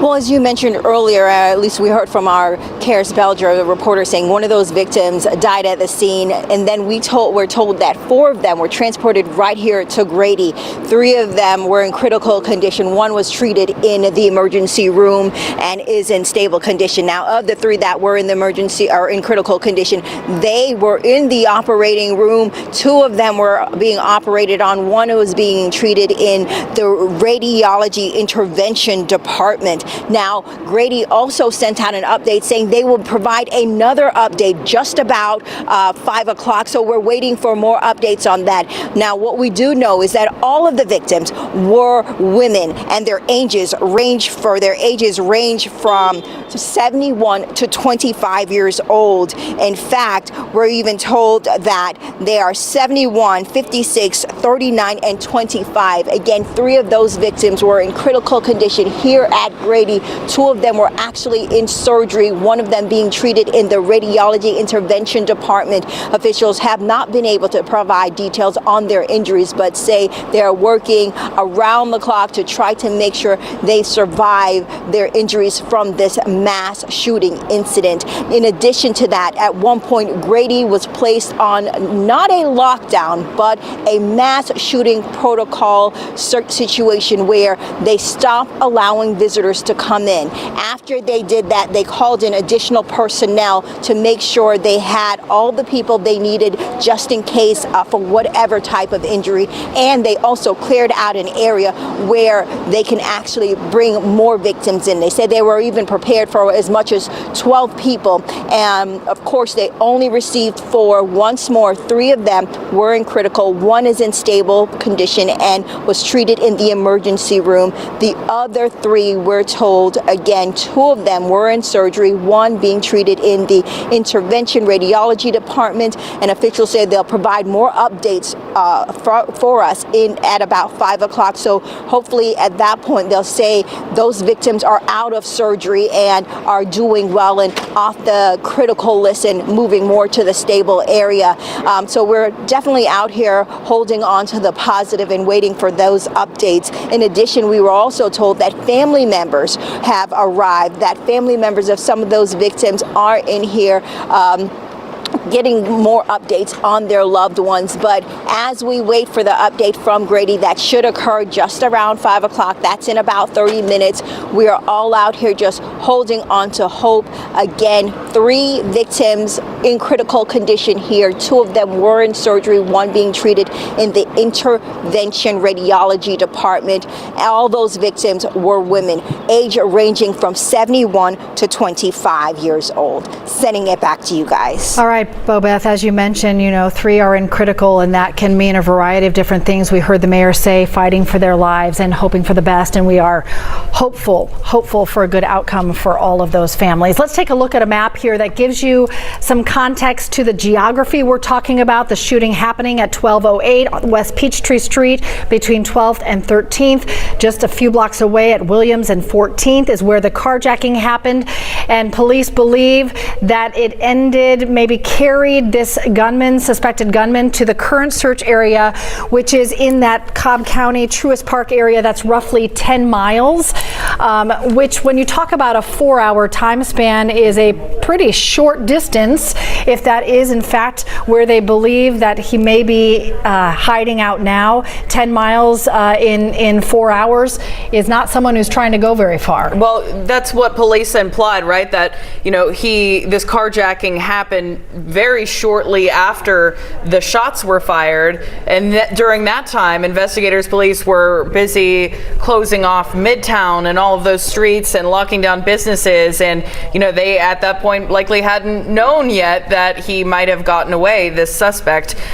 So it could be certainly a large amount of ground that has been covered. And that's why that photo that we keep putting up on your screen of this suspect, Deon Patterson, is so critical, because they really need people to be on the lookout. Now, keep in mind, a key piece of information Chief Shearbaum shared is how critical the cameras across the city have been. They've been instrumental, he said. They've been a key, because there are people in rooms right now scouring over footage that maybe helps them piece together a route from the point they know the car was taken, maybe to where they are now. There are so many things happening behind the scenes and pieces that can help piece the puzzle together.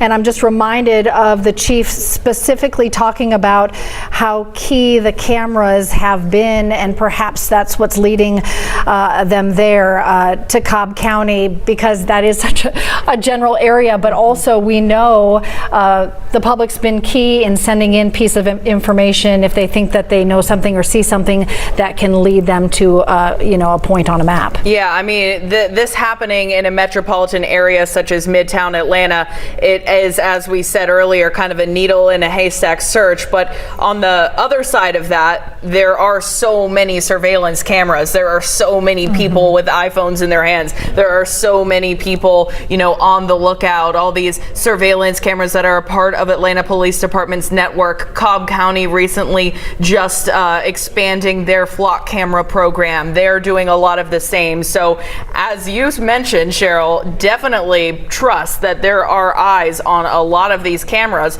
and that this suspect, Deon Patterson, who allegedly took one woman's life and injured 4 others, they're looking for him. And these search areas right now, Vinings, Cumberland, Truist, Cobb County area, no official shelter in place for the schools or anything like that, but just the cautionary, heads up to keep your doors locked and keep your eyes open. If you're just joining us, these were the first images Atlanta police shared of Deon Patterson. This is the updated photograph, which is important because there's no hood over the head or mask over the face as they search for this 24-year-old. As I look at these, high-rise office buildings at 438, the next question is going to be, what do you advise people who will be leaving offices for the day in this part of our community here in Cobb County? We'll keep you updated if we hear anything from Cobb County. The last we heard, they just asked everyone, stay where you are. And if you're not in this area around Cobb Galleria, Truist Park, Cumberland, to steer clear of it. 1, for safety, and 2, to allow all the investigators to do their work. It is a really, really tricky time for this all to be happening. I mean, not only are people about to be out of work for the 5 o'clock rush hour, but you also have students being dropped off. I'm seeing on social media and hearing, on scanners that there are Cobb Police Department officers escorting children off of buses. Imagine being the parent and you see a police officer escorting your child off the bus because there's an active shooter, alleged murderer on the loose, and we don't know where. So definitely very concerning. And the directive right now for residents in Cobb County, in the Battery area, wherever you are, lock your doors, be safe. We want to send it now to 11 Alive reporter John Schierick, who is near the Cobb Galleria in Cobb. John, this is really ground zero for this search right now there in Cobb County, and we're hearing from a lot of viewers who are on pins and needles wondering what's happening there and what they should do to stay safe.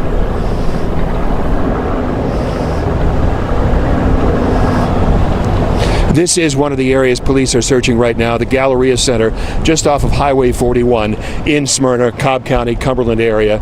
Police cars arrived here just within the past 30 minutes or so. They are lined up and down this street alongside these tall office buildings in the Galleria Center, just outside of the Renaissance Waverly Hotel. They have been searching throughout this area. They've been searching the Battery just across I-285. They've been searching Cumberland Mall. Businesses within a couple of miles are shut down. People have been told in apartment complexes in this area to shelter in place. Police obviously don't know where this person might be, where supposedly he might have ditched a stolen car. They thought maybe it was in the Battery, one of the parking lots in the Battery at Truist Park. We have not received any confirmation that they located a stolen car yet. But right now, police are going through this area. Police cars are screaming throughout this area on Highway 41 and also on the side streets, Cumberland Parkway, and throughout the Battery area as well. So we are continuing to monitor the situation. They are not locking down this area as such. You see traffic going by in the Galleria Center. They are not withholding traffic from this area, but they do have some of the side streets locked down. There is an officer with a long gun, as you can see right there, walking to the left, from my right to left. But there doesn't seem to be a big sense of urgency right now, just that they are here and they are searching, and maybe they are completing their search. We saw a lot of police cars just leave this area in several different directions without their lights and sirens on. So obviously Cobb County Police very heavily involved in helping Atlanta police try to locate this man, this suspect, this murder suspect, this homicide suspect, and they will continue to search this area as we monitor the latest and bring it to you. Just got some brand new information into our newsroom. 11 Alive has confirmed that this suspect, Deon Patterson, was in the Coast Guard, served in 2018. That was the last time he served as an electrician's mate, second class. The Coast Guard confirming to 11 Alive that he was discharged from active duty in January 2023. Now keep in mind, Deon Patterson is 29, so he joined the Coast Guard when he was... He's 24. 24 years old, so joined the Coast Guard as an 18, 19-year-old young man. The U.S. Coast Guard has said that they are aware of the tragic incident in Atlanta. I'm reading from their statement now. Allegedly involving Mr. Deon Patterson. Our deepest sympathies are with the victims and their families. Again, Mr. Patterson, we have confirmed, was with the Coast Guard, joining in July 2018, last serving as an electrician's mate, second class. We had wondered when we'd hear more background on him. Our team is working to confirm more information about this 24-year-old suspected gunman. And the discharge and the reason behind that happened just a few months ago in January 2023. We are seeing also Northside is adding extra protection in other campuses now as a precaution. That is according to the Gwinnett Daily Post, their local local newspaper there kind of on the ground saying that more precaution is being added. And again, we're hearing kind of on scanners and from some parents in Cobb County that students who are being dropped off from the school buses are being dropped off with an officer in tow to make sure that everyone is safe and protected. And again, all this video you're seeing right now from SkyTracker, from the helicopter, is all the Cobb County area where this search is kind of being condensed right now. Yeah, so many things at play here. First and foremost, this search for Deon Patterson, communicating with people in this specific area of Cobb County to keep everyone safe. They want to make sure that no one else is hurt in the process of capturing him. And also, we have 4 women in the hospital recovering right now, and one family that has lost a loved one, a 39-year-old woman. We are expecting an update from Grady Health System Chief Medical Officer Dr. Robert Jansen, perhaps in the next 15 minutes. We're expecting an update, and we're hopeful maybe an update on the condition, specifically of the 3 in critical condition, because that can mean so many different things. We had heard the mayor use the phrase fighting for their lives. We did not know the extent of their injuries other than they're in critical, and they were in the operating room at last check. So again, in about 15 minutes, we expect to get some more information on the 4 women who are currently at Grady Hospital, a level 1 trauma center that, you know, went into their mass casualty event mode the minute this happened. At one point, they were anticipating 12 patients. They received 4, and they certainly hope they don't have to receive any more. Yeah, and those victims, you know, 39-year-old woman is dead. The other victims, 71 years old, 39 years old, 25, and 56 years old. We're not sure which of those was in stable condition, which were critical, but certainly looking forward to seeing that update from Grady here. I think they said they're going to start around 5 p.m. And again, right now you're looking at video of Cobb County from the sky. We have not heard any reports of any lockdown or shelter in place, you know, mandates being put down, but certainly a lot of people are seeing some movement there with police. I believe that is the Truist Park Battery area, if I'm seeing that right. This is where we saw them pour out of recently. Yeah, I was going to say that's interesting because that construction area you see on that right side of your screen, that is exactly the location where we saw, I don't know, about 30 minutes ago, 24 officers sprinting out of that construction site and jumping in their cars. There's still some activity around that area, so it's interesting whether they're doing a sweep or perhaps got a tip and they want to check that out. No doubt they're getting a lot of tips, and then they have to go through the tedious but important task of checking to see which are credible and pursue them and just kind of piece by piece see what they can come up with. Well, in this video that we have from SkyTracker, I did see police interviewing some of the, or speaking with at least some of the construction workers who were on that site. So it certainly was interesting seeing that video. I don't know if we still have the clip of all those police officers just sprinting out of that construction area. I mean, pulling even into the oncoming lanes of traffic and jetting off. Now it seems like some of them are reconvening there. You have people watching from across the street as well. Police have not said, again, why they're searching this particular area, the Cobb County area. We know that there may have been a carjacking involved, that this suspect stole a car and took off, but we don't know what has led police and investigators to Cobb County specifically, and if they are able to narrow in where he may be, or if we're talking about a very generalized Cobb County, which is quite large, Cheryl, when we're talking about, you know, searching Cobb County. No doubt. I mean, think about, you start from a Midtown search, you know, to a Cobb County search. We are getting a lot of video into the newsroom from our viewers who are in Cobb County, kind of watching this from different vantage points. We saw that row of 4 people at the top of the parking garage, people looking out their windows. Just a reminder from Cobb County, be safe, you know, make sure you're in an area that's safe. Okay, we have the video from the moment that Savannah was talking about of the police officers running out. That's in the lower left box in your screen. This was the moment we saw saw a couple of dozen of officers running out of that construction building, site that you see on the right. So it's interesting that that movement was so intense and so immediate, and then there's still some activity around that site. I would estimate 30 minutes later. Yeah, and I think we also have a live traffic camera of Cobb Parkway and Windy Ridge. You were seeing that road potentially shut down at that Windy Ridge intersection where a lot of police are gathering outside what seems to be kind of a shopping center. I think the top left, that may be a peak of Truist Park right there. So this is a different vantage point looking toward the scene we just saw. And here's an important piece of information for you. Cobb County says they want everyone to know the suspect has still not been found. Officers have checked several false alarms. So they're getting some information perhaps of a sighting or he's there, and then the rumor mill starts, right?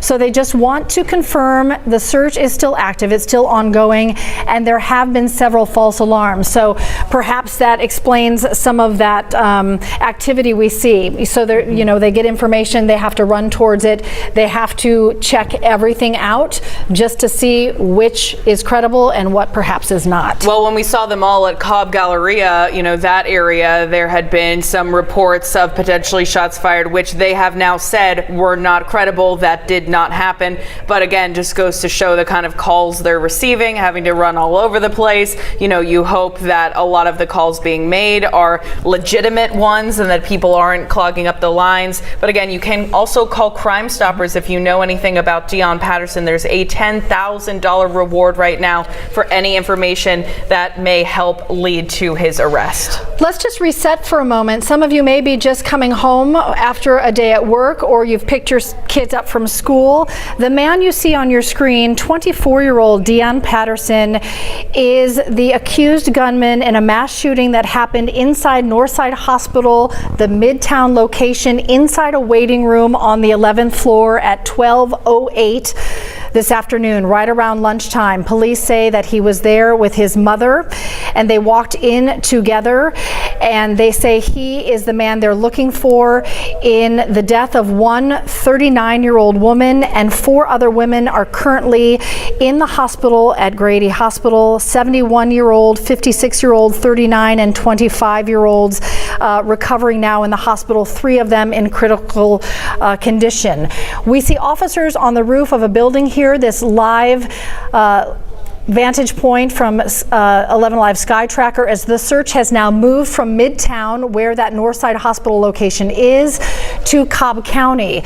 Again, for those of you just joining us, police confirmed that a car was carjacked a few blocks away from that Northside Hospital location soon after that shooting. They believe that the suspect then took that car into Cobb County. Cobb County does have the vehicle. They don't believe he's in it anymore. The search is focusing on him and not the car. That is what takes us to this live image there on the right side of your screen, as the search is now focused in Cobb County, specifically around the area of Truist Park and the Cobb Galleria. Yeah, and right now so much of the focus is on finding this gunman, and we want to warn, this also is a live feed right now, so you see officers with their gun drawn, but just please watch with caution, especially as your kids arrive home and everything like that. But right now so much of the focus is on finding this suspect, but also we have one victim who is dead and 4 others in the hospital. We're expecting to get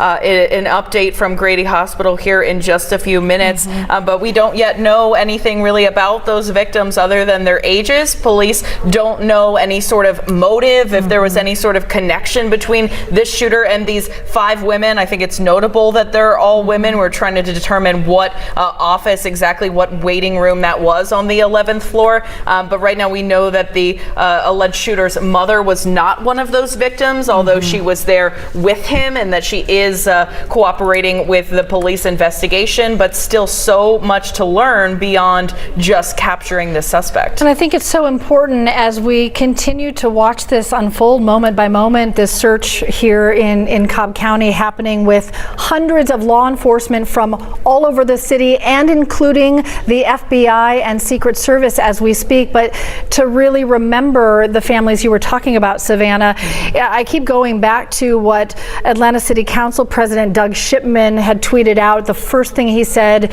is Atlanta is hurting today, and there are families devastated right now. Somebody's lost someone they love, a 39-year-old woman. We don't know about her family, but we know there are people who love her, and she was at the hospital today.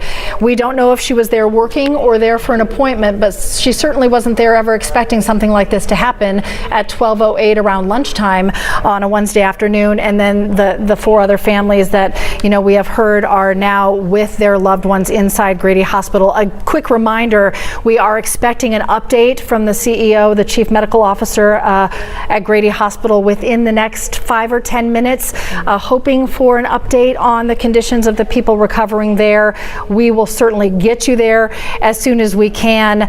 We haven't gotten a lot of information from police, but that's understandable. What you're seeing on your screen is their focus, is the area of importance. Chief Shearbaum and Atlanta Mayor Andre Dickens gave us a lot of information about an hour ago. It will be interesting to see and hear what comes out of Cobb County here in the next hour or so. Other than what we've heard is just stay where you are if you're in this area near Truist Park and the Cobb Galleria, and don't come into this area if you're not. Yeah, and we did just confirm or hear that the Cobb County Sheriff's Office SWAT unit has been activated to support the Cobb County Police Department in their ongoing search for Dion Patterson. So now Cobb County SWAT, we're hearing Cobb County's posting that on Instagram, is now involved in this search as well. So many different departments. We know from when this first started almost 5 hours ago now, we had everyone from MARTA Police to Georgia Tech Police to the GBI, FBI, Atlanta Public Schools Police, Georgia State Police, Georgia State Patrol. I mean, who wasn't on scene here? And so there are a lot of agencies assisting in this.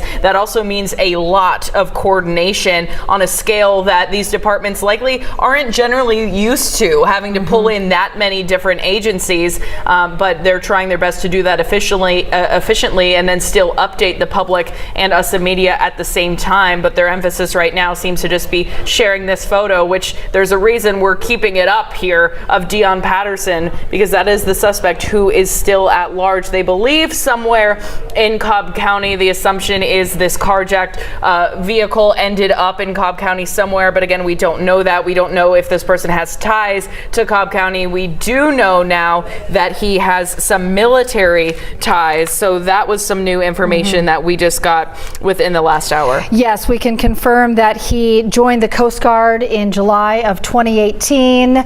He served as an electrician's mate, second class. He was discharged from active duty in January of 2023.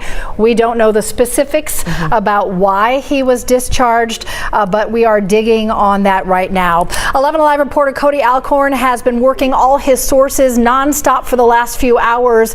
Cody, any insights about where we are and perhaps where this investigation goes next? Well, I can tell you it's a crime scene here behind me at the hospital where this shooting unfolded. I just talked to a nurse. She was not even scheduled to be here today. Someone called in, so she showed up to take over for that shift. She was just allowed back inside to get her belongings, but she did say now their office is a crime scene. Here's what she told me, how this all unfolded. I'm going to step away and let you see what it looks like behind me. She says she was in the back and heard what she described as a pop, pop. She says it stopped, and she kind of questioned herself if that's really what she heard. And then she said seconds later, she heard several more gunshots, and that's when she knew something was happening. She says another employee ran to the back and said active shooter, and they put their protocols into place. She ran straight to the front. When she got to the front of this hospital, she saw 3 victims on the ground.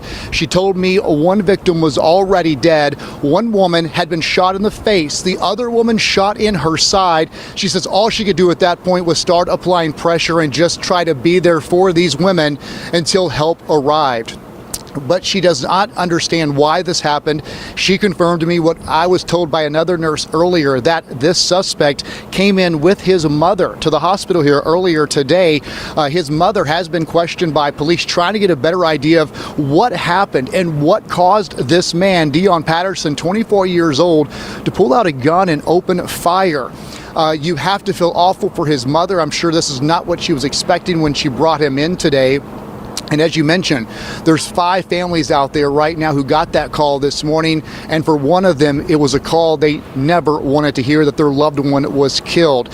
She did tell me that at least 2 of those 3 victims she saw in the front office here were not employees. They were just people here at the hospital. She did not know about the third, and she did not have any information on the other 2 victims. She did not see them when she came up to the front. But again, here at the hospital, it is now a crime scene. Homicide is inside. They are working this scene. It's a large one there. And again, they just escorted staff back in to get their belongings, so a lot of these people can collect everything and go home and start to unwind, because right now it's probably still not clear what all unfolded.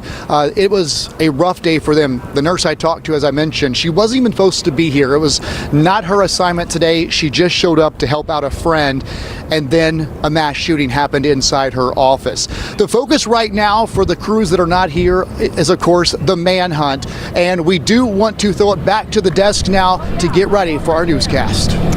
All right, Cody, thank you so much. If you are just joining us, we are following breaking news. A shooting suspect still on the loose tonight following a shooting in Midtown.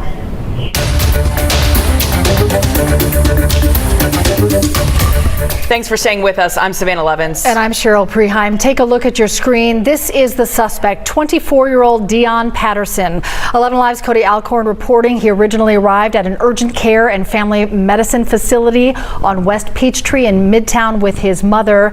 There were gunshots shortly before 1 p.m. 1 person is dead, 4 other women hurt and taken to the hospital. Again, the shooter is still on the loose right now. We have confirmed Patterson was in the U.S. Coast Guard and discharged in January of this year. Yeah, that information from the Coast Guard coming in just within the last hour. We're working to learn why that discharge happened. And we have live team coverage spread out throughout the city tonight. We begin with John Sherrick, who is live in Cobb County. John, where this search right now is kind of being focused in on.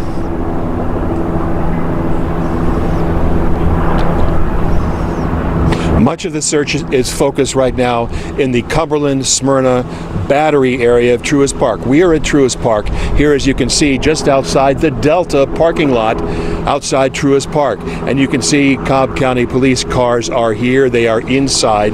What they've been doing is going through these parking decks around Truist Park, looking for possibly a car that maybe the suspect drove to this area. They had certain tips, and we're going to throw it back. We'll get back to you later on the search. About Grady EMS to our trauma center. At the present time, one is still in the operating room. The other patient is coming out of the operating room. We have one patient who had a procedure in interventional radiology, which was completed. They will have additional studies done, and one patient remains stable in the trauma center. Can you explain what interventional radiology means? Sure. Certainly have certain types of injuries, particularly vascular injuries. Sometimes we're able to go to radiology rather than the operating room to repair that injury or take care of it. So it's still an invasive procedure. It's usually done under anesthesia, but it is in a different area of the hospital, not in the main operating room. Earlier today, you can you repeat the condition of what people have brought in? Sure. So we had 4 people brought in by EMS. Of those, 1 is still in the operating room, probably the most seriously injured. Another patient just got out of the operating room and is doing well. We had a 3rd patient who had a procedure in interventional radiology, and they will have to have additional procedures to follow up. And then the final patient is still in the trauma center, probably does not require surgery and is doing well. Were they shot multiple times? Can you talk about where and how they were shot? Well, I don't know how many times each one was shot. Really because of patient confidentiality, I don't want to get into the nature of the wounds. I think that would be a little unusual. Were any of these cases particularly challenging for the surgeons? Well, two of them were particularly serious, the ones that went to the operating room. And the one in the interventional radiology was in critical condition too. So all three of those are very serious injuries. And can you once again describe what would make you go to the interventional radiology versus the regular trauma area? If it is primarily an injury to the blood vessels, we're frequently able to take care of that in interventional radiology as opposed to having to open the patient up in an operating room.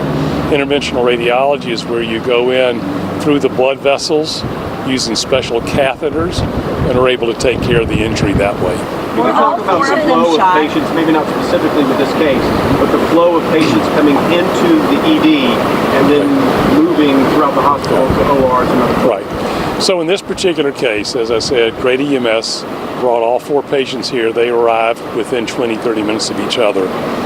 We were already prepared in the trauma center. We had trauma surgeons, nurses, all the staff ready. So as soon as they came into the trauma center, they were put into a trauma room and were treated immediately. 2 of those were taken immediately up to the operating room. We had the operating rooms open and ready, so they went directly from the emergency department to the operating room. The other one went straight from the emergency room to the interventional radiology suite. None of them were delayed by more than any time at all because we were ready for them immediately. For the patient who's still in the operating room, how long has that surgery been going? It's been going on a number of hours. I don't know, it's probably about 3 or 4 hours. Were all 4 of them shot? Their injuries were all gunshot? Yes, they were all gunshot wounds. And you mentioned earlier this afternoon that there were at least 2 families here. Have Yes. 4 families arrived? I haven't checked back to the emergency department to see. Hopefully they have arrived. So it's fair to say 3 are still in critical condition? Pardon? 3 are still in critical condition? Yes. And 4 are in critical, the 4th The 4th is is stable. Can you talk about the next steps, what these next few hours look like for the medical teams taking care of them? So obviously we've got to finish the surgery on the one patient who's still in the operating room. They will go to the surgery intensive care unit. The other patient who finished surgery will go to the intensive care unit. The one who went to the interventional radiology suite is in the intensive care unit. So all 3 of those are either in the intensive care unit or will be going there afterwards because they are still critically ill. They will be treated by the trauma surgeons who staff the critical care units. And you said earlier that you were totally prepared for this. Did everything go smoothly from the hospital and anything as far as responding? It went incredibly smoothly, and I cannot be more proud of the performance of all of the staff at Grady. From the surgeons, we had EVS ready, so we had everyone there. We had chaplains ready to deal with the patients and their families. So by the time they arrived, we were fully staffed. We had empty rooms waiting. It was absolutely seamless. I cannot be more proud of the way Grady handled this. Thank you guys. That's it for now. We'll keep you updated. Thank you. Thank you, Dr. Jansen. Thank you. You've been listening to Chief Medical Officer Dr. Robert Jansen talking about Grady Hospital being trained for these specific instances. It's a level 1 trauma center, which means the most serious cases go to Grady. They went on a mass casualty event mode, expecting 12 patients. They received 4. And you might be wondering why, when this happens in a medical facility, they get transferred to Grady. Well, that's why, because Grady is ready for these types of scenarios specifically. At the drop of the hat, they were ready and prepared to treat up to 12 victims. They said it was 4. And that update, that we were just given, we're now hearing that 1 person is stable. So that's good news. 1 person just got out of surgery and appears to be doing well. Another is still in surgery. They kind of indicated probably a long road ahead for that person. Sure. And another one critical as well. And I think that's notable because we are almost 5 hours out from the shooting and someone's still in surgery. So we're thinking about all the families and loved ones connected to these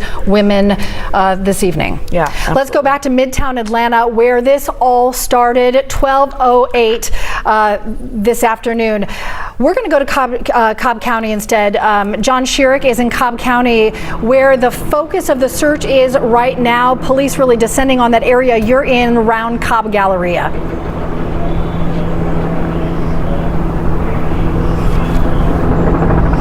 Right now we're at the Battery at Truist Park, and you can see behind me Cobb County police cars are here just outside the Delta parking lot next to Truist Park.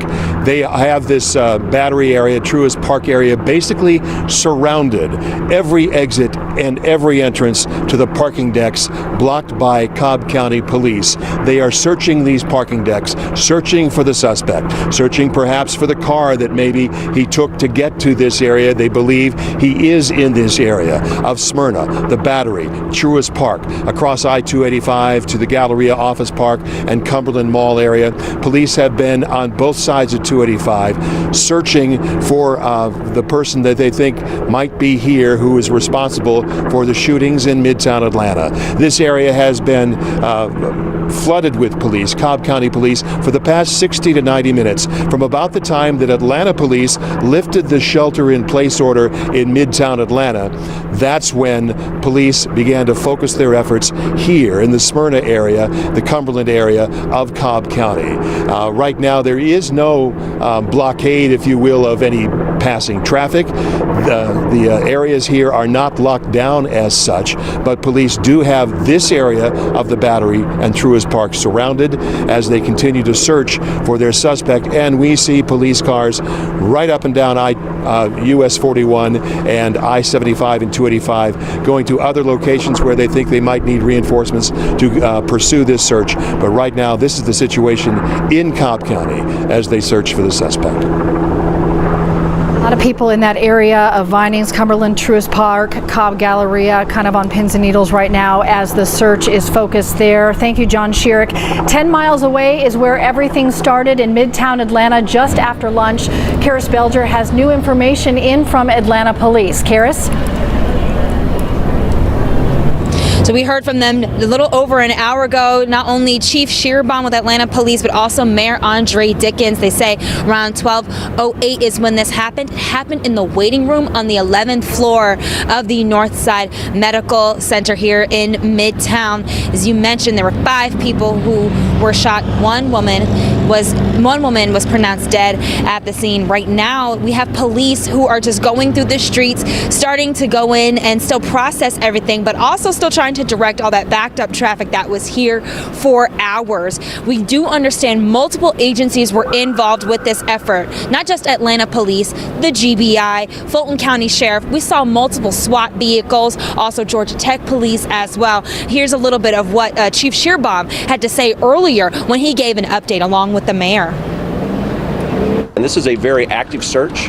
We are following up on credible leads that are currently active in Cobb County, as well as some that are right here in the city. We have been joined by multiple jurisdictions. We have the Sheriff of Fulton County that is here right now, that's been working alongside our department, Georgia Tech PD, Georgia State University PD, MARTA PD, the Georgia State Patrol, the GBI, the FBI, the Secret Service, as well as the Atlanta Public Schools Police are all actively involved searching as we speak. This shooting did occur inside the waiting room of that medical facility where 5 individuals were shot. Unfortunately, a 39-year-old female has lost her life, and of those that are injured is a 71-year-old female, a 56-year-old female, a 39-year-old female, and then a 25-year-old female. And I do understand that Mayor Andre Dickens is reaching out to the families of all of those who were hurt, and we are hoping to get some more updates from Atlanta Police as well. But right now, we understand that there are some hospital employees who are just now being able to go in the building and get their belongings. Earlier when I was out, they had just been released. This was about 2 hours ago. They had been told to leave the building and leave the area. Now they are able to finally gather their things. One woman I overheard talking to her husband, trying to give him directions seconds to find her because she didn't have anything on her except her cell phone, and she's just trying to get home. So you can imagine how chaotic it was for a lot of the people in this area, not just those inside some of the buildings, but also the people who were driving through this area. As I mentioned, everything's still being processed right now by police. We're seeing investigators walk up and down the street. I will continue to keep you updated. We'll bring you more information as it becomes available. Guys? A tough and scary day for so many people. Karis, thank you. And once again, we're talking about 5 victims here. 1 has died. The other 4 rushed to the hospital. We now want to check in with Bobeth Yates, who is outside Grady Memorial Hospital. She's been getting updates all over the past few hours from the hospital where those victims are. Bobeth. Well, one of those updates just occurred not even 5 minutes ago, and what we're told by the chief medical officer here at Grady is that the condition is, situations are improving for these victims. Now, 4 people were transported here, one of them in stable condition and was treated in the emergency room. The other 3 were in critical condition. Now, of those 3, 1 is now being released from their surgery and then being transported to the intensive care unit. Now, 2 other victims that were in critical condition, one of them still in surgery, and another one also who was treated in the radiology intensive intervention unit is also being transferred to the intensive care unit. So all the 3 critical condition people will be transferred to the intensive care unit at some point. They say they're not over the hill just yet. They said intensive care is still one of those areas where the critical things can critically turn.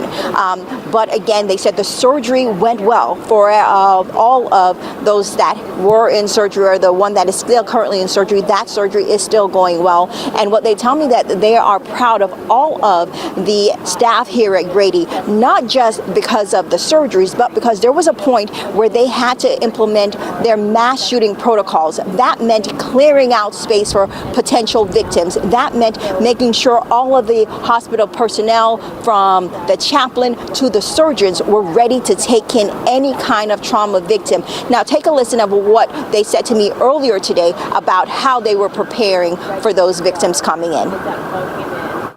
Within minutes, we had multiple trauma surgeons, multiple staff in the trauma bay itself. We cleared out any patients who were currently in the Marcus Trauma Center, and we were fully prepared. We were anticipating up to 12 patients. Instead of 12, they only got 4 patients. Again, of the 4, 1 is in stable condition, was treated in the emergency room. The other 3 were in critical condition. One of those critical condition patients is being released from their surgery, will be transferred to the intensive care unit. The other 2 will be then transferred to the intensive care unit. Again, officials are saying that this does not mean that they're over the hill and out of the woods. They said the intensive care unit is still for victims that are at high risk and in critical condition, but they're going to continue to monitor everything. And again, officials here at Grady say they are proud of what staff did to prepare and for those surgeries. Those victims' ages range from 71 to 25. So right now they're still fighting for their lives, and we're told some of the family members are inside with their loved ones waiting for updates. And of course, we will be out here waiting for updates. Grady says they'll continue to provide updates every time something significant occurs. We're assuming that next one is the second surgery that is currently in progress, that will get an update when that individual is out of surgery. But I'll send that back to you in the studio. All right, Bobeth, you mentioned the loved ones and family members there. We're thinking about all of them in so many ways. This is the beginning of the journey. Tracy McPeer has been in Midtown for the past several hours talking with workers at that Northside Medical Facility. Tracy, I keep thinking about these are employees who have committed to taking care of people for a living, and then you have people who were there to be taken care of around lunchtime, never expecting anything like this could possibly happen in a waiting room. That's right, and we've been here at 14th and Spring Street for the past 4 hours while police from all different jurisdictions search for the shooter. But if you look behind me right now, it's a much different scene right now. The streets are now completely clear of police vehicles that had lined the streets, completely blocking it off. 14th Street between Spring and West Peachtree is now wide open. Now, many police cars left in a rush earlier to search for the suspect elsewhere, but this scene just cleared completely in the last 3 minutes. Now, many of the people we talked to left for lunch and came back to an active shooter investigation going on. Others were locked down inside of their building. Now, we even talked to a surgeon, which, as you said, he went to work and he started operating on a patient on the 12th floor. That's one floor above where the shooting happened. Heard something going on, but it wasn't really affecting us, so we just kind of proceeded like normal. And then we completed the operation. But by the time we came out, we heard that we couldn't leave the floor. Dr. Timothy Simon says once they realized what happened, they sheltered in place. And he tells me it took hours for police to go floor by floor and room by room to clear them to leave. I was actually in the room off to myself, and then I came up to the window, and next thing I know, they were like, put your hands up, and I was like, okay. and then I just kind of followed their directions. Yeah, they were trying to secure each floor, and so they secured the floor and tried to make sure that they accounted for anyone that was moving that they hadn't known, and then once they did that, then they escorted us out safely. Now, when we talked to Simons, he was actually walking down the street trying to reach where his wife was coming to pick him up. He says that his car was still in the garage, so he couldn't get to it. Now, of course, throughout the day, we talked to tons of people who were out here on this corner waiting to get back into their buildings, waiting to try to get their car keys that were inside their offices, or waiting to even reach their cars. It was hours that they stood out here waiting to hear what was going on. Had they found the shooter? Was it safe to get back in? Of course, this was all completely blocked off. No cars were passing through here except for police vehicles for hours and hours. Of course, that just opened up, as I said, just a few minutes before we went live. So it's a much different scene here as police are, of course, searching for the suspect and for the shooter elsewhere. This street is now completely cleared of people who were waiting around. Hopefully they all got home safe. Back to you. Tracy, just stops you in your tracks to hear the perspective from the surgeon and all that's unfolding in that medical center as he is performing surgery. Yeah, it's mind-blowing. Yeah. Some heroes there. Tracy, thank you. Cody, I want to talk to you in just a minute about some of the accounts you've heard from witnesses too, but we have an update from Northside Hospital that we want to mention, saying that Northside Medical Midtown is going to be closed tomorrow, May 4th. All patient appointments are canceled. Absolutely understandable in light of all that has happened there today. And Cody, you've been working your sources for the past several hours trying to get us new information. Where do things stand right now? What have you learned? Well, right now, obviously, all attention is on finding this suspect. But here behind me at Northside, it's a homicide scene. They had multiple victims, so they have quite a lot of work ahead of them.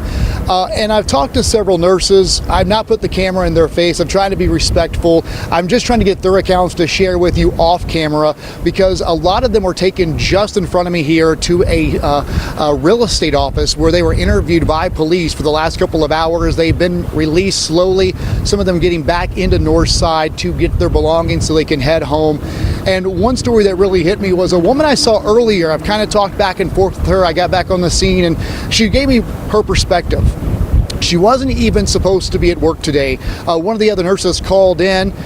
So she showed up here at Northside. She said she was in the back of the office, and all of a sudden this morning she heard a pop and then another pop. And she said at first she didn't think that's what it could be, and then all of a sudden she heard pop, pop, pop.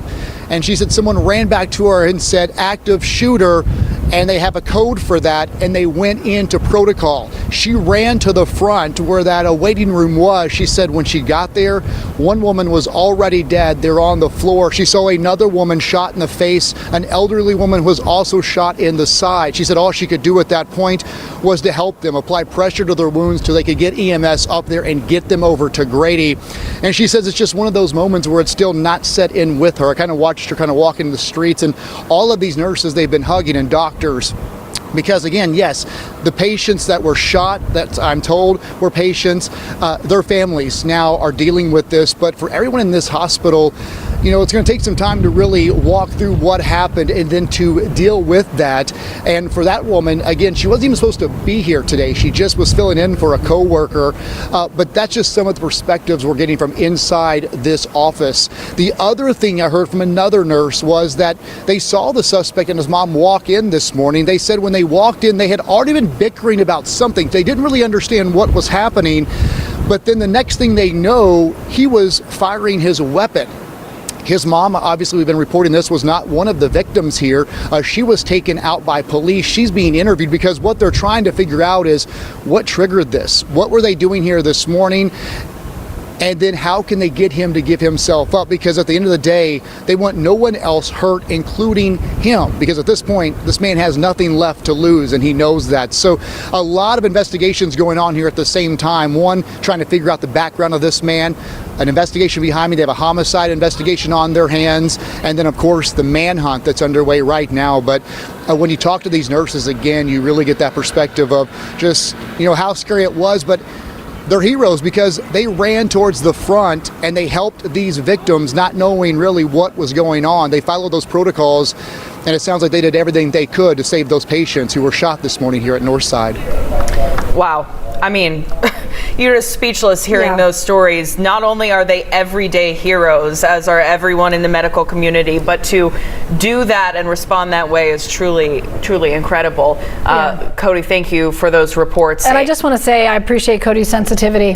Even to all the nurses have been through today.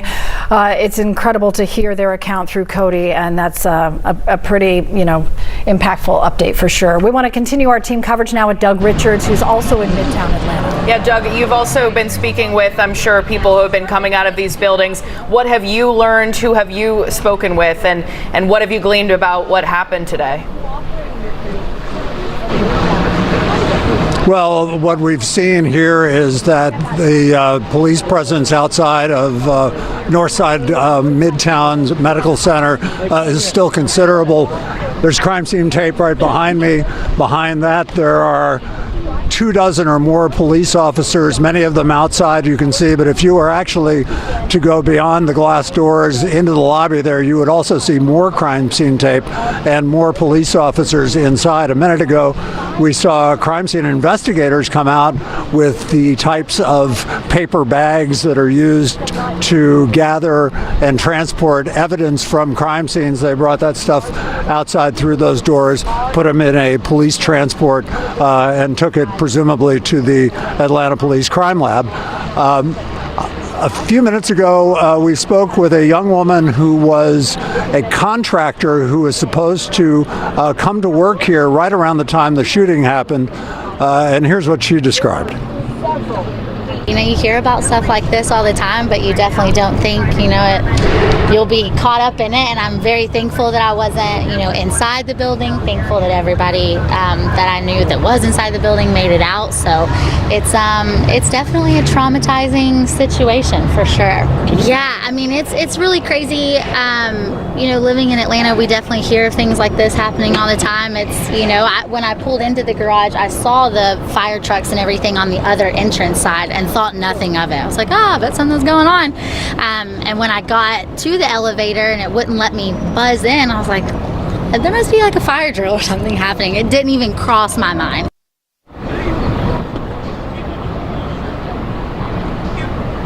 So she left the building, returned home.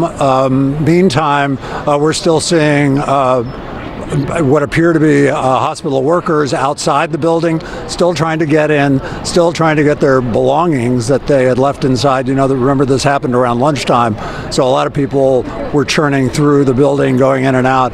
These folks trying to get back in, many of them trying to get home as this drama in Midtown continues to unfold.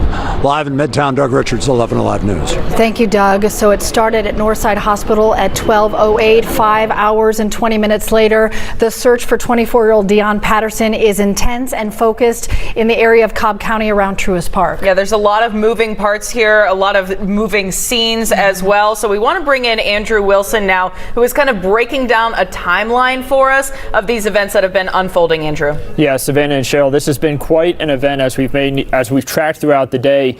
As it all started right there around 12:08 p.m. That's going to be when the first call came in saying that there was an active shooting going on at West Peachtree Street between 12th and 13th Street. We later found out that was Northside Hospital. Police say that then the suspect, Deon Patterson, made his way somewhere around this region, and then eventually he allegedly carjacked somebody at William Street and 14th Street.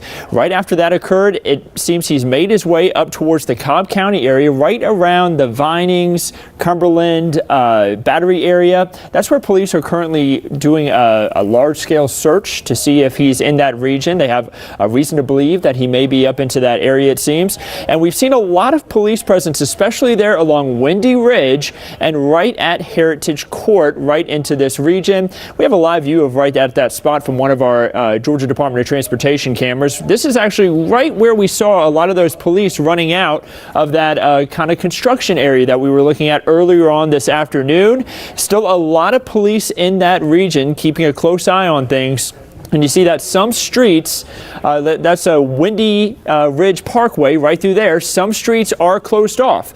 So if you need to get through Windy Ridge Parkway, know that you're going to have to find an alternate route around there if you're traveling in the Battery area. Definitely an area that you want to be taking it easy around. Give these emergency crews room while they're trying to find this suspect, Deon Patterson, and try to make sure that they can get everything safe in that area. So another wide look at things shows that the shooting again started at about 12:08 p.m. right there at West Peachtree Street between 12th and 13th Street, and then right there pretty much a block and a half away is where the carjacking occurred, and now that current search area again on the northwest side. So we're just going to have to continue to keep a close eye on things. Again, give those emergency crews room as they continue to try to find this suspect. All right, Andrew, thank you so much for that report. Now, if you are just now joining us, we are following breaking news. A shooting suspect still on the loose tonight following a shooting in Midtown. It happened at the north side Midtown location, happening around lunchtime. We've been bringing you live coverage since 12:45. The search now active in Cobb County. Take a look at your screen here. This is the man police are looking for, considered armed and dangerous, 24-year-old Deon Patterson. 11 Alive's Cody Alcorn reporting he originally arrived at an urgent care and family medicine facility on West Peachtree in Midtown with his mother. Police confirmed a shooting happened on the 11th floor inside that location for Northside Hospital. Gunshots were reported 12:08 according to Atlanta police. One person is dead, a 38-year-old woman. 4 other women were hurt and rushed to Grady Hospital, which is a level 1 trauma center. We've confirmed Patterson was in the U.S. Coast Guard and discharged in January of this year. We don't know why. We're digging more into his background. Again, he was at Northside Midtown with his mother. We can confirm from Atlanta police that his mother and family have been cooperating in the investigation and this ongoing intense search that's happening as we speak. And police still don't know any motive, no connection between the 5 victims. They're still working this at this time. And just minutes ago, we got some video into our newsroom from our viewer, Marcus. Marcus taking this video over that initial scene in Midtown when everyone was rushed inside, told to shelter in place. You can see more than a dozen emergency vehicles there. They really had people staying away from windows. They were asking people not to leave any buildings. They were locking doors. It was really quite incredible how quickly the streets of Midtown were cleared out. Atlanta Mayor Andre Dickens talked about being on the phone with the governor, senators, congressional delegations, even the White House about this mass shooting in Midtown today. He talked to Reverend Warnock, of course, Senator Reverend Warnock, who was on the floor at the moment, and talked to the Senate floor about his perspective as a senator, as a reverend, and as a father. My own 2 children were on lockdown this afternoon. I have 2 small children, and their schools were on lockdown responding to this tragedy. They are there, I'm here, hoping and praying that they are safe. But the truth is, none of us is safe. As a pastor, I'm praying for those who are affected by this tragedy, but I hasten to say that thoughts and prayers are not enough. And in fact, it is a contradiction to say that you are thinking and praying and then do nothing. It is to make a mockery of prayer.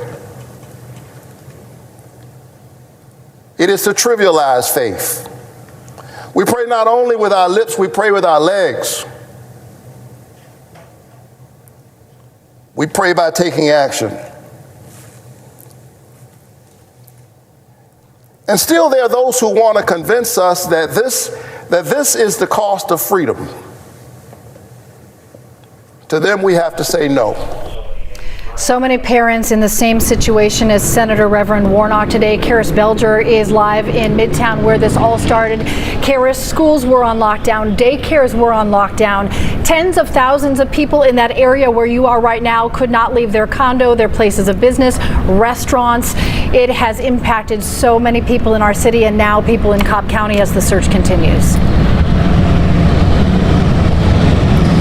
Speaking of other people on lockdown, there were people in buildings and workplaces. In fact, I spoke with a Whole Foods employee who said he came into his shift at 12:30 and immediately his bosses told him to stay away from the windows and to stay in a tight and close space because they did not know what was happening. They only knew that they could not leave the building. He said he was in there for 3 hours before he was finally told to go home as a safety precaution. Just to set the scene for you, there were police cars all over the place, blocking off at least 2 blocks from the medical center where I am now. And it wasn't just Atlanta police. There were Fulton County Sheriff's deputies. There was Georgia Tech police. There were SWAT team members, officials from everywhere. And we heard earlier from Atlanta Police Chief Shearbaum that they are now working with Cobb County officials as well. But these streets were completely blocked at one point. There were officers directing traffic as the streets continued to be closed. Right now, we know that some hospital workers are only now being able to go into Northside Medical, get some of their belongings, and finally go home. Earlier, just as I mentioned, we heard from Atlanta Police Chief Shearbaum. Here's just a little bit of what he told us what happened earlier. And this is a very active search. We are following up on credible leads that are currently active in Cobb County, as well as some that are right here in the city. We have been joined by multiple jurisdictions. We have the Sheriff of Fulton County that is here right now, that's been working alongside our department, Georgia Tech PD, Georgia State University PD, MARTA PD, the Georgia State Patrol, the GBI, the FBI, the Secret Service, as well as the Atlanta Public Schools Police are all actively involved searching as we speak. This shooting did occur inside the waiting room of that medical facility where 5 individuals were shot. Unfortunately, a 39-year-old female has lost her life, and of those that are injured is a 71-year-old female, a 56-year-old female, a 39-year-old female, and then a 25-year-old female. And one thing Chief Shearbaum and the mayor of Atlanta, Mayor Andre Dickens, wanted to make sure was reiterated is that this suspect is considered dangerous. If you see him, you should not approach. You should immediately call 911. Again, do not approach if you see the suspect. Right now, still quite a bit of confusion as people are just now being able to walk the streets and drive the streets as things are opening up after being shut down for 4 hours. We're going to continue to stay here and get as much information as possible and keep you all updated. Guys. Yeah, and Karis, Atlanta Police also emphasizing they're offering a $10,000 reward for information leading to Deon's capture. And 4 of those victims rushed to Grady Hospital being treated as we speak. Our Bobeth Yates is outside of Grady. She's been getting constant updates on the status of those victims. Bobeth, what's the latest? Oh my God, so all of you are going to want to put the emergency in the back. Well, one of the latest updates we just received is that of the 4 people who were transported here, 1 is in stable condition and was treated in the emergency room. The other 3 who were in critical condition, 1 is being removed or just came out of surgery, 1 more is in surgery, and then the third critical condition victim was treated in the intervention radiology department. Now, all of these critical condition victims had gunshot wounds. Officials tell me that they were treating them for some sort of gunshot wound. Now, all of them is, just take a listen to the update from what officials told us earlier. You can take a listen right now. So obviously we've got to finish the surgery on the one patient who's still in the operating room. They will go to the surgery intensive care unit. The other patient who finished surgery will go to the intensive care unit. The one who went to the interventional radiology suite is in the intensive care unit. So all 3 of those are either in the intensive care unit or will be going there afterwards because they are still critically ill. By the time they arrived, we were fully staffed. We had empty rooms waiting. It was absolutely seamless. I cannot be more proud of the way Grady handled this.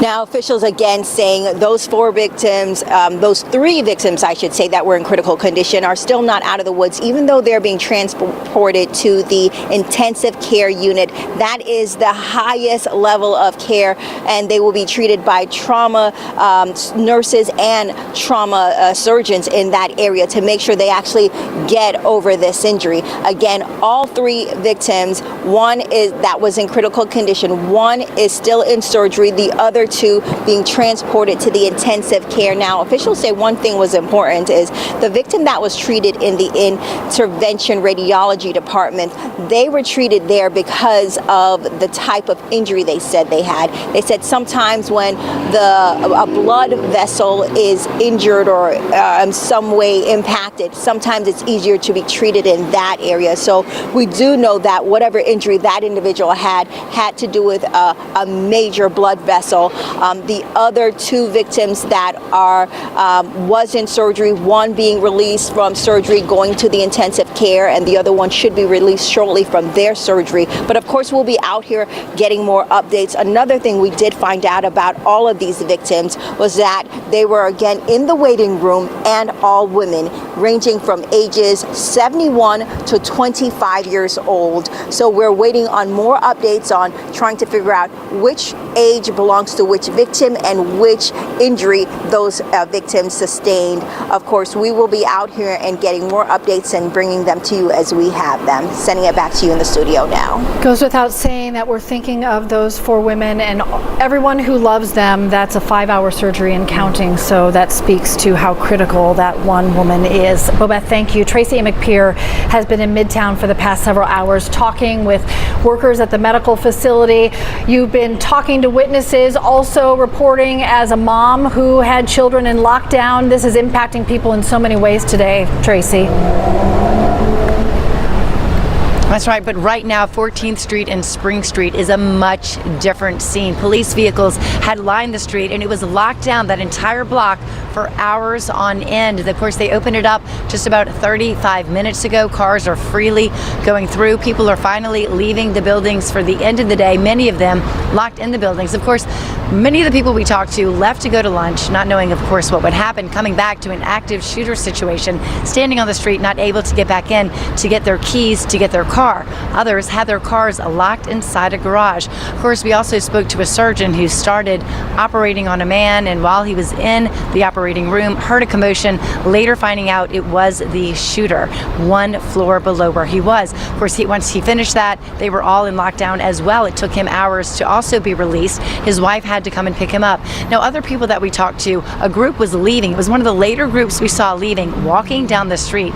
They tell me that they only came into this area to grab a quick lunch, but they were walking by the medical building when alarms started going off. They heard it, not knowing what it was, then heard it was an active shooter. They were shuffled into a cafeteria where they tell me they stayed stuck kind of hiding down for hours. They finally left as well. And of course, you mentioned coming at this as a reporter, but also as a mom. I'm all day looking at my phone, as many parents were doing throughout the day, hearing that their children's schools were on lockdown. Then the later emails came that finally carpool would go on, and then every after-school activity that we're involved in was also called off. So, I mean, the ramifications, of course, these are so trivial compared to people who actually were injured in this, but it goes far and wide. And of course, by searching for that suspect, that range of who's affected gets larger and larger. Of course, the street here was filled up, and it was blocked with so many different police agencies who responded to look for the shooter. MARTA police, also we had state troopers, we had Atlanta police,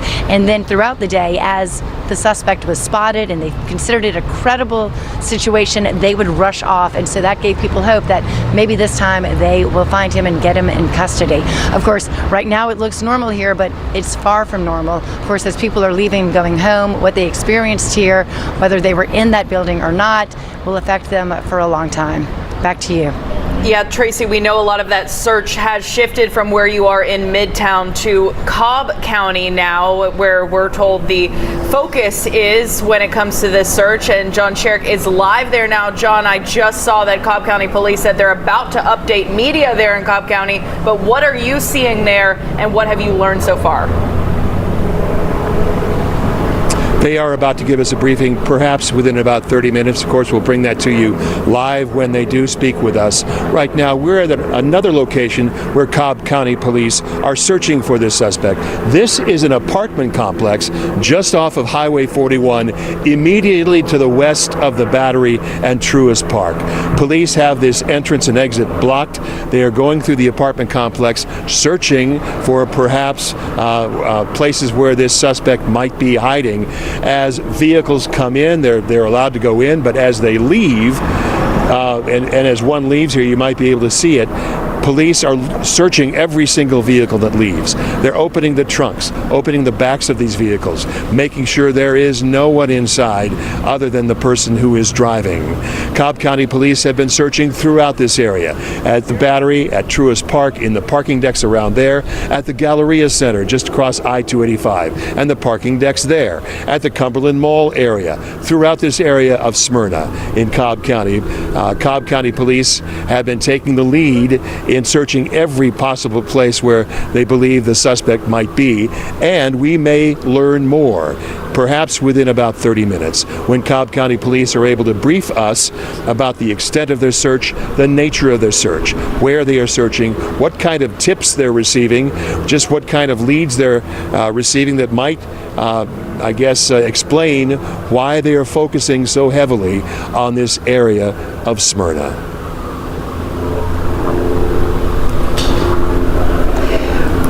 John, thanks a lot. You know, just to connect the dots for people between this Midtown location and where you are right now is just moments after the shooting, APD says there was a carjacking. They believe that the suspect took a car from Midtown and drove to Cobb County. Cobb County recovered that car, still searching for the suspect. And there has been a flurry of police activity. We want to have you take a look at your screen now. This is an example of what we've been seeing. There was a moment about an hour and a half ago where dozens of police officers came running out of that construction site near Truist Park, all carrying weapons, jumping into vehicles.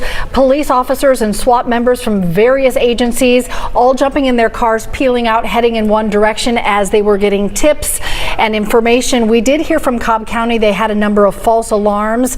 Nothing had panned out, but this really speaks to the intensity of the search that continues now in Cobb County. And there are still so many big questions, namely and particularly why Cobb County? What tip led them there? What information led them there? We don't fully know that yet. We do want to bring in Cody Alcorn, who's been working his sources for the past several hours trying to piece this puzzle together, Cody. So let's start with that question, if you don't mind. Do we know anything about why the focus is now kind of on Cobb County? Well, I will tell you, there have been a lot of false calls, a lot of sightings that have not been this individual, but the one piece of information we've all gotten, my source told me, I know some other sources have told some colleagues of ours, is that there was a carjacking shortly after this shooting, and the focus did go to Cobb County, so it's still believed that could have been this suspect is how they got to Cobb County. But again, it doesn't really make sense as to what led that man there unless he has ties there, he's from there, but begs the question then, why did his mom bring him here to Northside Hospital earlier today? So I think that's the $1 million question is, is this guy just desperate and just trying to get away? I don't have that answer. I think APD and other agencies are trying to figure that out right now. I know, they have his mom. They are questioning her, trying to figure out where is he going and probably why is he going in that direction. No doubt, Cody, and of course, the more time that passes, the more challenging it gets because time equals geography. We're almost up to 6 hours now. He could cover a lot of ground if he wanted to go much further than Cobb County, but they have to focus on the area that they know about. You've talked to a lot of witnesses. You've talked to people who were inside the waiting room at the time of the shooting, people that police investigators have talked to as well. Yeah, that's right. I got down here earlier today and I didn't realize where I was standing at the moment, but I was actually outside the doors where these staff members and these patients were actually being interviewed by Atlanta police. I didn't have a camera. I didn't put a camera in their face. I just kind of waited around and just casually talked to them. I told them who I was. And then once I came back down to the area, they opened up about what happened. And you could tell they were still in shock. But from my understanding and what I've been told by several of these employees inside Northside is that this suspect came to Northside with his mom. Now, one nurse said they found it odd, him being 24 years old, and he had to come with his mother, and that made them believe maybe there was something with mental health here, but that's not confirmed. They said there was some bickering between the mom and this suspect, but they don't understand what escalated that bickering into this man allegedly pulling out a gun and shooting these 5 women. A lot of things don't make sense about this. They were also on the 11th floor of this facility, so to pull this off, to get down 11 floors in an elevator, out the door, carjack somebody possibly, and get out of the city, I'll tell you, a lot of people are surprised that this suspect is still on the run this long after the shooting with all the resources that have been going in to track this guy down.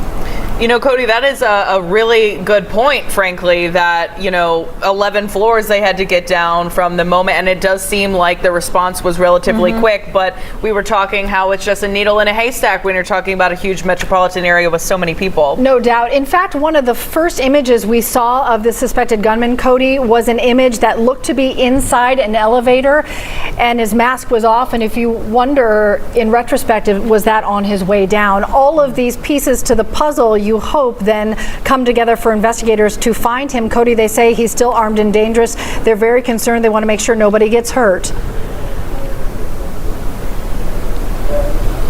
Yeah, and they have a $10,000 reward out for any information leading to his arrest. And I'll tell you, the public's been great. They've been getting a lot of calls. I know a lot of those are false calls, but at least people are paying attention and looking out for this guy.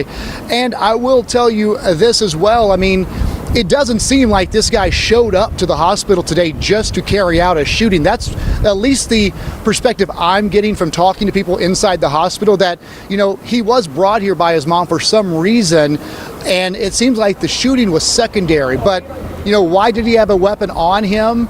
What kind of weapon to carry off this type of shooting? Because I talked to the nurse who I talked about early on at 5 o'clock that, she was in the back and she heard a pop, pop. It kind of stopped, and then it was a pop, pop, pop. So, that's another question. Did he come here with that intention, or was he having a mental health crisis? His mom brought him here. Maybe she didn't know he was armed with a weapon. So you got to feel for his mother as well. I'm sure this is not how she expected her day to go with her son, who maybe she was bringing him here to get some help. Again, that is just by theory, but from talking to the nurses, it's not as if he came right into their office and just started opening fire immediately. Cody Alcorn, appreciate the insight and all the information, and we do want to mention that the police chief did say that the suspect's mother and family has been cooperating throughout the course of the day. And really, I mean, this is happening in the middle of the lunchtime rush hour, first of all, and now moving into the after work rush hour in Cobb County. This has impacted so many roads, so many people. Andrew Wilson joining us now to kind of break down the timeline of those impacts, Andrew. Yeah, Savannah, I mean, this has been a long-going incident. I mean, we started here at 12:08 p.m. That was going to be right on West Peachtree Street. That's going to be when the first call came in about the shooting taking place right between 12th and 13th Street there on West Peachtree Street. And at first we thought it was just in that area. Then we found out that it was right there at that Northside Hospital location. Police then were kind of looking through this area to try to find out where the suspect may be. And then they believe that Deon Patterson allegedly carjacked somebody at Williams and 14th. You can see how close these are together. So he quickly made his way, looks like somewhere around this area, somewhere either up West Peachtree or over on 13th up to Spring Street, over towards 14th and then Williams Street. And then he made his way up the interstate up towards the Cobb County area. This is where police believe he may have ended up at. There's a lot of police activity right now around the Battery, around the Vinings area, around Cumberland, and that's where we've seen a lot of police hanging out around the Windy Ridge Parkway area. That's going to be also right at the court that's located right here as well, right around the Battery. That's going to be where we've had a lot of that police activity, including where we had all those police kind of running out of that building that you saw earlier on in our newscast. So again, it started right there around 12:08 p.m. this afternoon. That's going to be right at West Peachtree Street. The carjacking soon after at Williams Street and 14th. And now that current search area right here on the northwest side. So Windy Ridge Parkway is right now closed off right around the Battery. Try to avoid that area and give emergency crews plenty of room as they continue to search for this suspect. All right, thank you, Andrew. We want to reset here. If you are just joining us, we are following breaking news. A shooting suspect, a mass shooting suspect, still on the loose tonight following a shooting in Midtown. In a medical facility in the north side Midtown location around lunchtime. We've been bringing you uninterrupted live coverage since 12:45 as the search continues right now for the man police say shot 5 women. One of them died. This is who they're looking for. This is 24-year-old Deon Patterson. 11 Live's Cody Alcorn reporting that he originally arrived at the urgent care and family medicine facility on West Peachtree in Midtown with his mother. Atlanta police say shots were fired at 12:08. 1 person is dead, 4 others hurt, 3 in critical condition right now at Grady Hospital. All the victims are women. It happened on the 11th floor inside a medical waiting room. Nurses and lab techs were there as it happened and tried to help the victims. The shooter is still on the loose. Right now, the search is focused in Cobb County, where they believe he went after he carjacked a car in Midtown. We have confirmed Patterson was with the U.S. Coast Guard, discharged in January of this year. We don't know why he was discharged, but Coast Guard confirms that he was part of the Coast Guard since 2018. And we know the victims range in age from 25 to 71 years old. And just minutes ago, we got some video in from our viewer. A lot of you have been sending us videos from your vantage points. Marcus took this video over that initial scene in Midtown. You can see more than a dozen emergency vehicles there, and perhaps even more notable is the lack of people on the sidewalks or in driving in vehicles, just because there was a shelter in place. In effect, thousands of people told to find cover. Take a look at this video right outside of Truist Park at a construction site. Dozens of police officers running out, weapons in hand. This really speaks to the intensity of the search as they gathered new information. We're running literally on tips. All of these officers jumping into cars. This was within about the last hour or so, and then screeching down the road to the next location. We have heard from Cobb County and Atlanta PD. They've been getting lots of tips in, some false alarms, but they are following up on every lead, looking for a man they say is armed and dangerous. There is a $10,000 reward.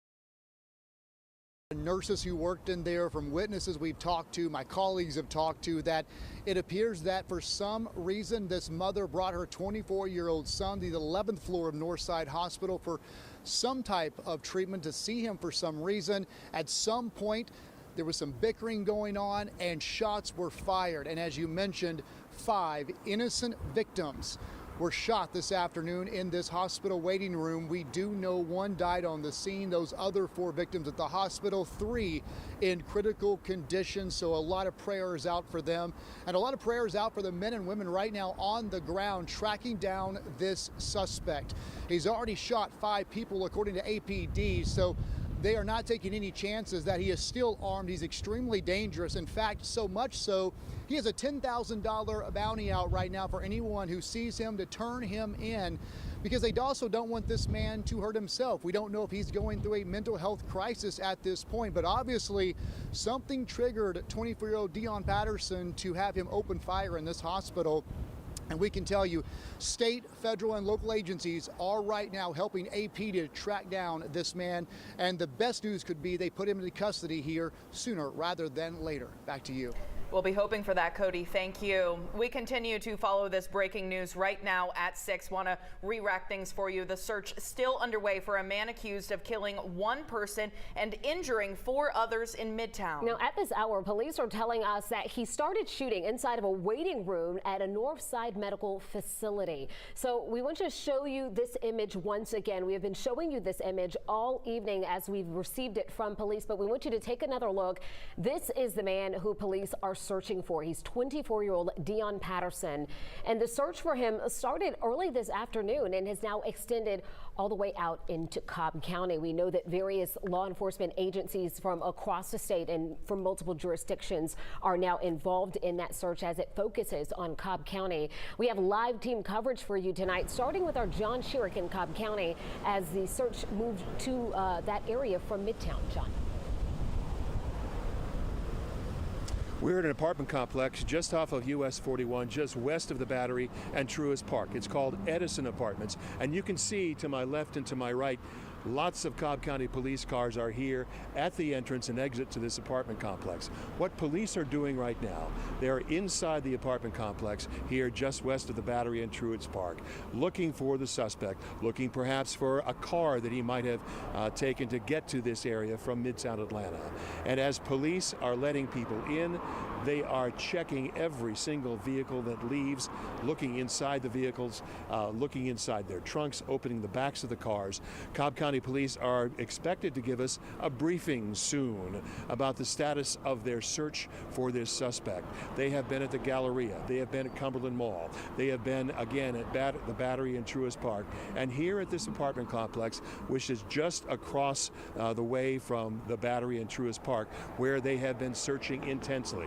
They have the Battery and Truist Park surrounded, checking those parking decks, checking this parking area here at this apartment complex. And again, as you will see, as this vehicle begins to leave, Cobb County Police have been stopping every vehicle and talking to each driver, making sure there's nobody else in the car, or at least establishing that the suspect is not in the vehicle. They open up the trunk, make sure nobody's hiding inside, and the vehicle, the driver, then are on their way. We will continue to monitor this, and when Cobb County Police give us their briefing, that will be the first time we've heard from Cobb County Police about their role in this massive search for the suspect. That should occur in the next few minutes, and we'll bring it to you live. Yeah, John, so many unanswered questions, particularly and primarily why Cobb County? Why are they there? Why is the search focusing there? We want to go back now to Midtown Atlanta, where all of this, of course, started. Karis Belger has been there for the past several hours and has been getting new information from Atlanta police. Karis, what's the latest update that you have for us? Well, right now, some of these police cars are starting to clear out as traffic is being let through. Remember, all of these streets were blocked off for several hours today. I did happen to speak with a few nurses who work inside the medical center where this all started. They were a little shaken up. I didn't want to put them on camera. They did tell me that they haven't been able to go in the building to get their belongings yet. 2 of them told me they called their husbands to come get them because as far as they know, they can't go in right now to get any of their things. The only people who are being let into the building building or near the building are people who have cars in the parking deck. That's what they've told me. As far as police, they say that they are continuing to support other law enforcement agencies. And I want to mention there were several law enforcement agencies involved. Georgia Tech Police, Atlanta Police, Fulton County Sheriff. There were even SWAT teams here, blocking off multiple blocks around the center for days. We're going to continue to get some more info later on. Go to this presser now for you.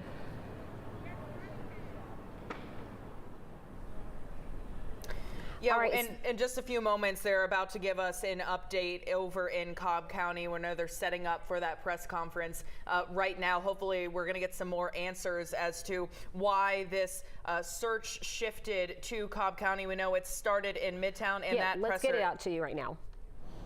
Earlier today, the city of Atlanta experienced an active shooter event.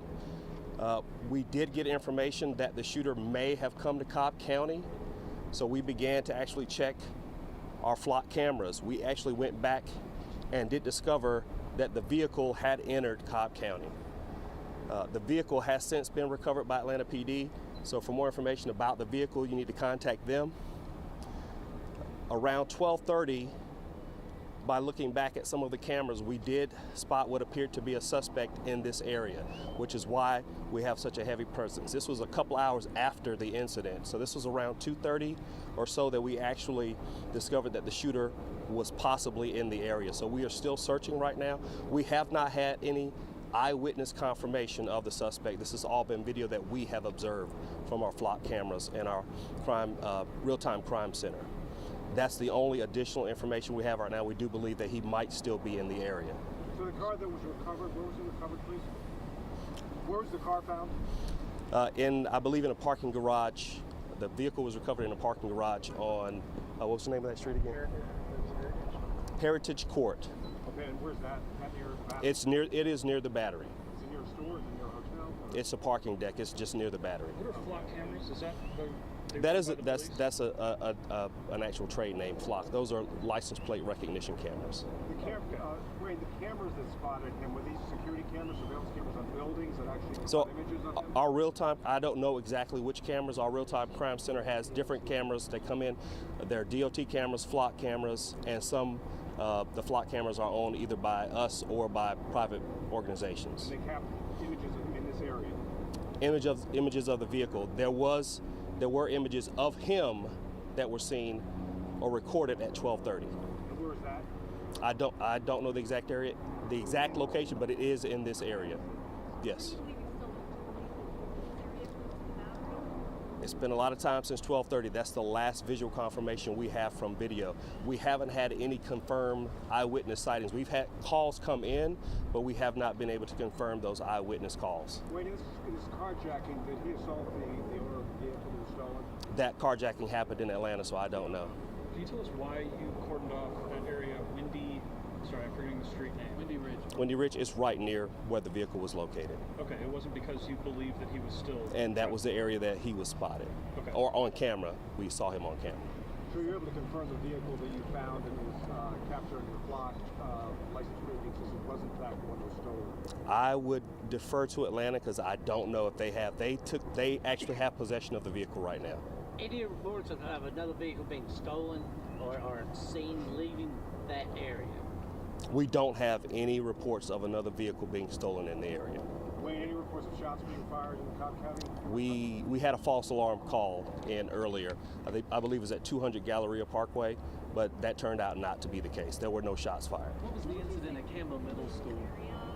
Should they still stay inside? What should they do? Right now, we have not had any confirmed sightings since our own pulling up cameras at 12:30. So we don't know where he might be. We believe he might still be in the area, but we don't have confirmation of that. So right now, just remain vigilant and please call 911. The same message that Atlanta PD has been pushing out, we're pushing out the same message. All of Metro Atlanta.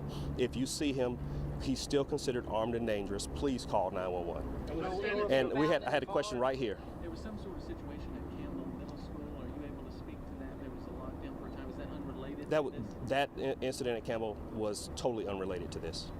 Was it a white truck or a silver truck? I'm not 100% sure on the color. And there was a question right here. Was anything found in the car? I understand that you have not caught the suspect. but given the fact that the victims were 4 women, 1 dead, is there any motive? Is there any kind of a hint at a motive? I can't respond to an incident that happened in Atlanta's jurisdiction. I don't know anything about that incident other than what's been reported. Was anything found in the car? Truck. Once again, the vehicle was turned over to Atlanta Police. Sergeant, did you get any reports of any carjacking since the carjacking in Midtown in this area? No, I think that was a miscommunication that went out earlier. We did not have a carjacking here. Here. No. To clarify, you said that the flock cameras, is it accurate to call those traffic cameras? No, they're license plate recognition cameras, but our real-time crime center doesn't just rely on those cameras.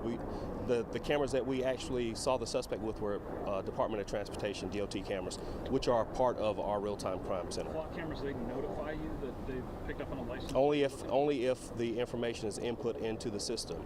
Like I said, we were actually alerted to this 2 hours after it was actually occurred, so we were a little bit behind because that's when we got the alert. Alerted to it 2 hours after. Yes. The footage saw him around 12:30. Yes. He was picked up on camera around 12:30, but we didn't see it until 2:30. And that was a DOT camera? Yes, that's through our real-time crime center. Yes. I'm sorry, could you tell us where that DOT camera was? Do you know? I don't know which camera it was now. Was he actually seen on camera? We saw it. We don't have an individual verification from an eyewitness, but he is on camera, yes. Is there Not the Vehicle and him. Is there a shelter-in-place order in effect in any parts of Pop right now? We have not issued any shelter-in-place orders, but we have, when following up and thinking that he might be in a certain location, we've exercised exceptional due caution, and we sent in a lot of officers. I think there's been several videos around where a lot of officers have been responding to locations. That's because we've had unverified accounts that he might be at the location, and of course, when we arrive, he's not there, and we find out it was not that person. We've had several calls come in already, but we still want the public to call in if they do believe that they see him. Was the image clear enough, Sergeant, that you could see whether this guy changed clothing? He was wearing a brown hoodie. I mean, was the image clear enough? I don't have any specific information about the image other than our investigators believe that it is him. So I don't know about clothing details. I think, Denise, you had a question? There's still a huge police presence over near the back at that department building. You guys have been in and out of that building, but you're still at that location. Is that reasonable? The last known location on video for him is in that area. So we still haven't had any confirmation either through video or through independent eyewitnesses that he's not in that area. So that's why we're still concentrating heavily in that area. What was he doing in the video? Was he sneaking or just trying to look normal? I don't have any information about his behavior in the video other than just confirmation that it was possibly him. Cobb County ever had any interactions with him with the police department? I don't know about his history, and even if I had criminal history, I wouldn't be able to discuss that with you.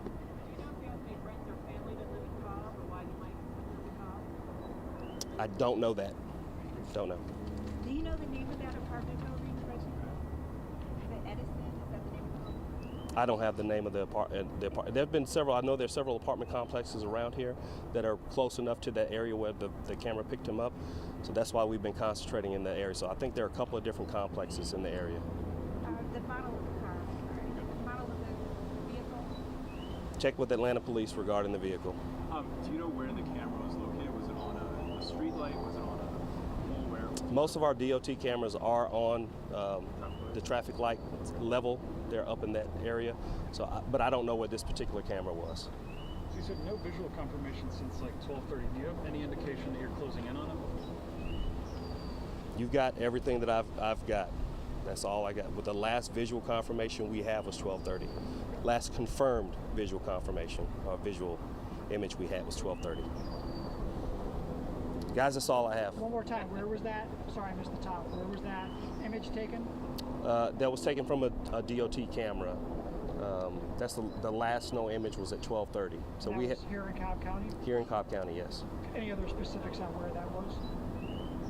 Yes, in the area it was near, give me the street name again. Windy Ridge Parkway and it was Heritage Court. Heritage Court, is that it? Yes, it's in the vicinity of Windy Ridge Parkway and Heritage Court. Could it be on foot?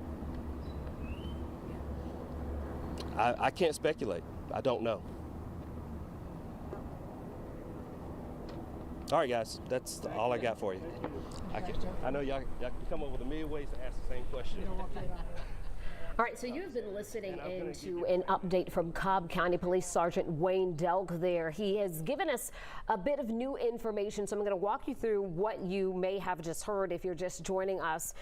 He did say that Atlanta Police has recovered a carjacked vehicle. We heard from Atlanta Police that happened just after the initial shooting at Midtown, that a carjacking took place, and they said that vehicle has been recovered and that APD does have that vehicle at this time. He said the vehicle was found in a location off Heritage Court, the Windy Ridge Court area, he says, which is near the Battery. He said that vehicle was found in a parking garage in that vicinity. They say that they had visual confirmation from a DOT camera around 12:30 with the suspect spotted picked up on that camera, and they say that they did not understand that. They did not have information that he was spotted until 2:30. So he was picked up on the camera at 12:30, but hours later at 2:30 is when Cobb County Police made that connection. They say that there has been no eyewitness, no confirmed sightings since that, and they do believe that the man you see here on your screen, 24-year-old Dion Patterson, may still be somewhere in this Cobb County area. Again, he said that there has been no report of another vehicle that has been taken, no additional reports of a carjacking, but they are saying that they echo what we have been hearing from Atlanta Police since this first began, that this man is armed and dangerous, and that you should contact 911 if you see him. I do want to mention something else, because there has been a lot of information out there and a lot of speculation on social media. And Sergeant Delk did mention a situation at Campbell Middle School. He said that that was unrelated, not in any way connected to this particular situation as they are searching for Patterson. They do say they've had several false calls, but they still want the public to go ahead and call 911 as soon as they have any information, if they see anything, as they will continue to work this from their locations in Cobb County and also continue to use cameras in their jurisdiction, including those Department of Transportation cameras, flock cameras, which read license plates off vehicles, and others as well. So again, the last confirmed visual of this suspect was on Heritage Court. That is right near Truist Park, and that was about 12:30. Sergeant Delk saying that they have not issued any sweeping stay-at-home or shelter-in-place mandates, but is asking everyone to exercise caution who lives in that area. We want to get now to reporter John Sherrick, who is in Cobb County. John, you just heard the update from the police sergeant there in Cobb County. What are you witnessing? What changes over the last hour or so? Savannah and Jennifer, that certainly explains a lot of what we've been seeing this afternoon about why Cobb County Police are here, just west of the Battery and Truist Park, at this apartment complex, checking every single vehicle as it leaves, looking into the trunks. That's why they've been at the Galleria and Cumberland Mall. And as you heard, the timeline that Sergeant Delk of the Cobb County Police Department just gave us, the timeline is astonishing, as so much of this tragic story has been as it's unfolded all day. That he was supposedly inside that building in Midtown Atlanta at 12:08, firing his gun, and at 12:30 he had made his way up I-75 to the Battery area of Smyrna, the Truist Park area, and that's where the Cobb County Police camera network, specifically a DOT camera on a traffic light, recorded him, spotted him in that vehicle. And then it wasn't until 2 hours later that Cobb County Police heard the information that he might be in this area, and they started checking their cameras, and that's when they spotted him at 12:30, but they didn't spot him until 2:30. So as Sergeant Delk said, we were a little bit behind the curve on this one as they began to try to search of where he could have gone in those 2 hours. And again, Sergeant Delk said, we have not had any reports of any carjackings or any witness sightings. They've only got him on camera, on security cameras, surveillance cameras, but no witnesses, no live witnesses, as he put it, have come forward to say that they've spotted him and that sighting has been confirmed. Although Cobb County Police say they have tracked down every single tip that they've received about possible sightings of this suspect throughout this Smyrna area of Cobb County, near the Battery and Truist Park. So they continue to search every single vehicle that comes out of Edison Apartments near the Battery and Truist Park, as they continue to search this entire area and follow up on tips and leads to try to track him down.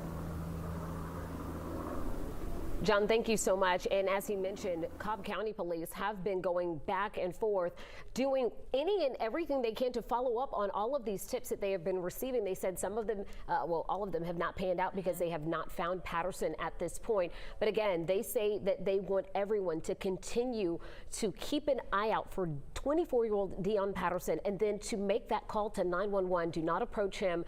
He is considered armed and dangerous. They want them to call with any information, any sightings, any spottings, because they will be following up on each and every one of those. And natural, of course, to wonder about that delay, you know, where Cobb County Police are saying, well, there was a 2-hour period where we didn't even know he was here. But Atlanta Police, of course, were really in the thick of it in Midtown, trying to clear that building, make sure the suspect was not still there, which, of course, now we know he had carjacked a vehicle and taken off to Cobb County. We want to get out to Dawn White now, who is live. She was just at that press conference. So Dawn, we're starting to put the pieces together in this puzzle and get a clearer picture of where this suspect was at least a few hours ago. I mean, what updates do you have?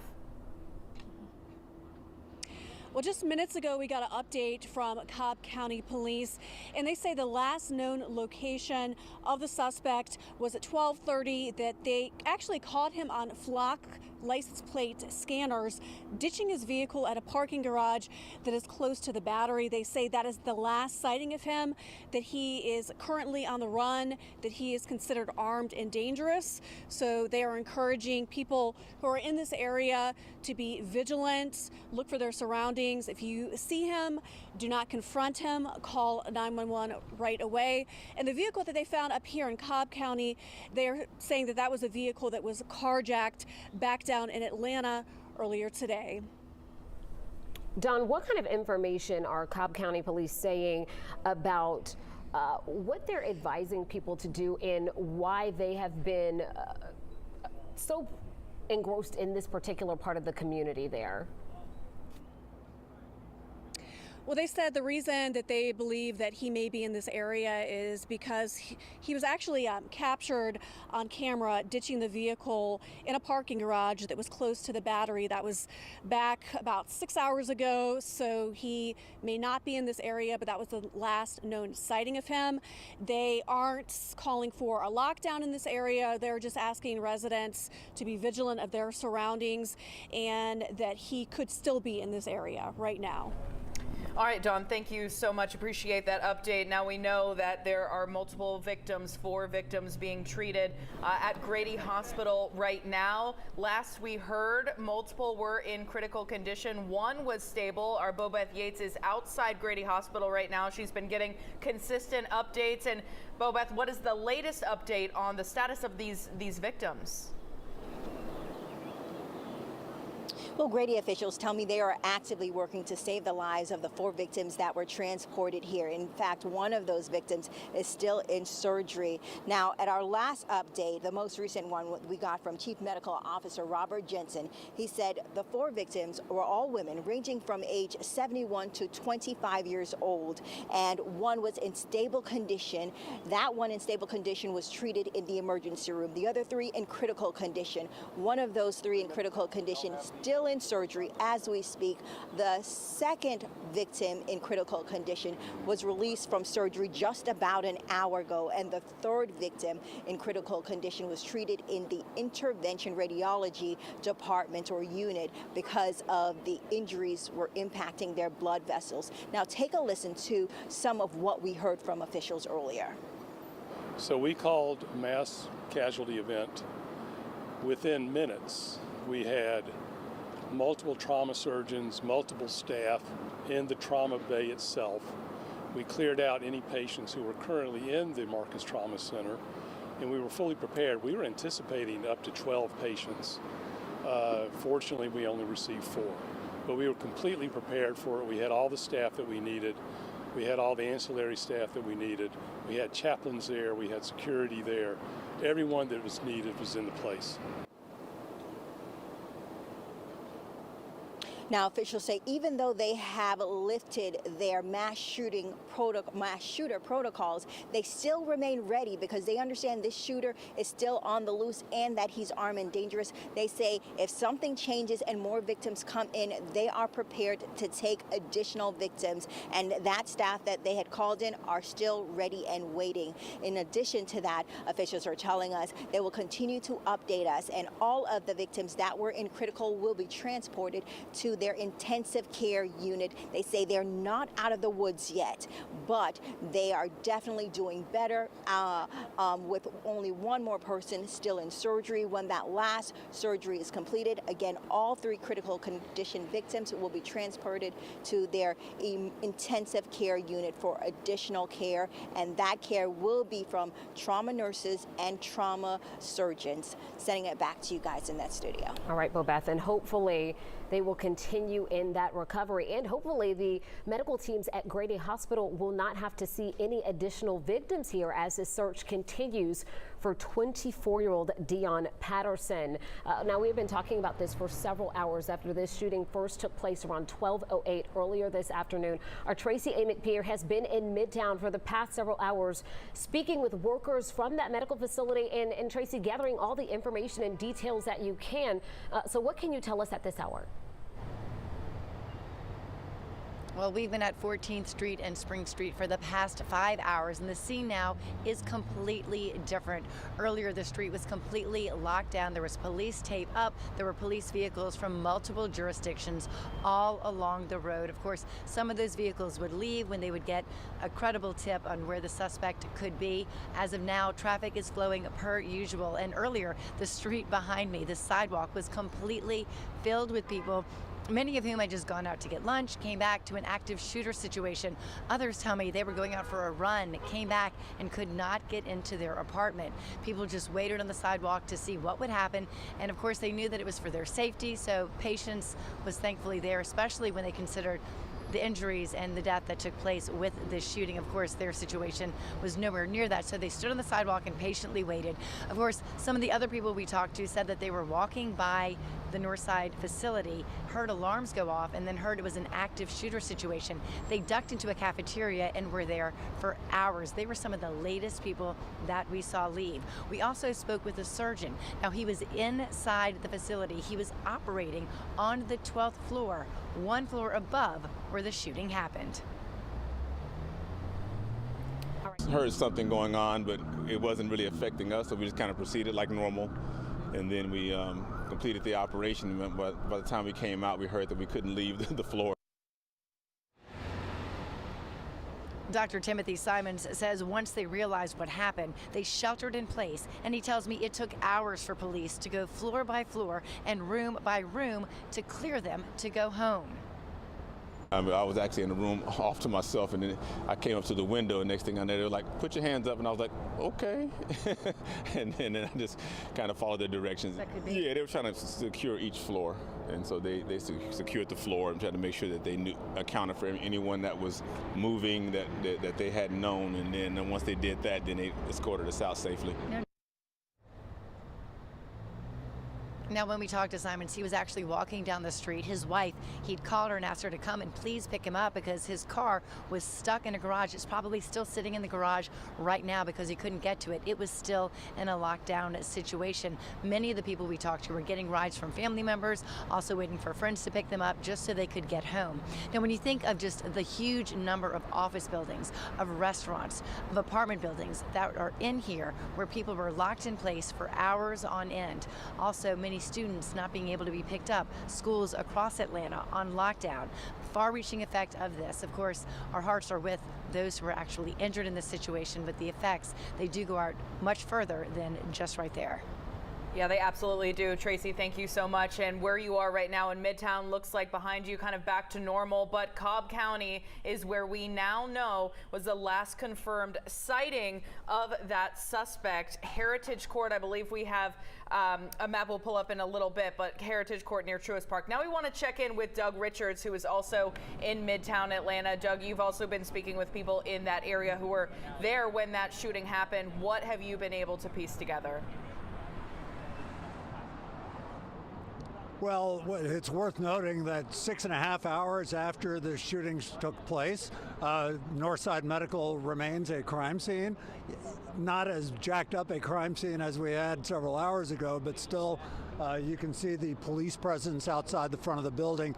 They're still limiting ingress to the building. And a few minutes ago, we saw a crime scene tech pull bags of evidence out of the building and pack it into a vehicle headed for the Atlanta Police Department crime lab for processing. As we reported a little while ago that Northside Medical is going to be closed for appointments tomorrow as this investigation continues, as access to the building is limited, and as the police on hand try to figure out what exactly happened and to what extent the evidence that they're finding inside the building can help them understand what happened and perhaps lead them to the suspect who, as we've been reporting, is still at large. And we're live in Midtown. Back to you. All right, Doug, and we see an officer there in your shot looking like they're taking down some of that crime scene tape, as we do know at this hour that this search has moved its focus, that has shifted now to Cobb County. So we want to show you a map right now. We just got some new information coming in from the Cobb County Police Department explaining a little bit more about the latest information that they have on this suspect, 24-year-old Dion Patterson. So when you see this map, this is showing where the suspect was last spotted, according to Cobb County Police. We are told that he was spotted around 12:30 on a DOT camera, but that Cobb County Police did not become aware of that until hours later at 2:30. They say this happened off of Heritage Court near the Battery, the Windy Ridge area. Inside a parking garage is where they found this vehicle of the suspect after Atlanta police say the suspect carjacked someone after that shooting in Midtown and then later made his way out to Cobb County. So again, from Cobb County Police, to be clear here, that vehicle was found inside of a parking garage off Heritage Court near the Battery, which explains why they have had such a huge concentration of law enforcement search and activity going on in that area. Now, in terms of the last time that the suspect was spotted visually, that happened at 12:30, again on a DOT camera, and that's when that suspect was last picked up visually. Again, Cobb County Police saying they were a little behind on this, did not know of that until they saw it later on in the day at 2:30. They say there have been no eyewitnesses and no confirmed sightings that they have become aware of since then. And that was at 12:30. That was, 20-something minutes after the first shots were reported in Midtown. Quick. So that suspect got out of there quickly, and this has impacted a lot of roads as well. A lot of people's day-to-day. Andrew Wilson joining us now with a look at how things kind of have played out throughout the past several hours. Andrew. Yeah, I mean, that latest information that we just had come in, Savannah, we have where the car was found up here by the Battery, and you can see that that's right along Heritage Court. That's actually just right into this region. You see Windy Ridge Parkway right through here. Windy Ridge Parkway actually closed down at the moment because of all the police activity and them searching the area. And you can see how close this is to Truist Park. There's Truist Park, the Battery all throughout here, Heritage Court right on through here, and that's going to be right where all that police activity is and where they ended up finding that vehicle that was carjacked, allegedly there by Dion Patterson. Now, a wider look at the city. This is where the scene initially began. This is where we had the shooting at 12:08 p.m. That first call came in saying that there was a shooting at West Peachtree Street between 12th and 13th Street, that they had an active shooter in the area. We later learned that that was at Northside Hospital. Soon after the shooting, police were searching through this area, but allegedly Deion Patterson made his way up one of these streets here and towards a vehicle that was located off 14th and William Street, where he had allegedly carjacked somebody, and then taken that vehicle up towards Cobb County, and that's where that search has continued, where they found the car parked, and then he was seen on one of their cameras walking earlier on today, soon after the shooting itself, and then they ended up checking those cameras a little bit later on in the afternoon to find that he had been in the region, and they are still searching that area, trying to find where this suspect is. They're searching in the Vinings area, Cumberland, and of course right here around the Battery where they found that vehicle. We've had a lot of police presence. This is actually a scene that's kind of earlier on today. Actually, this is actually out towards Peachtree Street and 14th Street, but I also have a camera that's showing closer on towards where that actual scene is. I'm going to pull that up for y'all real quick. That's going to be right where, near where the car was actually carjacked earlier on today. But this camera here, it shows us where that police activity is. That's right now in the Battery. This is going to be Windy Ridge Parkway. You see where the road is closed down. Police activity through that region, trying to keep a close eye on things. And Heritage Court, where you've heard us mention a lot, that's actually right here where those vehicles had just turned out. That's going to be where they had found that vehicle just up the road a little bit. There's some parking garages right here behind some of these trees. I believe that's where they ended up finding the vehicle itself. Still a lot of police in here. You see a lot of traffic, a lot of people trying to get home right now. If you're trying to travel in this region, just try to avoid it. Try to move around. Again, you can't even go through Windy Ridge Parkway at the moment just because they are trying to keep everything closed down as they continue to search for this suspect. Cobb Parkway is still open. A lot of cars traveling through here. Still though, try to avoid the area. Give all these emergency crews plenty of room as they continue to search for this suspect. Again, it's been a very active afternoon. It all kind of started when we were tracking that first call in of shots fired at 12:08 p.m. And now we're still searching for this suspect. Emergency crews are, as we make our way even closer towards the 7 o'clock time frame. All right, Andrew, thank you so much for that information, because this is a breaking and developing situation that continues to impact people all across our region right now. We want to get out live to our Cody Alcorn. Cody, you've been out here for hours speaking with so many people. What are you learning as we continue to follow this situation and try to figure out what new information we can share with our viewers? Well, I think the most important thing right now, at least behind us, is the crime scene investigation is starting to wrap up. I just saw CSI walk out with 2 paper bags, likely the evidence from the 11th floor where this shooting went down earlier today. The most important part of this investigation is underway right now. Multiple jurisdictions searching for this suspect. A $10,000 reward out for this for Mr. Patterson. What I can tell you is that from talking with witnesses and employees here, it does not right now appear that he showed up here to this 11th floor Northside Hospital with the intention of opening fire, as we've been talking about. His mom brought him here. He's 24 years old, so it makes you wonder, why was he accompanied by his mom? One nurse told me they had kind of wondered if this was a mental health type issue. From another nurse, what I was told is that they walked in, there was some type of bickering going on, and within minutes, that's when the first 2 shots rang out. There was a pause after those first couple of shots, and then it was a pop, pop, pop. Multiple shots after that, and then we assume he ran out. What's interesting here, and what people are really surprised about, we talked about this, is that he managed to get out of the office, down an 11 floors here of this building through an elevator, out the door, managed to allegedly carjack somebody, get through all of these cameras, get over to Heritage Court near the Battery, get out, and he's not been seen since 12:30ish.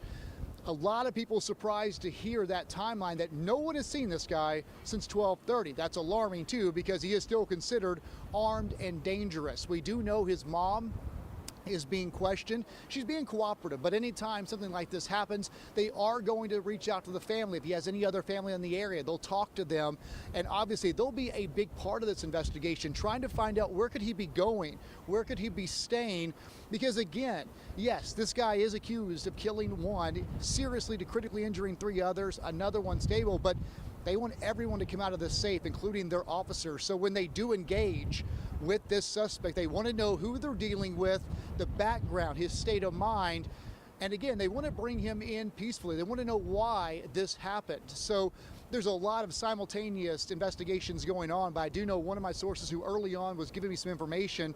You know, their whole idea behind this was we've got to research him, know who he is and who we're dealing with, because they are going to encounter him at some point, hopefully again sooner than later, and they want to be able to bring this guy in peacefully. So I think that's really where they're focusing on, since they're wrapping up the homicide investigation here, is let's find this guy and let's bring him in peacefully wherever he might be. But again, it's hard to believe this guy is still out there on the run here almost 6.5 hours, 7 hours later.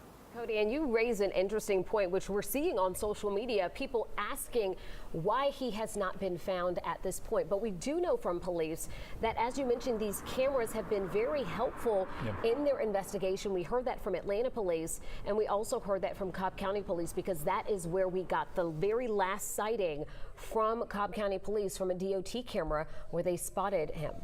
You know, as I listened to this, Jennifer, and I followed our coverage throughout the afternoon as we get ready to talk with John Schierick in Cobb County, I really think about 2 stories here that a lot of longtime Atlantans will understand and certainly are thinking about and feeling about this evening.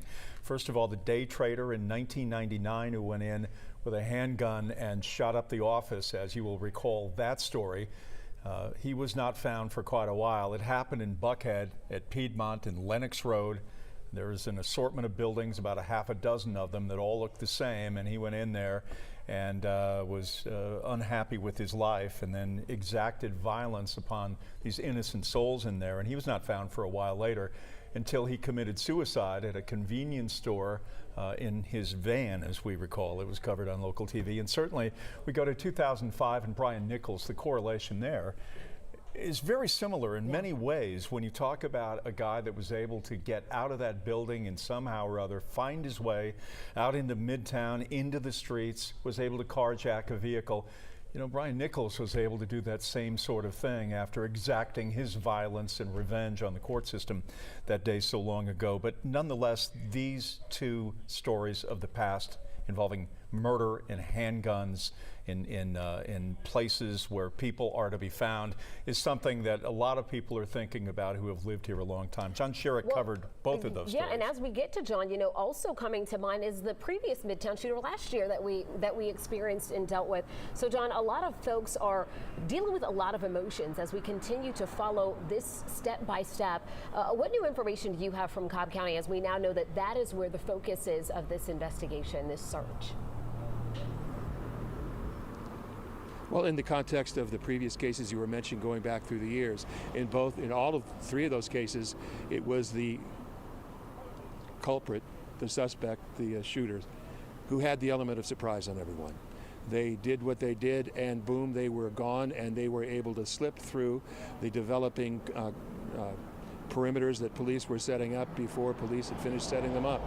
And in this case, that appears to be what happened, as the suspect at 12:08, according to police, was firing his gun inside that office building in Midtown. And then at 12:30, he was spotted on a surveillance camera here in Cobb County in what the police say was a stolen car.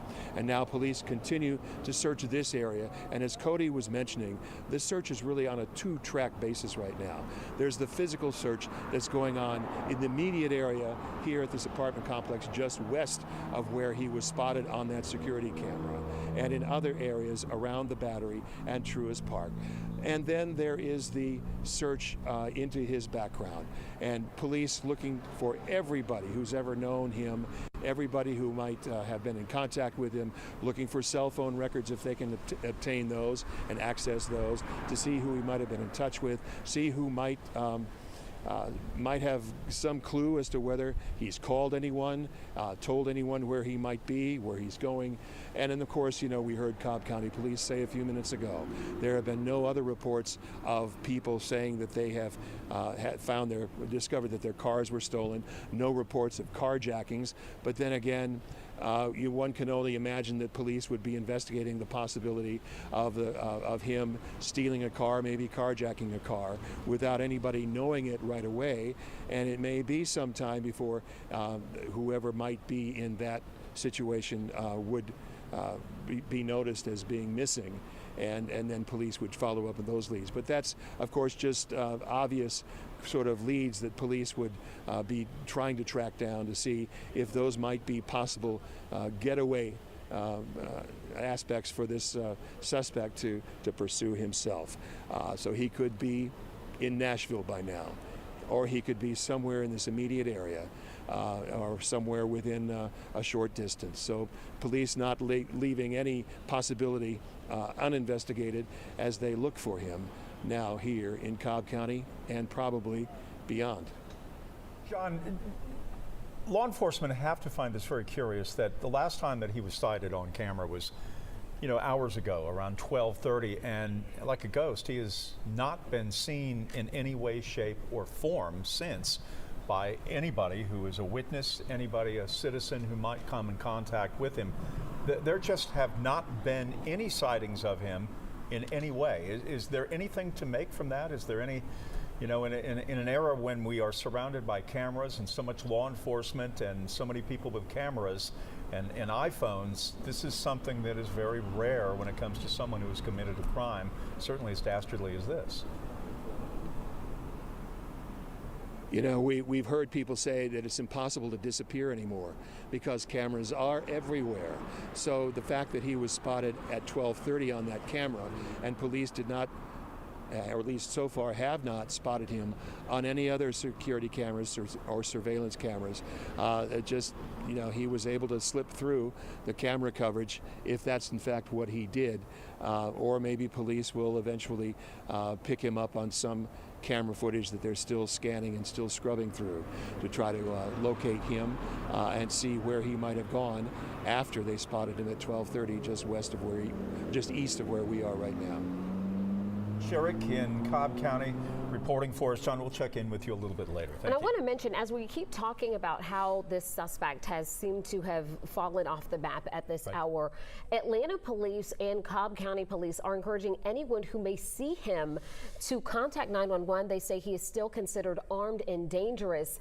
And another thing that we heard from Atlanta police earlier when they gave us an update this evening was that they don't want people to focus on the initial images that they posted on their social media that we have been sharing with you all as well.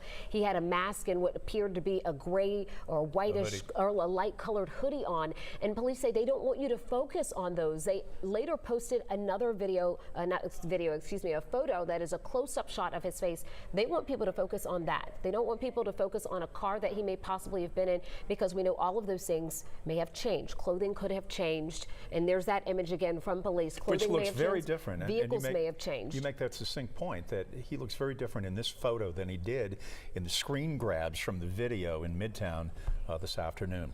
We want to get out to Dawn White live in Cobb County right now. She has more on this update that we have just received from police. Dawn, all yours. Just about half an hour ago, we got an update right here from Cobb County Police. We learned several new things. One of them you have been discussing, that actually was flock cameras, which are cameras that read a license plate, that identified that the suspect ditched the alleged carjacked vehicle at 12:30. That was close to the Battery. Take a look. We have some video. The vehicle is described as a white pickup truck that was carjacked back down in Midtown Atlanta, believed to be carjacked. And then it was found at The video was found at 2:30, so about 2 hours after it was ditched, and that was close to the DoubleTree Hotel, parking lot close to there, and the Battery. And police, they are encouraging everyone in this area to be vigilant because the alleged shooter could possibly be here, although he may be out of town at this point. They said he could even be in Tennessee at this point. But the last confirmed sighting of him was at 12:30, and that is almost 6 hours ago.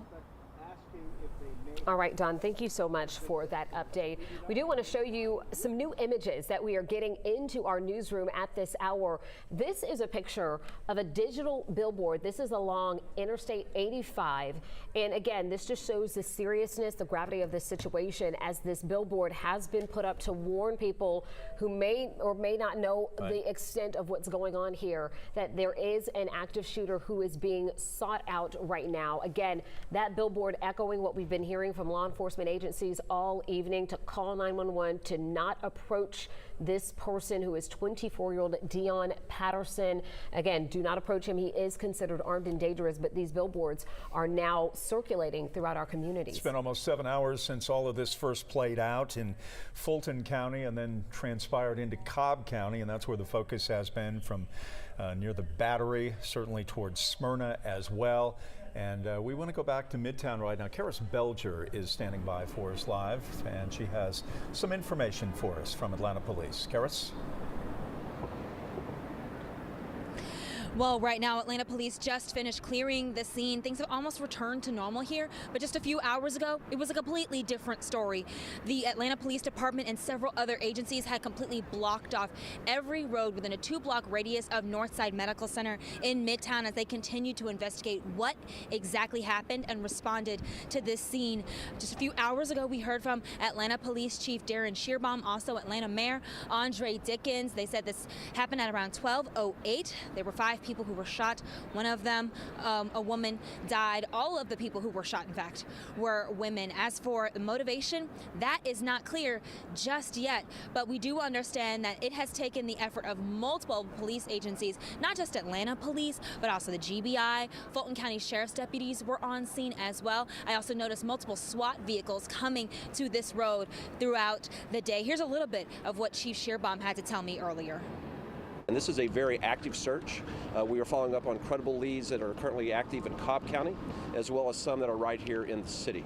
We have been joined by multiple jurisdictions. We have the Sheriff of Fulton County that is here right now, that's been working alongside our department, Georgia Tech PD, Georgia State University PD, MARTA PD, the Georgia State Patrol, the GBI, the FBI, the Secret Service, as well as the Atlanta Public Schools Police are all actively involved searching as we speak. This shooting did occur inside the waiting room of that medical facility where 5 individuals were shot. Unfortunately, a 39-year-old female has lost her life, and of those that are injured is a 71-year-old female, a 56-year-old female, a 39-year-old female, and then a 25-year-old female.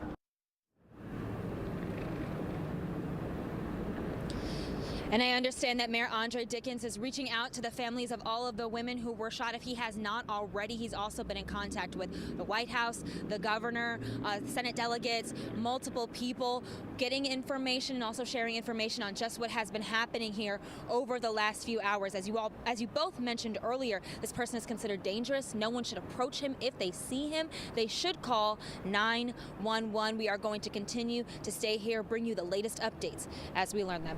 Guys. Karis Belcher reporting for us right now as we approach 7 o'clock. We are getting new information here. The suspected shooter's previous criminal history now in Henry County. The sheriff's office telling us he was arrested in 2015 for marijuana possession. And then in 2017, he was arrested twice for probation violation. So once again, 5 victims. 1 has died. The other 4 have been taken to Grady Hospital. And that's the information that we have right now. The focus would appear from law enforcement right now to be in the Smyrna, Marietta area in Cobb County as they continue to look for this man, 24-year-old Dion Patterson. We now check in with Bobeth Yates, who is at Grady Hospital right now. She has more information for us. Bobeth?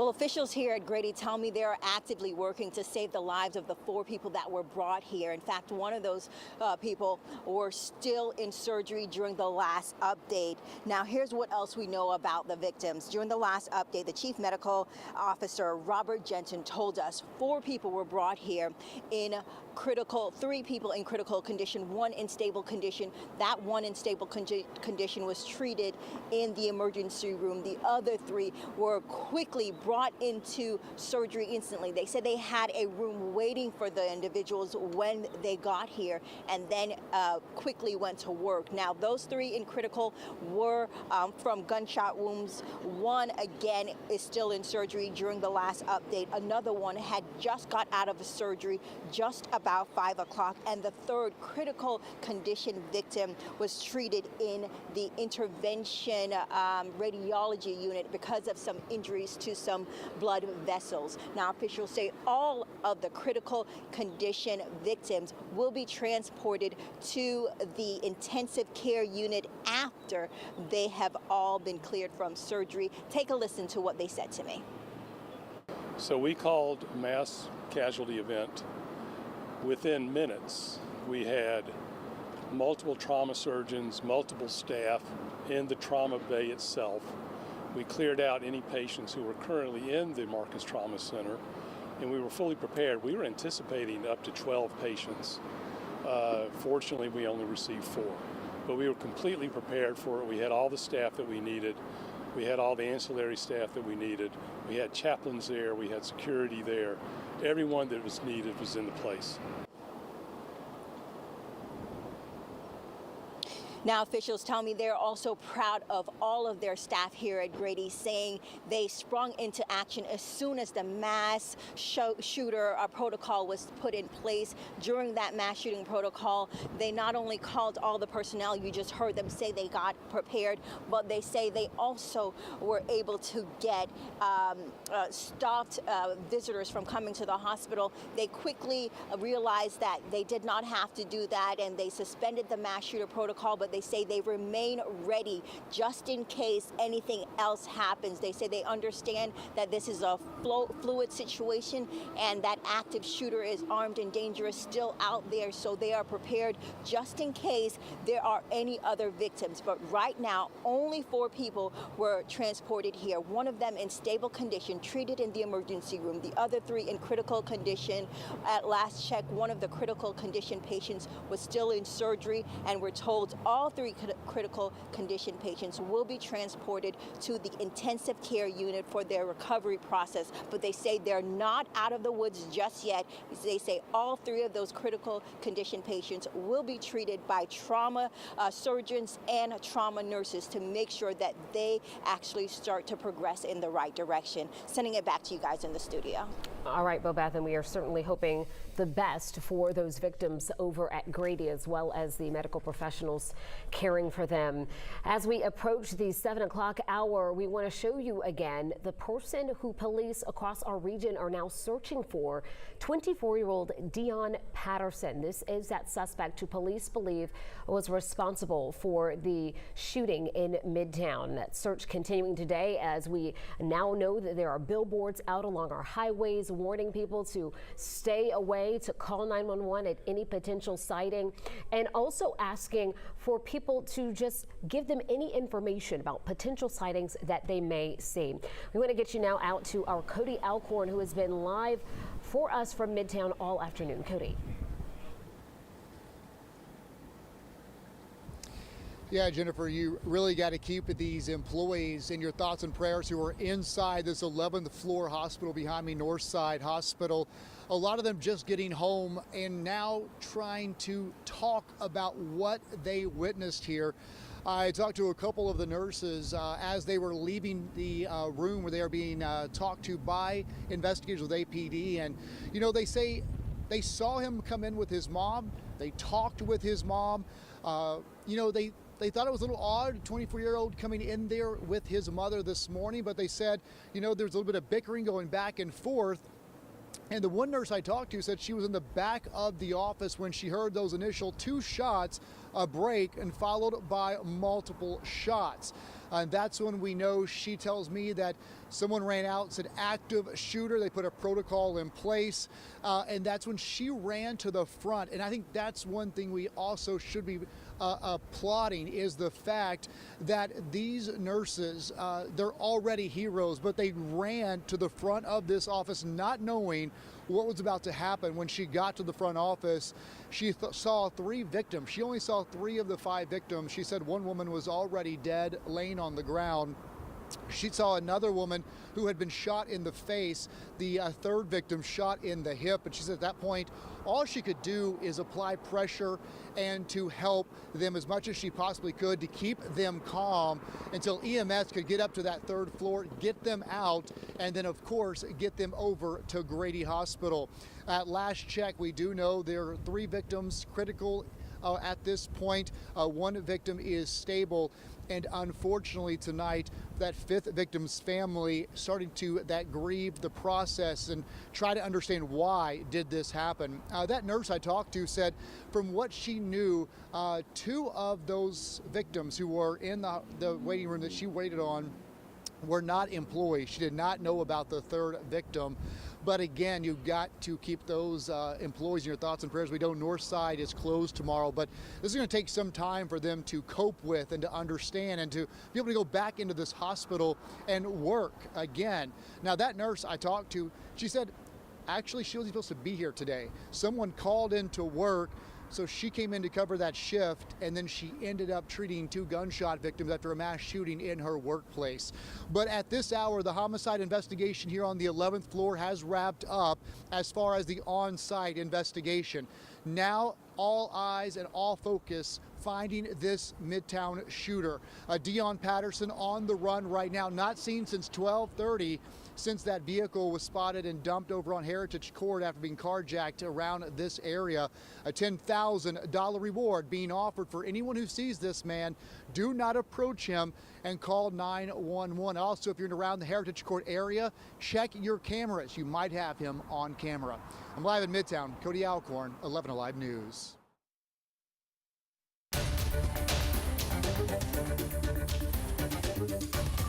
And if you are just joining us now on WATL, we continue to follow breaking news right now at 7 o'clock. The search still underway for a man accused of killing 1 person and injuring 4 others in Midtown Atlanta. Right now, police tell us he started shooting inside of a waiting room at a Northside medical facility in Midtown. Another look at the suspect. This is the man that police are looking for right now in Marietta, in Smyrna, in Atlanta. 24-year-old Dion Patterson, who was discharged from the U.S. Coast Guard in January of this year. The search for Patterson started early this afternoon and now has extended to Cobb County, as that was the last place that he was seen around 12:30 this afternoon. And ever since then, he has been a ghost for the most part. There have been no sightings.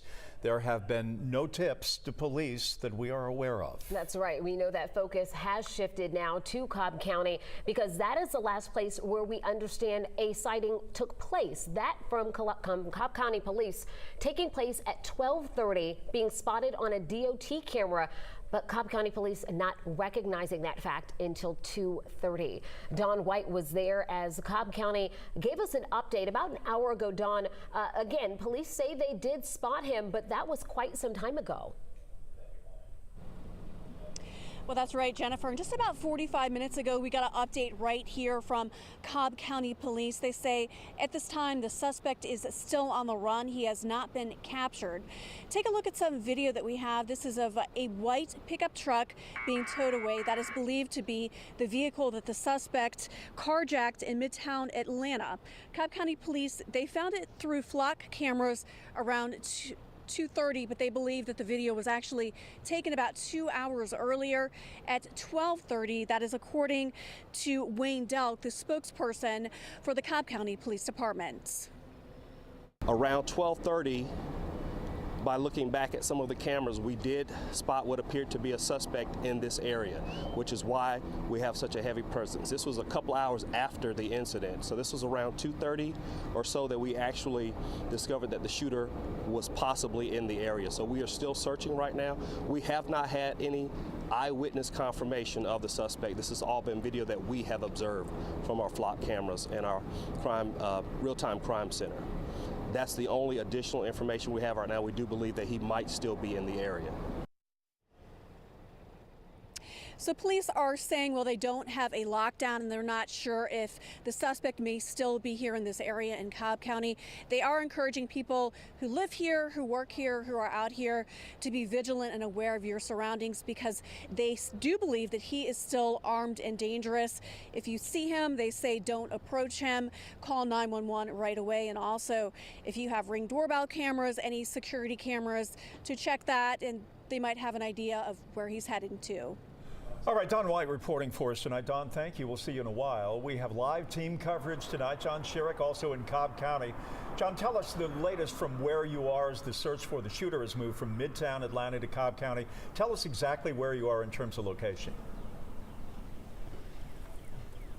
Well, this is just one part of the overall search for this suspect. We're on Herodian Way, just off of US 41 at Edison Apartments. You can see Cobb County Police continue to stake out the entrance and exit to these apartments, because this is near where he was spotted on that surveillance camera, that DOT camera, at 12:30 this afternoon, just west of that area. So police have been here all afternoon searching the apartments, searching the grounds, searching every single vehicle that leaves, looking inside the vehicle, looking inside the trunks, looking at the people who are inside the cars, just to make sure that if he is here, that they will be able to find out where he is and bring him in. But again, they don't know where he is, but they are not letting any chance to find him pass them by. So they are continuing to make physical searches of this area, of the Battery parking lots and parking decks, to see if he might be hiding somewhere in there. If he took off on foot after they found that truck that they say he was in, how far could he have run? Where could he be hiding? Behind a bush, behind a tree, in somebody's backyard a couple of blocks from here where there's a residential area. Police don't know. They are looking everywhere they can, and again, asking for people to call them with any information, possible tips, possible sightings. They've tracked every single one of them down. So far, every single one of them has proven to be not a valid tip, but they welcome people to continue to call to see if anybody might be spotting him in this area. So, John, this search has been going on now since about 12:30 in Cobb County with no success. There have not been sightings of him. Now we are approaching sunset and we are getting ready for darkness. How will the police presence change in your estimation? How will the search for him as nighttime begins to encroach? You know, Jeff, I can't, I guess, look inside the police plans here, but we all know that they're going to be working around the clock. This will be all hands on deck, 24 hours a day, looking for this suspect in every possible crook and cranny and crevice where somebody of his stature and height and weight could possibly hide, if in fact he is in hiding in this area. And they will continue to look through possible cell phone records and interview everybody that they believe he knows, looking for any possible clues as to whether he's tipped anybody off as to where he might have driven. Perhaps stolen another car, even though police say they don't have any evidence yet that he has done that. But that is certainly one possibility that they continue to keep their eyes out on. But they will be working this around the clock. Whether they are here in this particular location or in other locations, they'll be out here. John Sherrick reporting live for us in Cobb County, and certainly as technology has changed, it's seemingly more difficult to be a suspect these days because, as you've mentioned before, you have the door cameras, you have cell phone records, you have all of these ways, license plate reading cameras as well. Very, very difficult to hide from law enforcement these days. But so far, this suspect has been successful in evading all law enforcement now for since about noon today, about 7 hours. And Atlanta police, and Cobb County police will be leaning on all of us, the public, to provide them with any information, maybe from a Ring doorbell camera or just their plain view. Any site or anything that seems suspicious, they will be relying on us to share that information with them so that they can then go and also follow up. We also know from police tonight that the family of the suspect has been cooperating with them, so they'll be using that information to kind of get inside his mind and try to figure out if there's any other information that can help them as they continue on with this search. Right now, we want to get you over to Andrew Wilson, who is joining us now with a street view.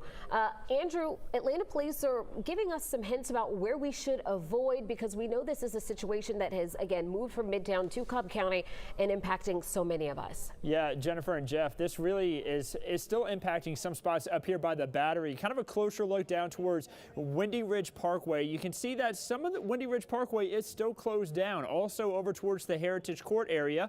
You've heard us say those names a lot over the past hour or so when we heard from Cobb County Police saying that they had found the vehicle that was allegedly carjacked in a parking garage there in the Battery near Heritage Court and Windy Ridge Parkway. To give you some perspective, this is kind of the area where we heard from John Sherry just a moment ago. You see a lot of apartment complexes around here. This is the area where he was reporting from earlier on. So this kind of whole area right through here, the Battery, Truist Park, you see some of these apartments up through here. This is kind of where they have been searching. The police says they're continuing to search for this suspect, Dion Patterson. But of course, this all started way earlier today. We are closing in just less than a minute away from 7 hours out from when the first shots came in from Atlanta police saying that they had an active shooter at 12:08 p.m. there at West Peachtree Street between 12th and 13th Street. Now that scene has calmed down a lot. Still likely a few emergency vehicles in the area trying to get everything cleared up there. But that's when we had the first call come in. We were uncertain at the time what building it was in. We later found it was Northside Hospital.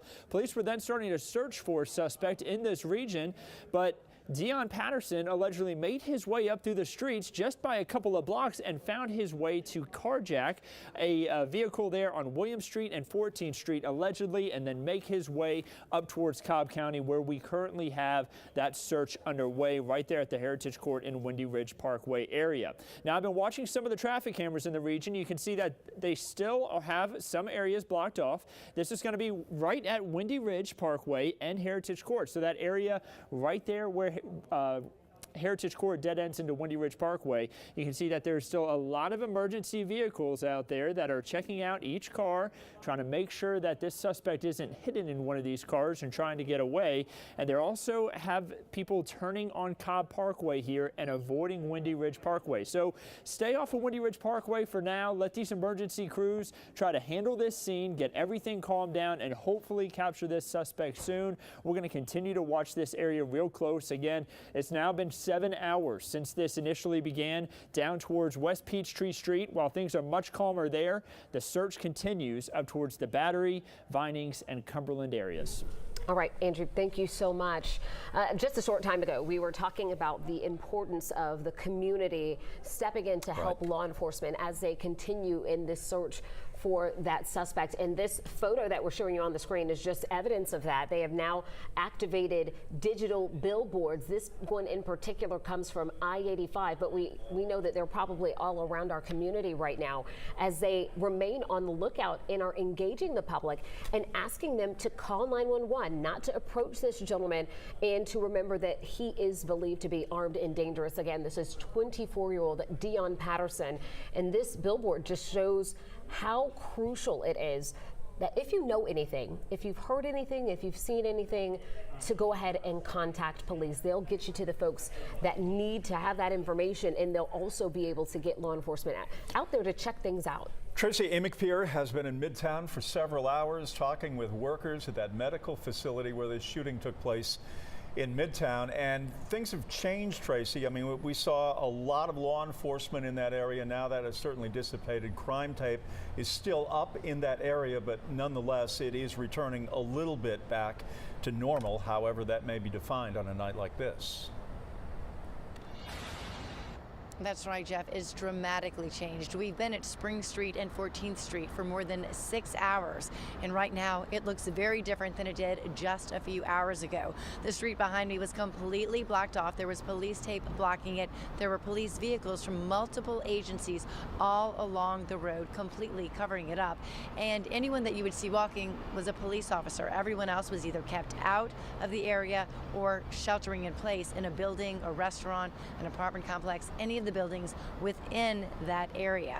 Now, many of the people that we spoke to were out on the sidewalk. They couldn't get back in. Either they'd gone to lunch or gone for a workout, come back, and their keys were still in their building or their apartment building or their work office, and they were just stuck on the street for hours on end. Now, many of the people we spoke with, of course, had the patience knowing what was going on, waiting here. Others we talked to left that medical facility. One was a surgeon.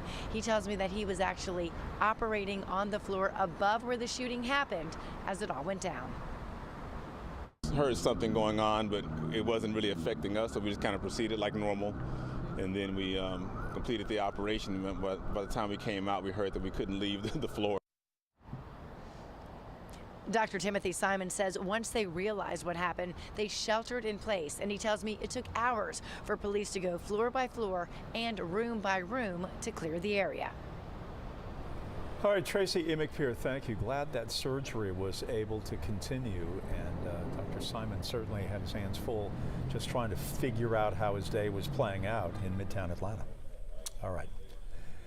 All right, we have a number of reporters, as you know, in Midtown Atlanta where all of this transpired today. Yeah, our Cody Alcorn has been out there on the scene, rushing out early in today. And Cody, I know at first you were speaking with us via the phone, and then you got out there with a camera. You've been speaking with a lot of people, both on the scene out there, but also hearing from a lot of sources all evening long, giving you some insight into what may have taken place.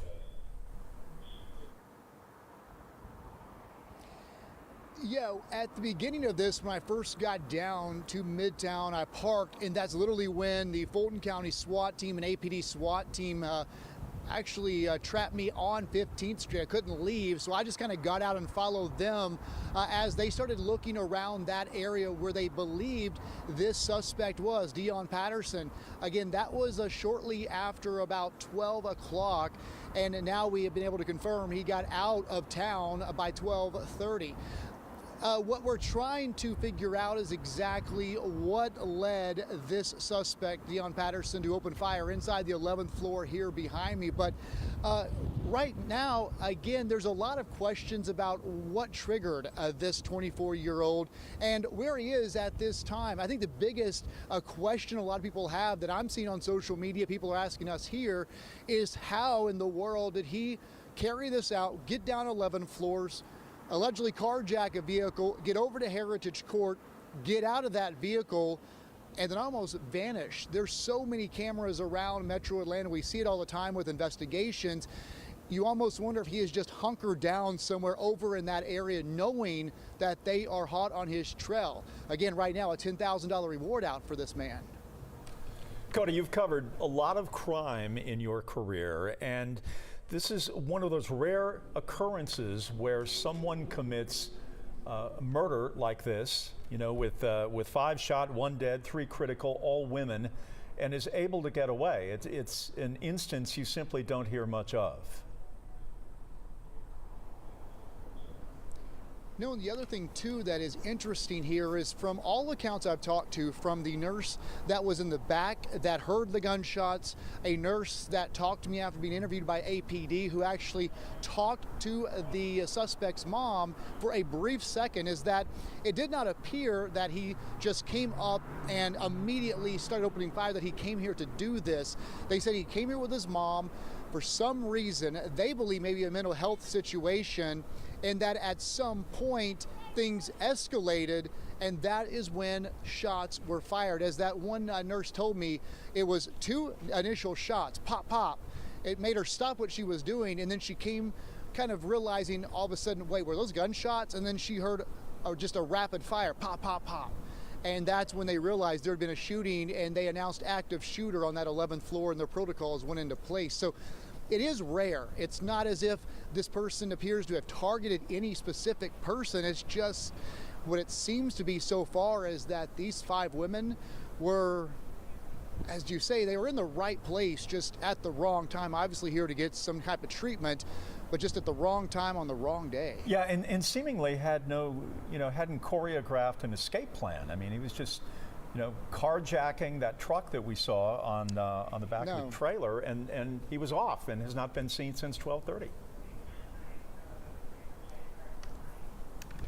And I think that is something to worry about because, again, this guy, if he is having some type of mental health crisis, they want to find him before anybody else is hurt. Again, the good news so far, even though we had some initial reports that there might have been shots fired, there were a lot of reports coming in early on just with people trying to call in and help that no other shots have been fired that we know of. No one else has been hurt since the initial shooting, but he's still on the run, and police know that he is still likely armed, and they're just hoping that they can learn enough about him when they do engage with this guy, Dion Patterson, they can get him to give himself up peacefully. Again, while they want to track him down, they want to bring him in and figure out why he did this, and of course, if he needs help, get him the help that he needs. Cody Alcorn in Midtown. Cody, thank you. Yeah, still a lot of questions outstanding there that we will be asking in the days and weeks to come. We do want to keep at the forefront here that there are 5 victims, one who has passed on and 4 others who were rushed out to Grady Memorial Hospital. That's where our Bobeth Yates is. She's been speaking with hospital officials there, working to get the latest information on those conditions. Bobeth? Yes, Jennifer, as you mentioned, 4 victims were brought here, and Grady officials tell me they are actively working to try to save their lives. 3 of those victims were in critical condition. In the last update we received from the Grady's chief medical officer, Robert Jensen, he says that of the 3 in critical condition, 1 of them was still in surgery, and they were literally trying to work to save that individual's life. Now, the other 2 have been removed from surgery and now are being transported into their intensive care unit. That 3rd victim will be then transported to the intensive care unit also. Now, there was 1 victim that was transported in a stable condition. So 3 critical, 1 unstable. That 1 unstable was treated in the emergency room. Here, take a listen to a little bit more of what officials have told us. So obviously we've got to finish the surgery on the 1 patient who's still in the operating room. They will go to the surgery intensive care unit. The other patient who finished surgery will go to the intensive care unit. The one who went to the interventional radiology suite is in the intensive care unit. So all 3 of those are either in the intensive care unit or will be going there afterwards because they are still critically ill. By the time they arrived, we were fully staffed. We had empty rooms waiting. It was absolutely seamless. I cannot be more proud of the way Grady handled this. Again, officials saying they're really proud of their staff. They said they implemented their active shooter protocol, not necessarily locking down the hospital, but making sure that no individual visitors could come in, making sure that those who were inside were where they needed to be. That was only for a short period of time. That active shooter protocol was suspended, but officials say they are still ready because they know this is an ongoing circumstance, that shooter is still out there and he's still armed and dangerous, that in case there are other victims, they are prepared and ready for anything. In addition to that, going back to those 3 victims that were in critical condition, I want to make sure we keep it all clear. 4 victims total were transported here. 1 again in stable condition and was treated in the emergency room. The other 3 in critical condition. 1 of those 3 was treated in the internal radiation department. They say that's because the injury that they sustained from the gunshot wound was to a blood vessel. And as you can imagine, that's an important thing. So they were able to help them using what they said was like a microscopic processes where they were able to help that patient. Again, now all 3 in critical condition will be transported to the intensive care unit where they will be treated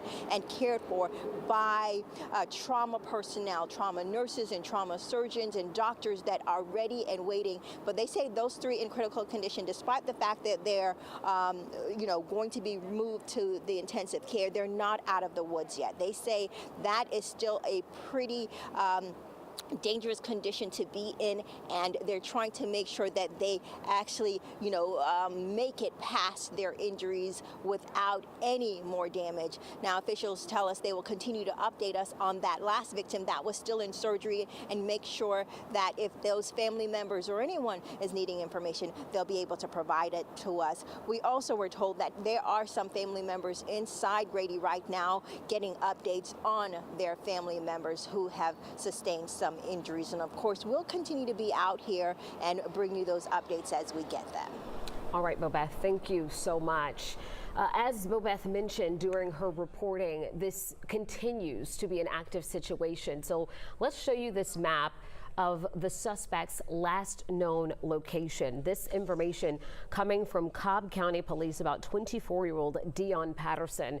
They say a vehicle that Atlanta police believe was carjacked after that shooting in Midtown was found inside a parking garage off of Heritage Court. That's in the Windy Ridge area near the Battery. We're hearing from Cobb County Police that around 12:30, that is when they had the last visual confirmation of the suspect on DOT cameras. But unfortunately, Cobb County Police was not aware of that spotting on those cameras until hours later at 2:30. So far, there have been no eyewitnesses, no confirmed sightings, but they do believe this suspected shooter may still be in that Cobb County area.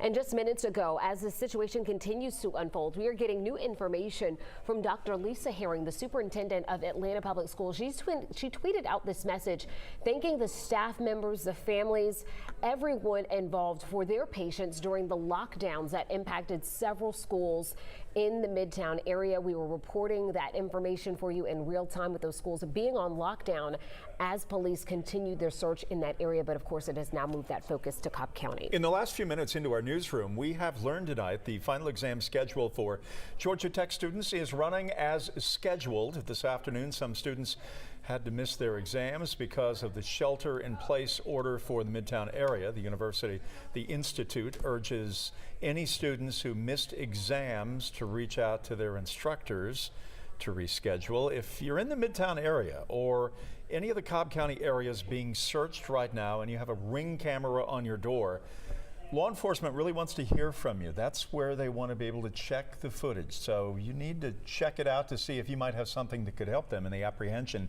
of this suspect. If you see Dion Patterson in any way, shape, or form, save the footage, hand it off to the police jurisdiction in your area. And again, if you see anything suspicious, you always want to make sure that you help investigators finally track down this suspect. We want to go to Dawn White right now, who is standing by in Midtown Atlanta for the very latest information. Dawn, it's all yours. Well, Jeff, we got an update from Cobb County Police right here. A little more than half an hour ago, we learned several new things. One of them, that is that the suspect is still on the run. They do believe that he may be in this area or he may have traveled away from here. We also learned that the last sighting of him was at 12:30, but there was a 2-hour delay for law enforcement because they did not discover the video of him allegedly ditching the car at a parking garage close to the Battery until 2:30. Let's take a look at some video we have here of that vehicle that is believed to have been carjacked in Midtown Atlanta. It is a white pickup truck, and actually flock cameras which read license plates, those captured it, and they were able to see the last known location of the suspect at that parking garage around 12:30. So almost 7 hours later, he is still on the run. Let's hear now from what Cobb County Police had to say. Around 12:30, by looking back at some of the cameras, we did spot what appeared to be a suspect in this area, which is why we have such a heavy presence. This was a couple hours after the incident, so this was around 2:30 or so that we actually discovered that the shooter was possibly in the area. So we are still searching right now. We have not had any eyewitness confirmation of the suspect. This has all been video that we have observed from our flock cameras and our real-time crime center. That's the only additional information we have right now. We do believe that he might still be in the area. And Sergeant Wayne Delk, who you just heard from, he is still here with the media at this media staging lot over there, waiting to get any new information. He has not gotten any new information since that press conference just about an hour ago. We are going to continue to stay here, and we will bring you any updates as soon as we get them. All right, Don White, thank you. We'll check in with you in a while. Let's get over now to Andrew Wilson with more information on some of the areas impacted by this ongoing search and where folks might need to avoid. Andrew? Yeah, Jennifer, the big story right now, Windy Ridge Parkway, that seems to be where a lot of the police presence has been as we've made our way throughout this afternoon, and now as we're starting to make our way throughout this evening. Windy Ridge Parkway, right where it meets Heritage Court, is going to be where they found that vehicle that was allegedly carjacked by our suspect. We're going to continue to watch this area real closely. We have a lot of police through there again. Allegedly, Dion Patterson made the carjacking in downtown and then made that his way up there towards the northwest side of town, right there around the Truist Park area. And there's a lot of apartments through there. We also have the Battery through there, Cumberland, Vinings. Those are all the spots where they seem to be looking at the moment. But of course, today all started down towards West Peachtree Street, down towards 12th and 13th Street. Right through there is where the first calls came in for the shooting at 12:08 p.m. Soon after that, police figured out that the suspect was somewhere in this region, and then he allegedly carjacked someone right at William Street and 14th Street. You can see how close that is to Northside Hospital, where the original shooting had taken place. He only made his way about a block and a half before he then traveled his way off to the north and west, and now that search again right there near the Truist Park area. There you see Truist Park, Cumberland area all throughout here, and then also that's where the Battery is, right where that vehicle was found in a parking garage. We're going to continue to keep a close eye on this region wherever all the police are searching. We still have some cameras up there, so the Georgia Department of Transportation cameras showing some vehicles through there. They have a lot of police that are checking all these cars as they make their way through. That's Windy Ridge Parkway right through here. Heritage Court is kind of right under the camera, and so you can see that Windy Ridge Parkway is still closed down. We'll continue to keep you updated as police search for this suspect throughout tonight. Andrew Wilson, thank you. Our coverage on 11 Alive now is coming to a completion. We will have more tonight on the 11 o'clock broadcast right here on 11 Alive. That's right. Jeopardy is up next starting at 7:30. And again, as Jeff mentioned, we'll have much more tonight on 11 Alive News at 11. But our coverage will continue here on the ATL and on 11alive.com and inside our 11 Alive app. We'll keep you very updated with the latest information as soon as we get it. My name is Jeannie. I was sitting in traffic and I was hit twice from behind by two different cars. My first thought was Morgan & Morgan. I was very surprised at how easy it was. I did not have to go into the office. I did everything by text. They needed documents. I could sign them. I could upload them. I could send them right back with ease. Anyone could do it. Call Morgan & Morgan. It's easier than you think. At Checkers, I'm in the driver's seat. Give me that $5 meal deal with a Checker burger. Better yet, make it a mushroom Swiss burger with that mushroom sauce. With 8-piece white meat chicken bites, Checkers' famous seasoned fries, and a drink for just $5. Yeah, all that. Can I get a mushroom? My $5 meal deal with a mushroom Swiss burger. Whatever you order, own it at Checkers. Get all that flavor delivered.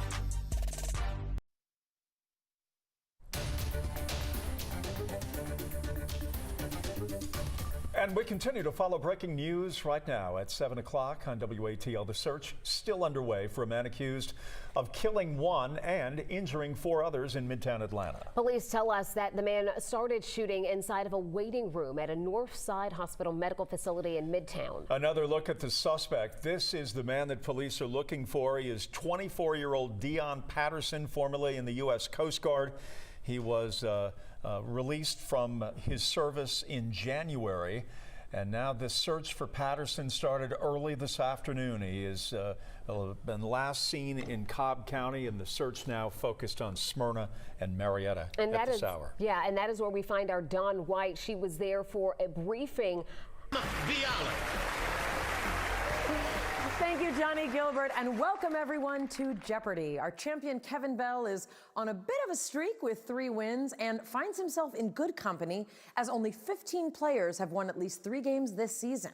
Can he make it 4 today, or will it be Dan or Hannah's turn to reign as champion? Let's start finding out with these categories in the Jeopardy! Round. Said this literary character, "That's a good spot for a break." Mixology, give us the word ending in ology that we have anagrammed. And aboard the aircraft carrier, the USS John C. Reilly. Kevin, you'll be selecting first. Mixology for 200. Acts of God, oh, get holy. Kevin. What is theology? That's it. Ology for 400. There's skin in the game, Gator Melody. Kevin. What is dermatology? Yes. Ology for 600. The study of seniors and aging, Googly Toner. Hannah. What is gerontology? Yes. Ology for 8. It's about time, ooh, glory. Kevin. What is horology? Orology. Yes, horology. That's a tongue twister. Ology for 1,000. Go fish. Holy go itchy. Hannah. What is ichthyology? Yes. Literary character for 600. Listen to them, the children of the night, what music they make. Hannah. Who is Dracula? Yes. 800, literary character. Well, there's a daily double. All right. You're in the lead with 2,200. How much would you like to wager? Let's do 2,000. All right, here is your clue. Our evaluation of this intelligence data is that Red October is attempting to defect to the United States. Who is Jack Ryan? Well done, that's correct. That'll take you to 4,200. Select again. Let's keep doing literary character for 1,000. I do not know anybody who seems more to enjoy the power of doing what he likes than Mr. Darcy. Spoke Elizabeth Bennet. Hannah. Literary for 400. I didn't exactly flunk out. One of the biggest reasons I left Elkton Hills was because I was surrounded by phonies. Dan. Who is Holden Caulfield? That's right. Said this literary character for 200, please. District 12, where you can starve to death in safety. Kevin. Who is Katniss Everdeen? Yes. USS for 200. Extremely selective, no, fastidious. Actually, I prefer picky about details. Hannah. What is fussy? Yes. USS for 400. These shellfish must be debearded as part of prep. Kevin. What are mussels? That's right. USS for 600. Each year, the NFL updates this protocol for players with head injuries. Hannah. What is concussion? Yes. USS for 800. A few people on Pawn Stars have brought in this kind of centuries-old short-barreled gun. Hannah. What is a blunderbuss? That's it. USS for 1,000. A supportive garment for hernia sufferers. Hannah. What is a truss? That's right. We're off to a great start. Let's take a break and we'll be back with more right after this.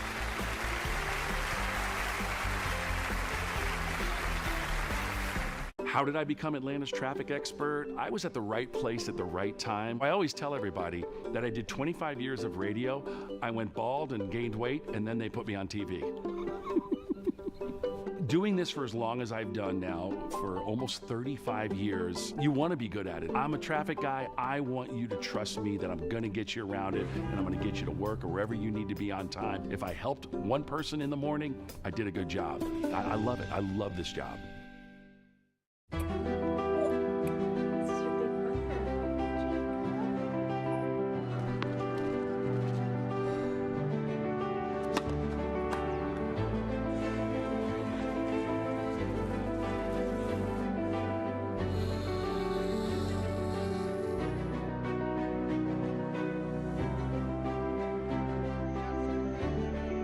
For a healthier future together, look to Northside Hospital.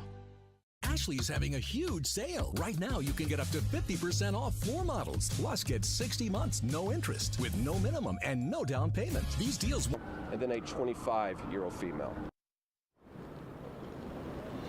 You're hearing it there from the police chief. 5 families impacted by this, having to deal with the aftermath. I understand that Mayor Andre Dickens is reaching out to those families if he has not already. I also understand he's been in touch with Senator Warnock, also the White House, the governor's office, giving them updates and also receiving information and support from them as well if it is needed. We are going to continue to stay here and bring you updates. I do want to mention the police chief saying that the suspect, Mr. Patterson, is considered dangerous. Anyone who sees him should not approach him, but instead should call 911.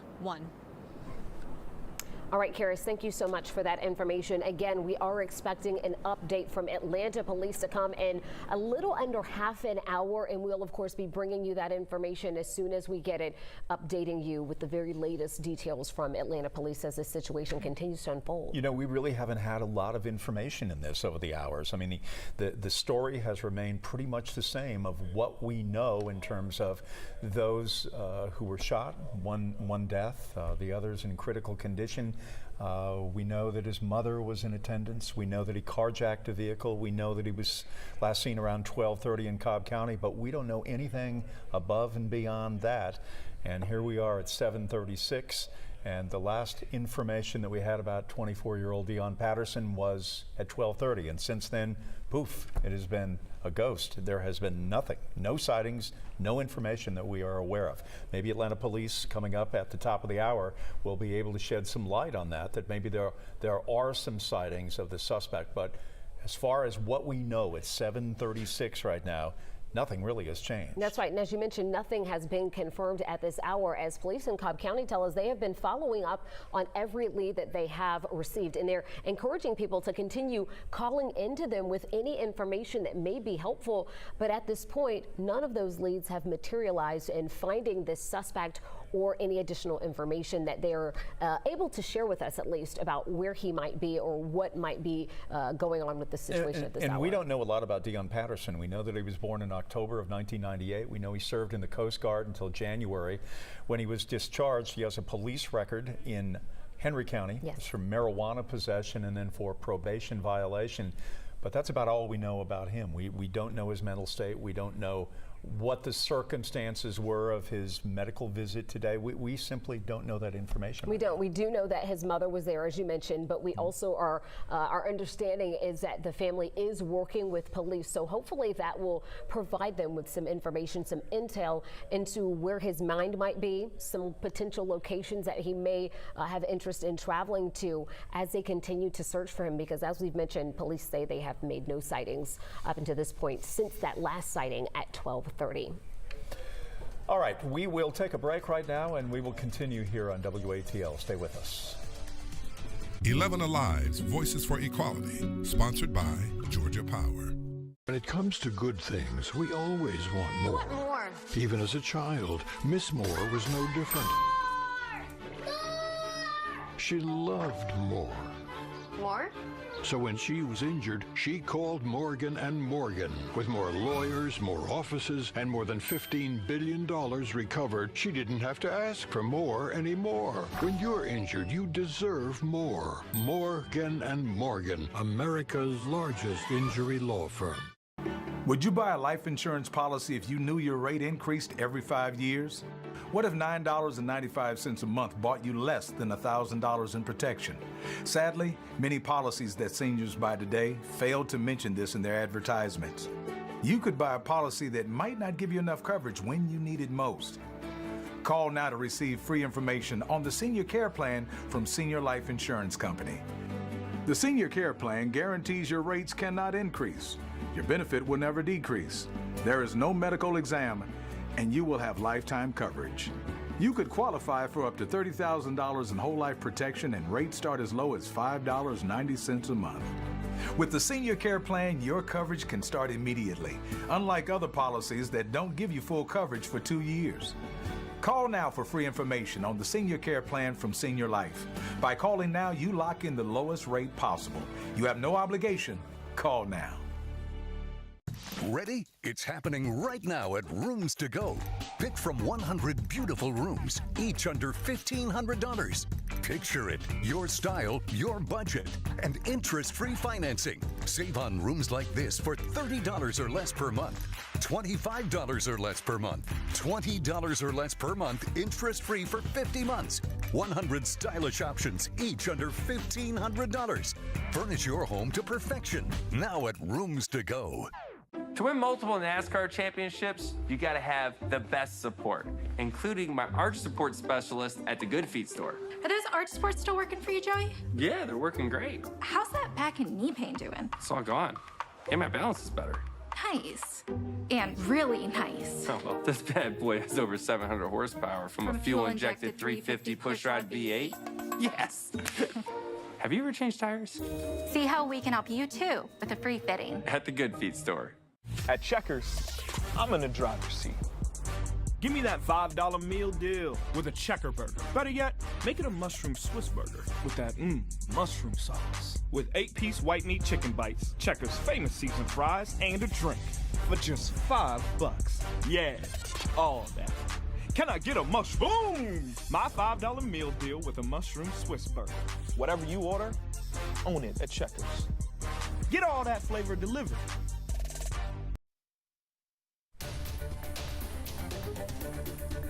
At 7:41, we continue to follow breaking news right now. At 7, the search is still underway for a man accused of killing one person, injuring 4 others in Midtown Atlanta. Police tell us he started shooting inside of a waiting room at a Northside medical facility out there in Midtown. Another look at the suspect. This is the man police are looking for. He's 24 years of age. His name is Dion Patterson. The search for Patterson started early this afternoon. It is now extended into Cobb County. Marietta Smyrna has been the focus of trying to find the suspect. And there is a $10,000 reward for any information that will lead to his arrest. Again, 5 victims. 1 has died. The other 4 rushed to Grady. We check in with Bobeth Yates right now, who is at Grady Hospital, with more on the victims. Well, that's exactly right. 4 victims were transported here to Grady, and I want to make sure we get it all straight because each of them are in different situations. Now, one of those victims was transported in stable condition. The other 3 were in critical condition, and Grady officials, their chief medical officer, Robert Jensen, tells me they are actively working to save the lives of the other 3 in critical condition. In fact, during the last update, we were told one of those victims was still in surgery. The other 2 were out of surgery and had been transported to the intensive care unit, but were not all the way out of the woods. Now, as for the 2 that were in surgery, one of them was treated in the internal radiation department. They say that is because of the injury. The gunshot wound impacted a blood vessel, and it was just easier for them to handle that there because of the specialized equipment and skill sets that that department is able to provide. Again, 3 victims were in critical, and take a listen to what officials had to say about this when they first arrived here. So obviously we've got to finish the surgery on the one patient who's still in the operating room. They will go to the surgery intensive care unit. The other patient who finished surgery will go to the intensive care unit. The one who went to the interventional radiology suite is in the intensive care unit. So all 3 of those are either in the intensive care unit or will be going there afterwards, because they are still critically ill. By the time they arrived, we were fully staffed. We had empty rooms waiting. It was absolutely seamless. I cannot be more proud of the way Grady handled this. Again, officials celebrating the work that the officials here at Grady did, all the doctors, the nurses. They say at one point they had to implement their mass shooter protocols, and then during that process they had to ensure that no visitors were coming into the building. They quickly were able to realize that they did not have to keep those protocols in effect, but they say they are ready and waiting just in case the situation escalates. They say they understand that this is a fluid situation and that active shooter is out there and armed and dangerous, so they are prepared for other victims in case they are. But the 3 victims that are in critical condition here remain in the intensive care unit, or at least one of them will be transported into the intensive care unit with the other 2 as soon as they are out of surgery. But officials say they're not out of the woods and they're caring for them and trying to make sure that their trauma nurses, trauma surgeons, and trauma doctors are on hand just in case, to make sure that they are able to make it through this. Of course, we'll be out here and trying to get more updates on their conditions and trying to see if that last victim that was in surgery in critical condition has been released from that surgery just yet. But so far, no updates on that 3rd victim that was in critical condition and in surgery. And of course, we'll continue to bring the updates as we get them. Sending it back to you guys in the studio. A true illustration of the extraordinary work that goes on at Grady Hospital, not just today, but every day. And that trauma unit there, we are lucky in this community to have them, and all of those talented people and dedicated professionals that are at work to save so many lives on a daily basis. We certainly are. As we continue to follow this situation, we know it's one that isn't just impacting us here, but it's also gaining attention all over the nation. And Georgia Senator Reverend Raphael Warnock spoke about what transpired and its impact on everyone, but also him as well as a father earlier today. Here's what he had to say. My own 2 children were on lockdown this afternoon. I have 2 small children, and their schools were on lockdown responding to this tragedy. They are there, I'm here, hoping and praying that they are safe. But the truth is, none of us is safe. As a pastor, I'm praying for those who are affected by this tragedy, but I hasten to say that thoughts and prayers are not enough. And in fact, it is a contradiction to say that you are thinking and praying and then do nothing. It is to make a mockery of prayer. It is to trivialize faith. We pray not only with our lips, we pray with our legs. We pray by taking action. And still there are those who want to convince us that this is the cost of freedom. To them, we have to say no. Georgia Senator Reverend Raphael Warnock speaking there from Congress, from the Senate chamber, in reaction to this shooting here in Midtown. All right, speaking of Midtown, it is there we go right now, where it all began. Karis Belger has new information from APD. And Karis, there is also a news conference that has been scheduled for about 12 minutes from now.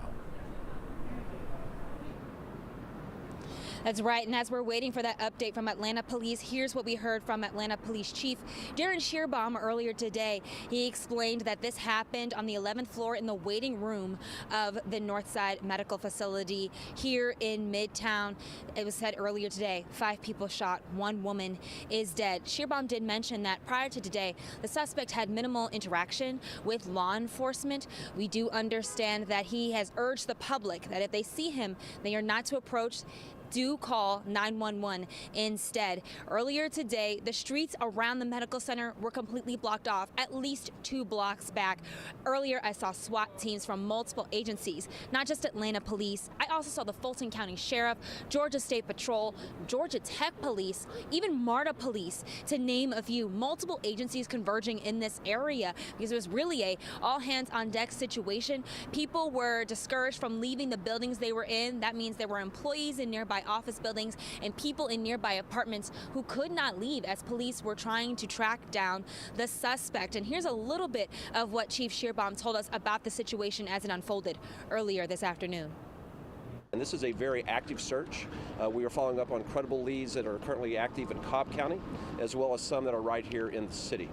We have been joined by multiple jurisdictions. We have the Sheriff of Fulton County that is here right now, that's been working alongside our department, Georgia Tech PD, Georgia State University PD, MARTA PD, the Georgia State Patrol, the GBI, the FBI, the Secret Service, as well as the Atlanta Public Schools Police are all actively involved searching as we speak. This shooting did occur inside the waiting room of that medical facility where 5 individuals were shot.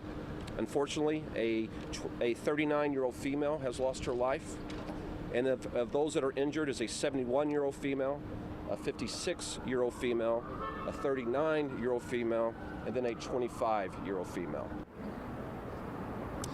So 5 families now being impacted by this, and also the workers and staff in this area who were shocked, who were really on edge. A few of them I spoke with as they were getting into their cars to leave just could not believe that this had happened because it wasn't what they expected. One woman told me that she was leaving surgery. Another woman told me she was checking on patients before all of this took place. I do want to mention that Mayor Andre Dickens did say he's reaching out to the families of victims. If he is not already, that is expected to happen. But he has been in touch with the governor's office, Reverend Warnock, also the other members of the Senate, and also the White House as well, getting support from them, but also keeping them updated on this situation as it continues to evolve. As it was mentioned, an update from Atlanta Police is expected shortly, and we will continue to bring those details once we have them.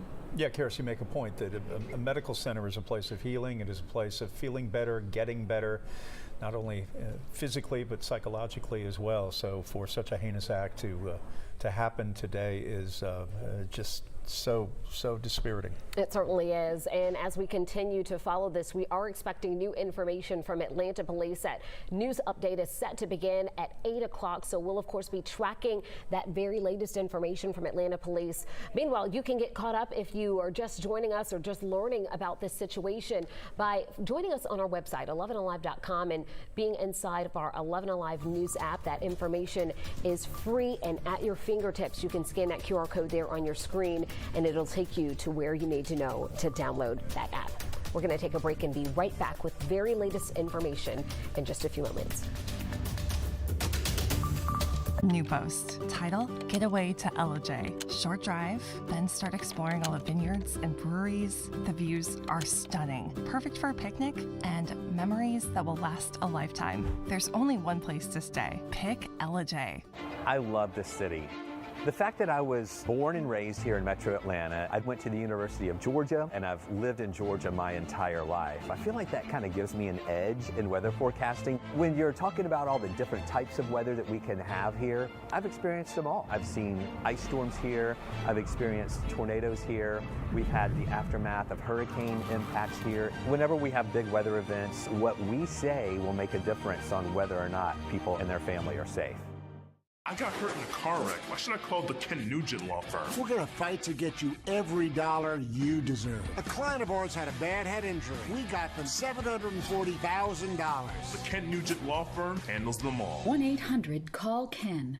There's a reason big dental bills often come as a shock, because sometimes you don't realize what's not covered until you get the bill.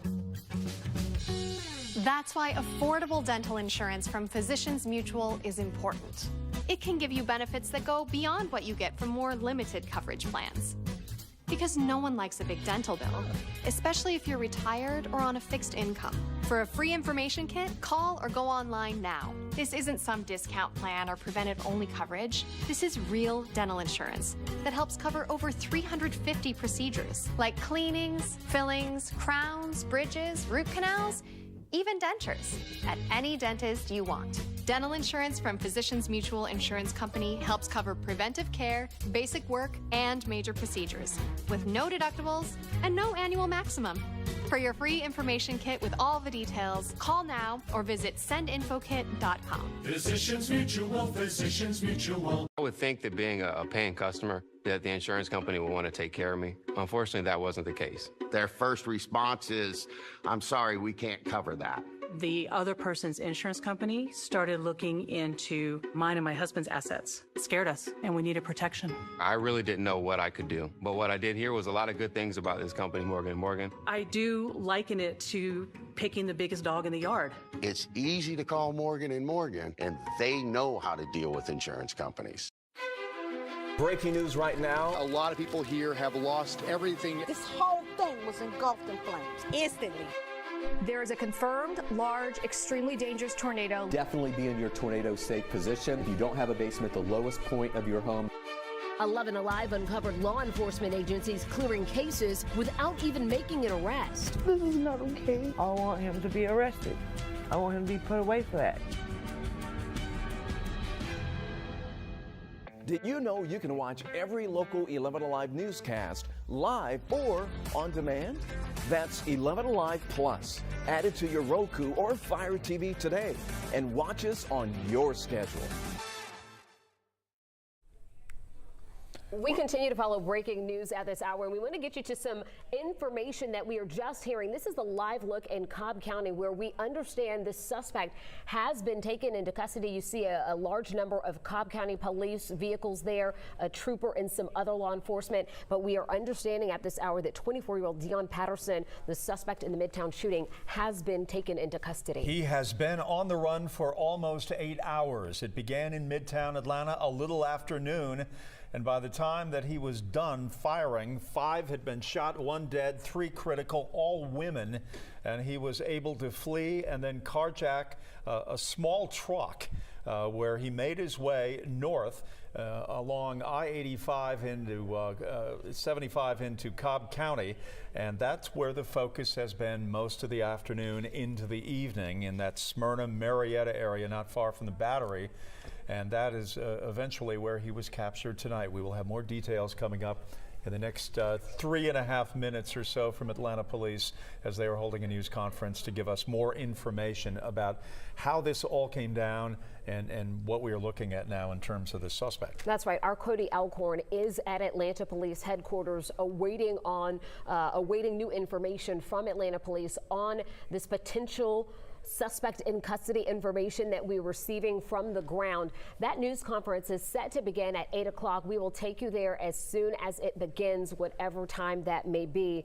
But as we've been speaking, Jeff, there has been no sightings, no witness verification of this suspect since 12:30 earlier today. That information coming from Cobb County Police, where they say at 12:30, that's when they had the last visual confirmation of Patterson on a DOT camera. This is another look at the suspect who police have been searching for a good part of the day here. And what has made this so rare? We live in an age and era of cameras everywhere. You're talking about license plates, readers, and billboards. Fighting social inequality is on all of us. That's why 11 Alive is committed to sharing diverse perspectives, exposing injustice, and finding solutions. Voices for Equality, sponsored by Georgia Power.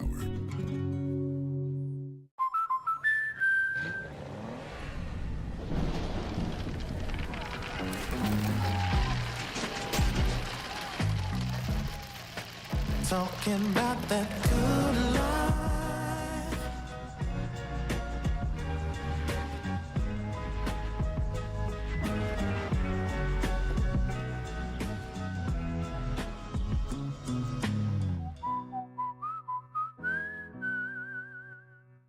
At Checkers, I'm in the driver's seat. Give me that $5 meal deal with a checker burger or a mushroom Swiss burger with fries, chicken bites, and a drink for just $5. Whatever you order, own it at Checkers. Get all that flavor delivered.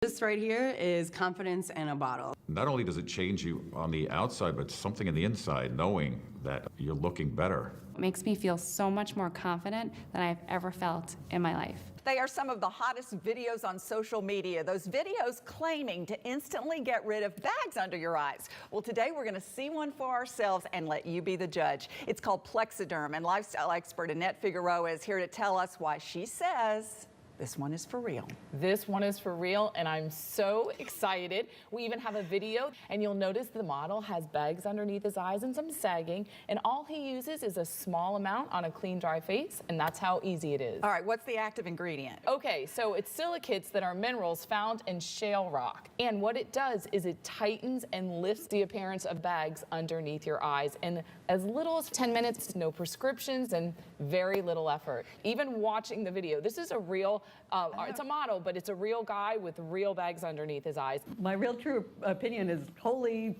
words I can't say on camera. This is absolutely unbelievable. I mean, I could feel it just lifting my skin. It was amazing. It feels good. Feels great. Looks even better. And I did this to my father. We were at home, so we applied it to his under eye bags, and let me tell you, we were so excited. In under 10 minutes, they visibly disappeared from view, and now it is literally part of both of our daily routines. He calls me every single month saying, "Hey, Annette, I'm out of Plexiderm, please send me more." And not only does it work on the bags, it works on the appearance of crow's feet, fine lines, and wrinkles. The way you want to do it is you want to have a clean, dry face. You use a small amount because it's so powerful. You have high school reunions, you have events you want to go to, you want to look years younger, this is it. This Mother's Day is the best time to try Plexiderm at our startup price of only $14.95. Your solution is at plexidermtrial.com or call the number on your screen.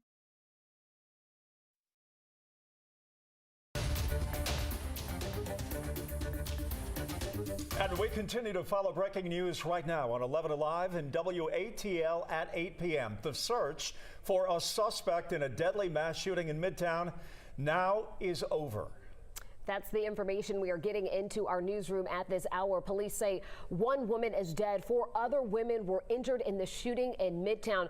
Take a look at the suspect who police have been searching for several hours. This is 24-year-old Dion Patterson. But again, new information into our newsroom is that he has been taken into custody at this hour. We are awaiting new information from Atlanta police. They are expected to begin a news conference in about 15 minutes. We're going to take you there as soon as that begins. All right, let's join 11 Alive's John Sherrick. He is in Cobb County right now for the latest information. John, what do you know?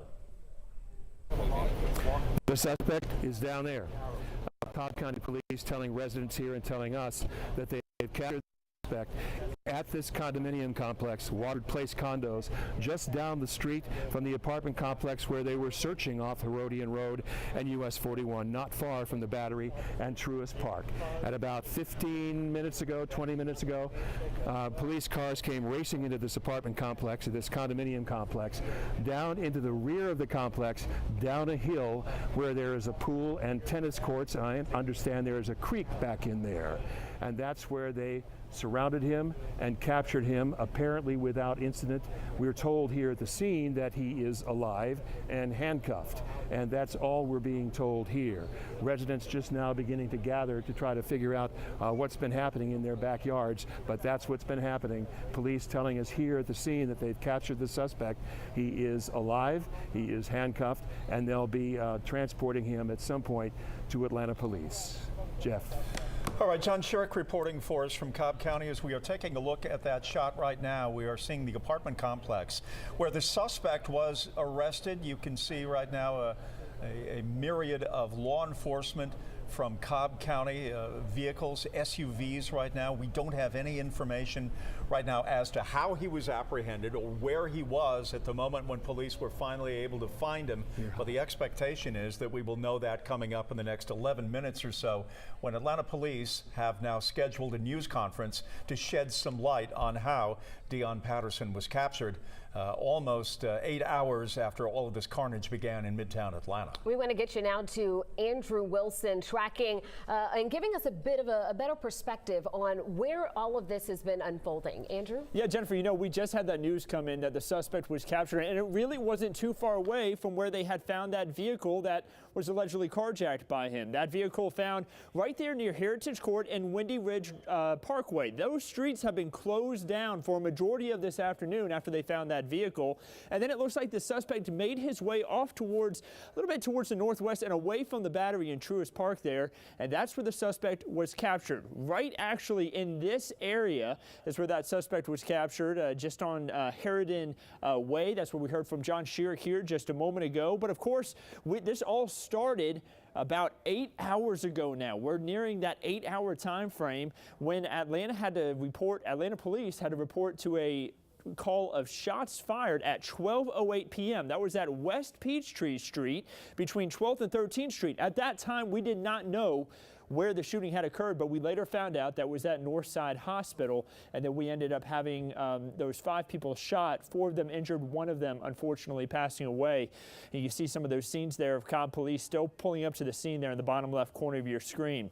After that shooting had occurred, it appeared the suspect made his way off towards the north and west and then allegedly carjacked somebody at William Street and 14th Street. Soon after that, the suspect made his way off to the northwest, and that's where he was spotted on a camera that Cobb Police were monitoring that at about 12:30 p.m.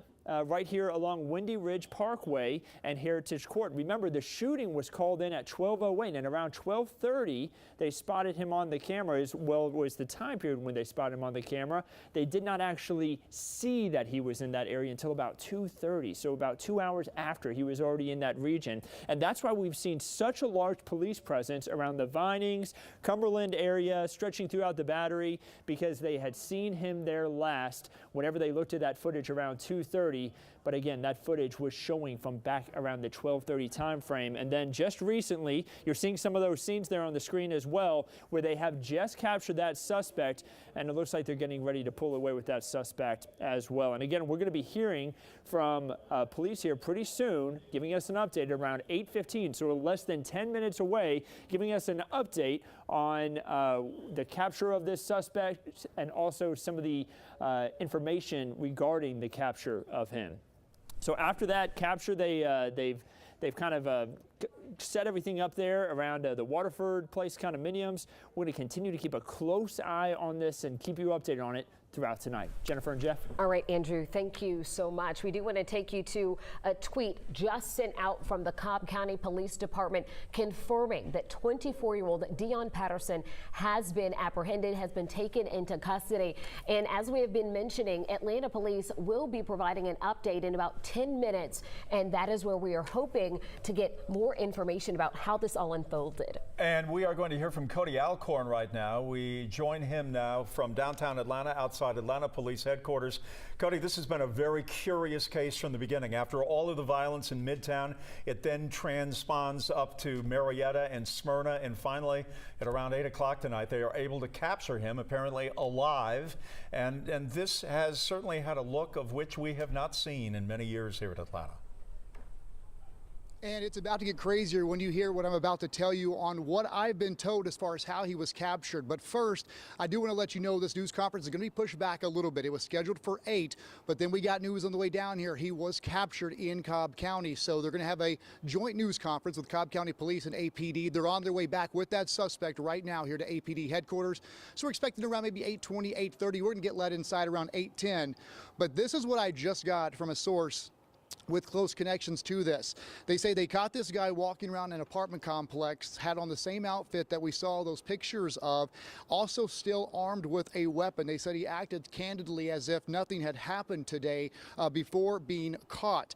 Also getting some other unconfirmed by APD. We'll see if they'll confirm this in the news conference we're about to see, but we were calling this a carjacking, but what I'm being told now is that possibly someone left their keys in a vehicle and it was running, is how he possibly got this car so fast after that shooting on the 11th floor of Northside Hospital.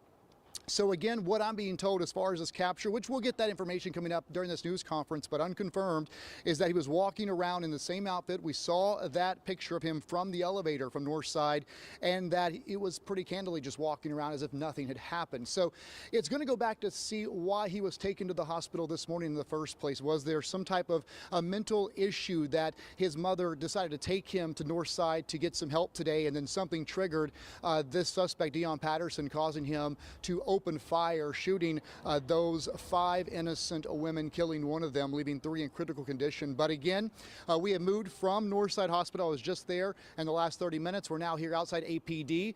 We just want to give you an update on what we have been hearing from sources as far as the capture. We're going to go back inside here. We are expecting the sergeant to come down and take us to that news conference. But again, the reason why we've come on the air right now outside is because we do expect this to be pushed back some time, because when they called the news conference, we had not heard that Deon Patterson was caught. Now, it's not likely they're going to give us a walk shot. We're going to see him brought down here. But what I'm being told is he will be coming to APD headquarters because, yes, it's been an all-day manhunt for this guy since 12 o'clock, but he's now a homicide suspect. So they will take him into a room, interrogation room, like they do any suspect, and they'll start the interview process, which could go well into the early morning hours, because they want to know why this happened. And of course, if he needs help, they're going to try to get him help. But again, he will be formally charged if he is in fact the suspect who they've been calling suspect all day. He's going to face a homicide or a murder charge, and then at least those 4 aggravated assault charges as well. So we're going to learn a lot of new information. We're going to bring that to you live as soon as the chief walks out. We believe Cobb County will be joining APD to give us an update on the capture and just a timeline and a better understanding of what unfolded here today in Midtown that stretched over near the Battery. Cody, I have a couple of more questions for you, but I'm going to hold them because I know you've got to run in right now and claim your spot inside of APD. So we're going to go to Dawn White, who is in Midtown right now, and she has some details about what she knows with some of the information that she found leading up to the capture of the suspect. Well, I'm here at Waterford Place, and a Cobb County police source told me just minutes ago that this is where they found the suspect.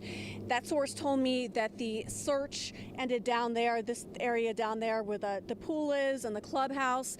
And I have Chase here, who is a resident who lives nearby, who has been following this throughout the day. So tell me what you heard and what you saw.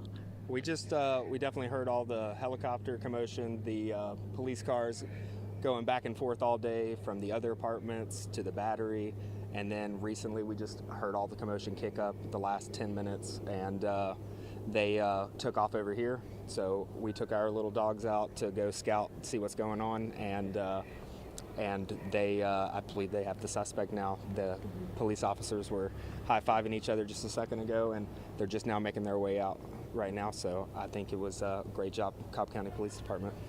So this seems like a pretty quiet area. What's your reaction to something like this happening where you live? Well, yeah, it's definitely quiet back here. We are close to, the Cobb County Action, the Cobb County Galleria and stuff, but off the side of the road and everything, off Cobb Parkway, off 41, it's definitely unusual. But it is a safe area. I believe, some of the residents probably gave some really good tips as to what was going on over here. And living here, what is your reaction to the suspect being caught here where you live? Yeah, I was following this earlier when it happened in Midtown, and I live right here, so the fact that it came all the way back home was very scary, and it kind of puts things in perspective. Anyone can be caught in the middle of something, so very glad, felt safe enough to walk around with my dog because of so much police presence. Just glad Cobb County was able to take care of the job. Definitely a heavy police presence. I know we saw about 30 police vehicles coming in here. What have you seen, especially when the suspect was apprehended? Yeah, 30 plus police officers, a lot of Cobb County, the Georgia State Patrol, and 3+ helicopters. So there's been a lot of money spent trying to apprehend this guy today, and I'm glad they were able to take care of it. So go Cobb County. Okay, well, thanks very much, Chase, for talking with me. So this resident here coming down, walking his dog, and seeing the apprehension take place, and people in this area and throughout Cobb County and throughout the metro area can breathe a sigh of relief. Hey, Don, can you tell us, A, how far away you are from the Braves Stadium, where the Braves play, so people understand exactly where this complex is? And the second part of this question is, would you describe the parking lot where he was captured it would appear that it's somewhat hilly, and you go in via a little bit of a maze there to find that parking lot. Is that a correct analysis? I would definitely say that that's correct, Jeff. And not only is it hilly, but it's very woody. If you take a look over here, you will see all of these woods and then steep hills throughout the area here. And the source tells me that the search was concentrated down in that area where the pool is and where the tennis court is. And I would say we're probably about 2 miles or so from the stadium. And which side of the stadium? Is that north of the stadium, or where exactly is that in relation to the stadium for people that are familiar with that area by going to the Battery? I'm not really sure at this point. I know we're about 2 hours away. I feel like we went a little bit north. So this is, definitely an area where 12:30 to now, 7-8 hours, that the suspect could have made it a couple miles within that time period. Well, we have put up a map here, very Dawn. There rural, remote area. Yeah.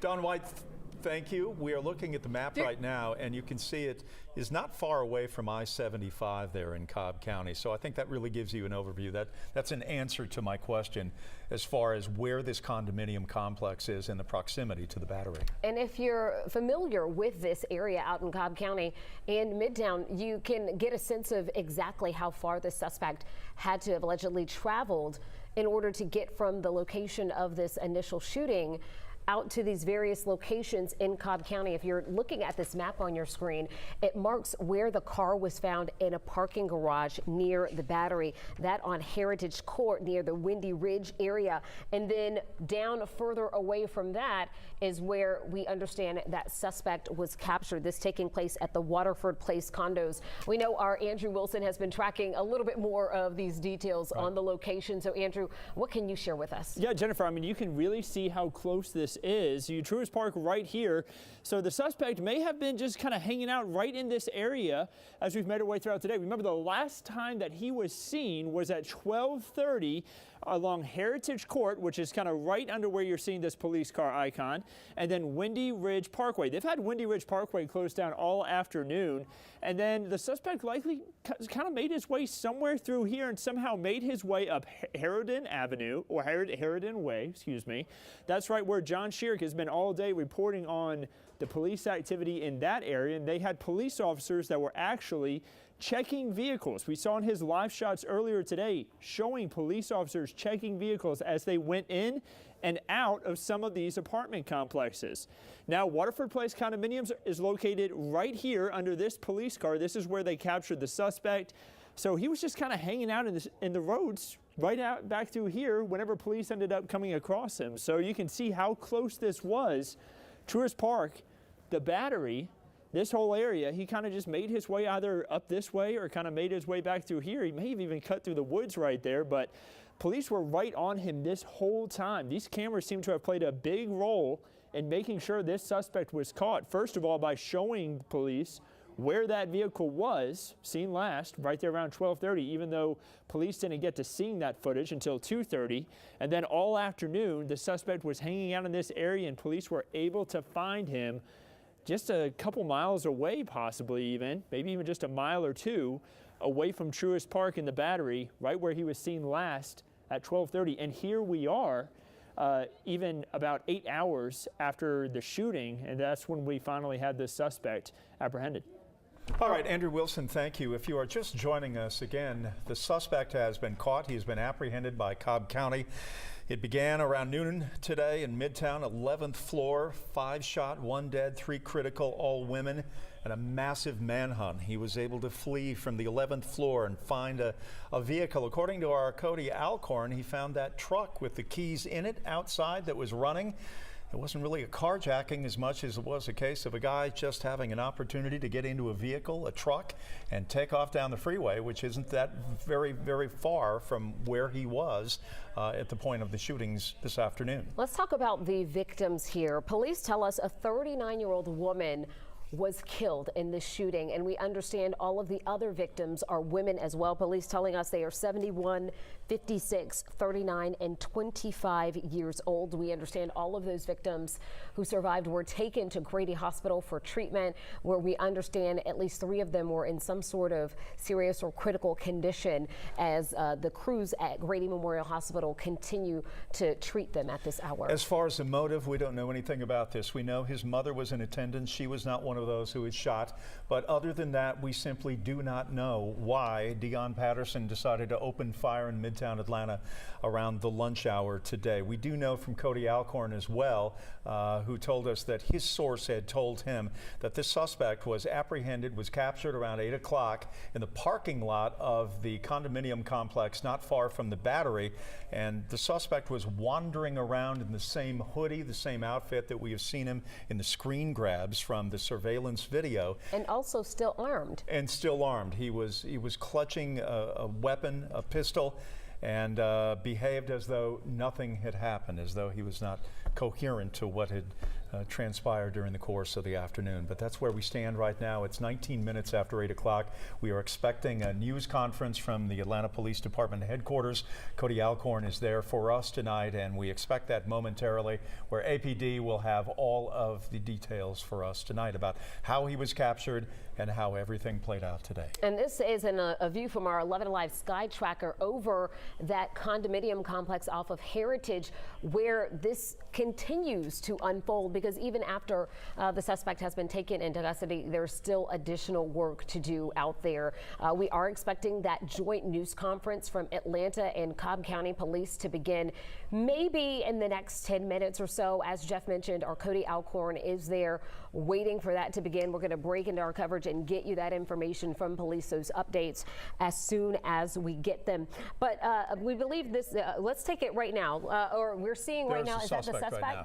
Yes. All right, and you see him in that attire, as we mentioned, that was shown from images that were given to police. You see him being escorted there by law enforcement officials right there, walking very slowly through. And again, Jeff, we are told that this happened without incident. He was just walking in this condominium complex, and according to our reporting from our Cody Alcorn, act as if nothing had happened. And we're in the same clothes that he did, the same clothes that we saw during the screen grabs from the surveillance video. That's exactly what he was wearing.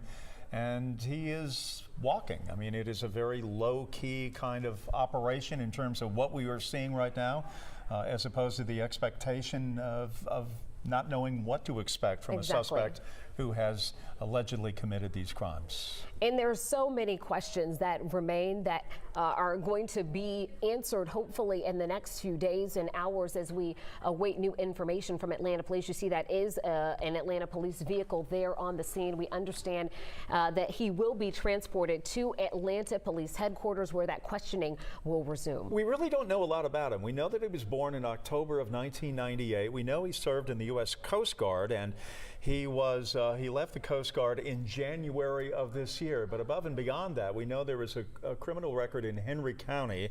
It was a marijuana possession, and then he had a couple of probation issues that also is on his record. But above and beyond that, there was any indication of any violence in his background, at least in terms of his criminal record. And again, that issue of what led to all of this, that's simply one of the major questions that we certainly have tonight, that we want to ask Atlanta Police if they are able to answer it, or perhaps they are unable to do so, given the fact that he has only been under arrest within the last 25 minutes or so. And again, we are taking a live look from our 11 Alive Sky Tracker as he has been placed into this Atlanta vehicle, from this Atlanta Police vehicle, where we understand he will be transported to Atlanta Police headquarters. Another question that will be outstanding, Jeff, is what exactly led police to this location? Was there a tip from someone in the community? Right. Was there information from family or friends? What led them to this particular location? We do know there was a $10,000 reward that was out there for his capture and arrest. billboards out around the community asking for the public's help in locating him so that he could be placed into custody and placed under arrest. And we were the first to be able to show you these images, these live pictures from Cobb County outside this condominium complex where Dion Patterson was apprehended about 26.5 minutes ago. And among the questions I think that we will have for Atlanta police is, where was he over the last 7.5 hours? Was he in this complex? Was he milling about? Was he wandering about in the parking lot with the weapon exposed, as Cody Alcorn's source told him? Where was he killing all of that time? Where was he spending all of that time, so to speak, that law enforcement was unable to find him? That's right, because the information that we have from Cobb County Police earlier in the evening, just a couple of hours ago, is that 12:30 was the last spotting of him on a GDOT camera. 12:30, but it wasn't until a couple of hours later at 2:30 that Cobb County Police actually became aware of that spotting on that camera. So in all of that time, Jeff, what has been transpiring? What has been going on? Where has he been? Was he at other locations? We know Cobb County Police said that they had reports of spottings throughout their community. None of them turned out to be fruitful until this moment now. Cody Alcorn also had told us that this was didn't believe, his source had mentioned it was not a premeditated murder. Thus, the escape, which was so effective for him for so many hours, he was on the run. And, law enforcement had no idea. And the other curiosity about all of this is, and we've talked about this extensively, is about, everybody has an iPhone, a cell phone, and a camera affixed to either a doorbell or a doorknob or to a phone, and yet there was really no indication of where he was. After that sighting around 12:30 today, he was pretty much a figure that was not seen by anyone. There were really no tips. All right, we want to get you back out to our Dawn White. She's live in Cobb County, just outside of that community. Dawn, what can you tell us as this is unfolding? We were just showing the first live images of the suspect being placed into an Atlanta police cruiser. Well, I'm actually inside of the community right now, inside of Waterford Place, and a source here tells me that it is here where that suspect was captured just about 20 minutes ago. And I'm here with Christy and Deborah, two residents. So you called 911 earlier today. No, I did not call 911. I just had a hunch that, they were not catching him at all, and I just had a hunch that, we have a property here that we have a pool area with showers, and that they could get in there and hide, and I just thought that they might be hiding out until it got dark so they could escape. So I just had a hunch, and I saw the policeman come into our neighborhood, and so Deborah and I went and walked our dogs, and we went up to them and we just told them our hunch. And obviously you were right. What do you think about the suspect? This happened down in Midtown Atlanta, him being found up here in Cobb County in the community you live in. It's very scary, very unsettling. It seems like a pretty peaceful, quiet community. It is. It is very much so.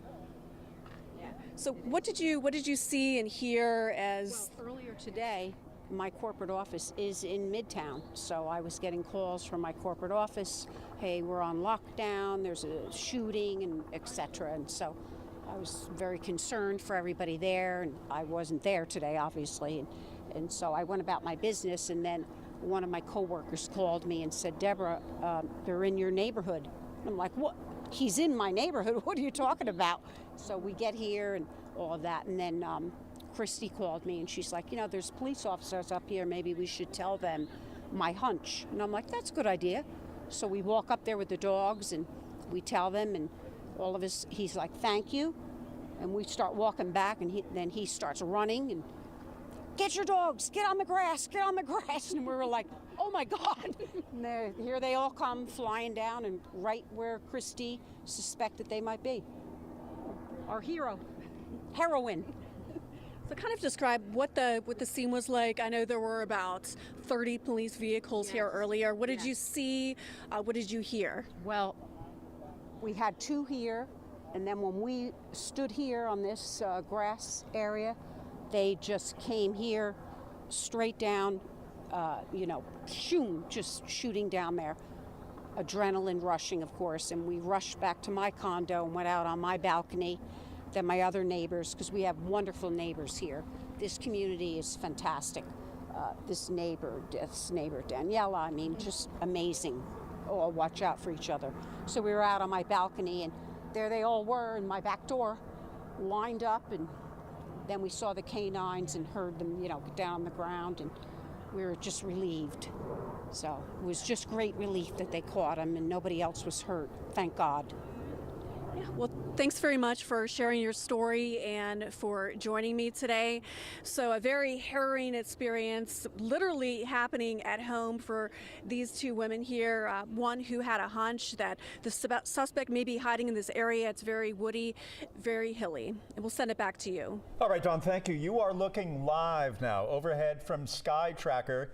This is Cobb County as they are escorting the suspect in connection with 5 shot, 1 dead, 3 critical to the Cobb County Jail at this hour.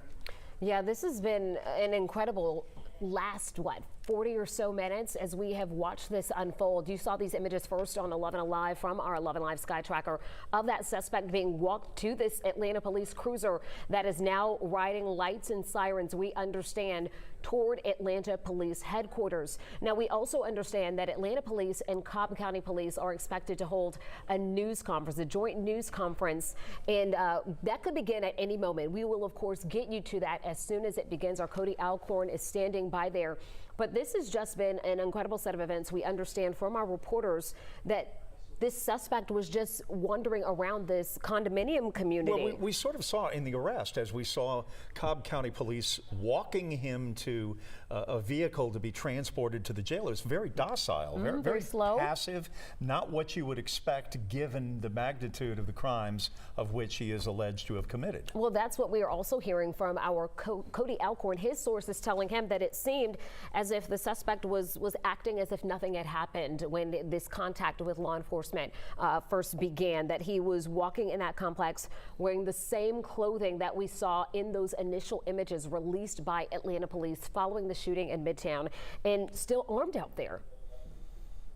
And we continue to watch this group of cruisers, of SUVs making their way to the jail. Again, we have been expecting a news conference from downtown Atlanta. APD is going to be speaking with reporters about all of the events of this day now, the last 8.5 hours, which began on the 11th floor of that doctor's office and has now concluded with the arrest of the suspect, Dion Patterson, on his way to jail right now. You're looking from Sky Tracker right now, high above, as they make their way unimpeded toward the jail. Yeah, that image live right there from our Sky Tracker. The one you were just seeing toward the left of your screen was from just a few moments ago as Jeff was talking about that suspect being walked to that Atlanta police cruiser as this situation, this update that the suspect is now in custody was just beginning to unfold. We understand this is the Waterford Place condominiums in Cobb County where he was taken into custody, maybe around 7:45 or so.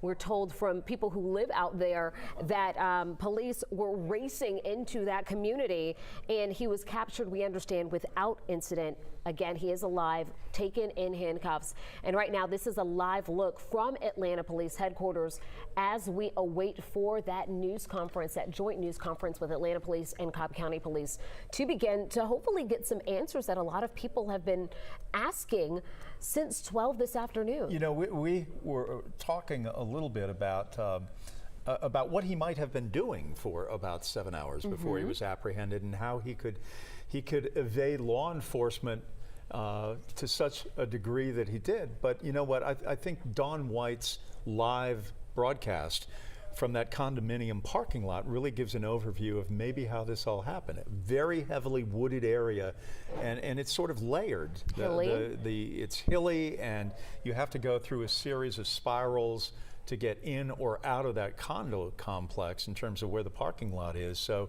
you know, given the amount of foliage, given the amount of winding roads and all of that, might have just been in that area most of the afternoon.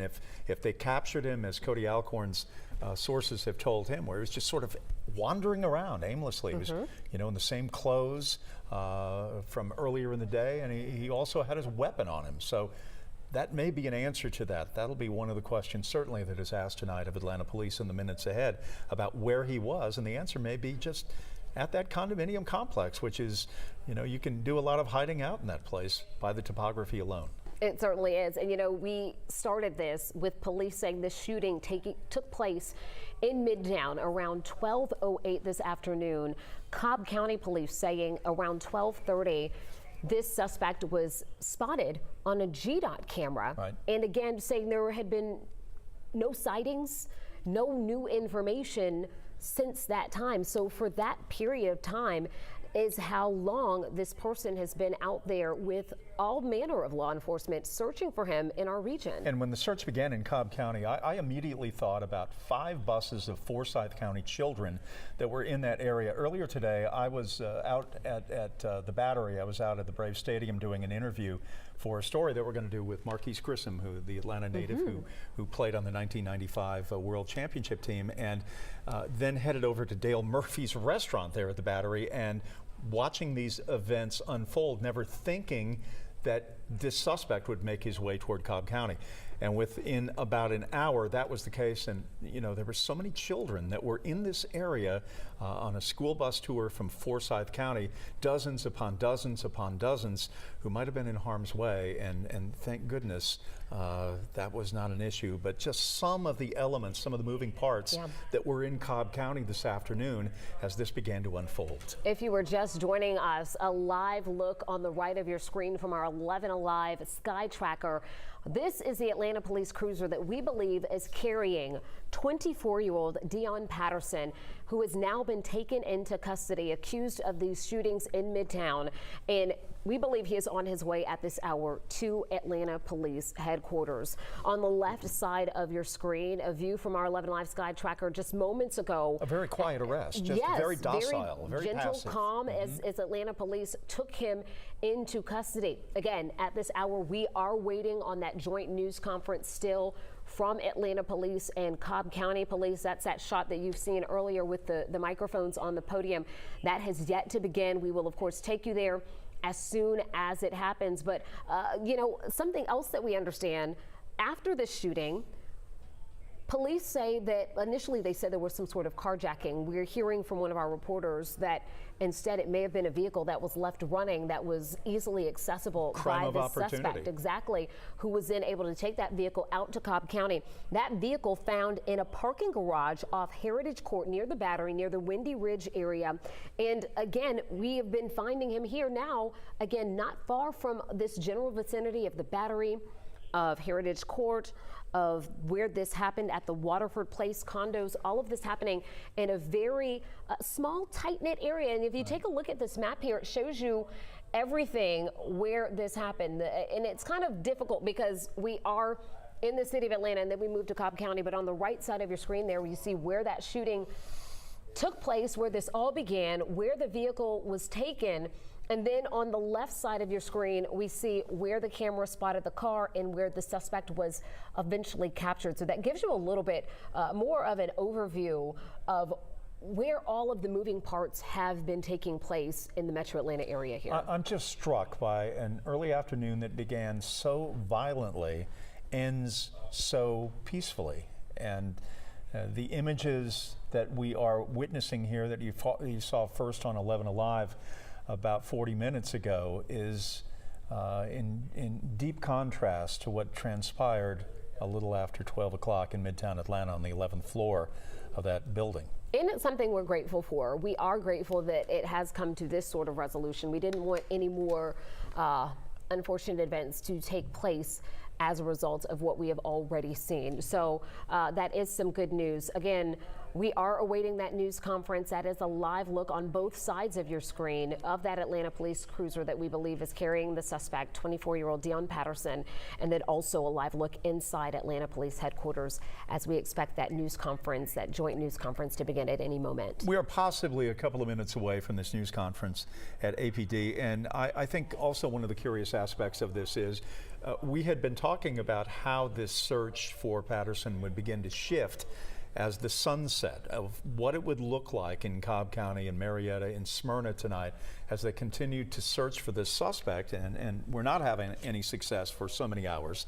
But what would that look like? How would it begin to evolve at night? And the complexities of searching during the nighttime hours makes it only more problematic. So the good news is all of this came to a resolution around 8 o'clock about 40 minutes ago. And speaking of the daylight nighttime hours situation, when we look at that video from our 11 Alive Sky Tracker, when he was being walked to that Atlanta police cruiser, it was still daylight.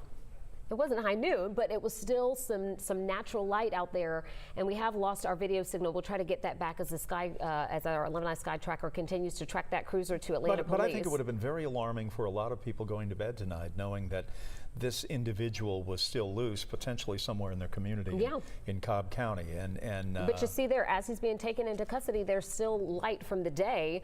And so that is, as you said, it brings peace of mind to those in that community, especially since that is where we were last getting reports, albeit at 12:30, of action from this particular suspect. Well, we don't know a lot about the suspect, and we have been talking about that for almost 9 hours now, that while we have known his name and we have seen his mugshot and we have seen the screen grabs from the surveillance video of the offices in which he is seen to be pointing a gun, we just don't know a lot about him. We know that he was born in October of 1998 in Atlanta, and we know that he served in the U.S. Coast Guard and that he left the U.S. service around January, but above and beyond that, we don't have a lot of understanding about him. A marijuana possession in Henry County and a probation violation, a couple of them in Henry County in connection with that issue of the marijuana. But other than that, we don't know. We know his mother was with him this morning. She was not one of those who was injured. She was not shot. She had talked to some national print reporters in the hours afterward. But for the most part, this has been a mysterious event. We do not know why this violence was exacted in a doctor's office. We don't know these victims, why they were picked randomly, why they were all women. You know, we have 1 death, we have 5 shot, 3 critical condition, and their circumstances are certainly life and death right now inside Grady Hospital.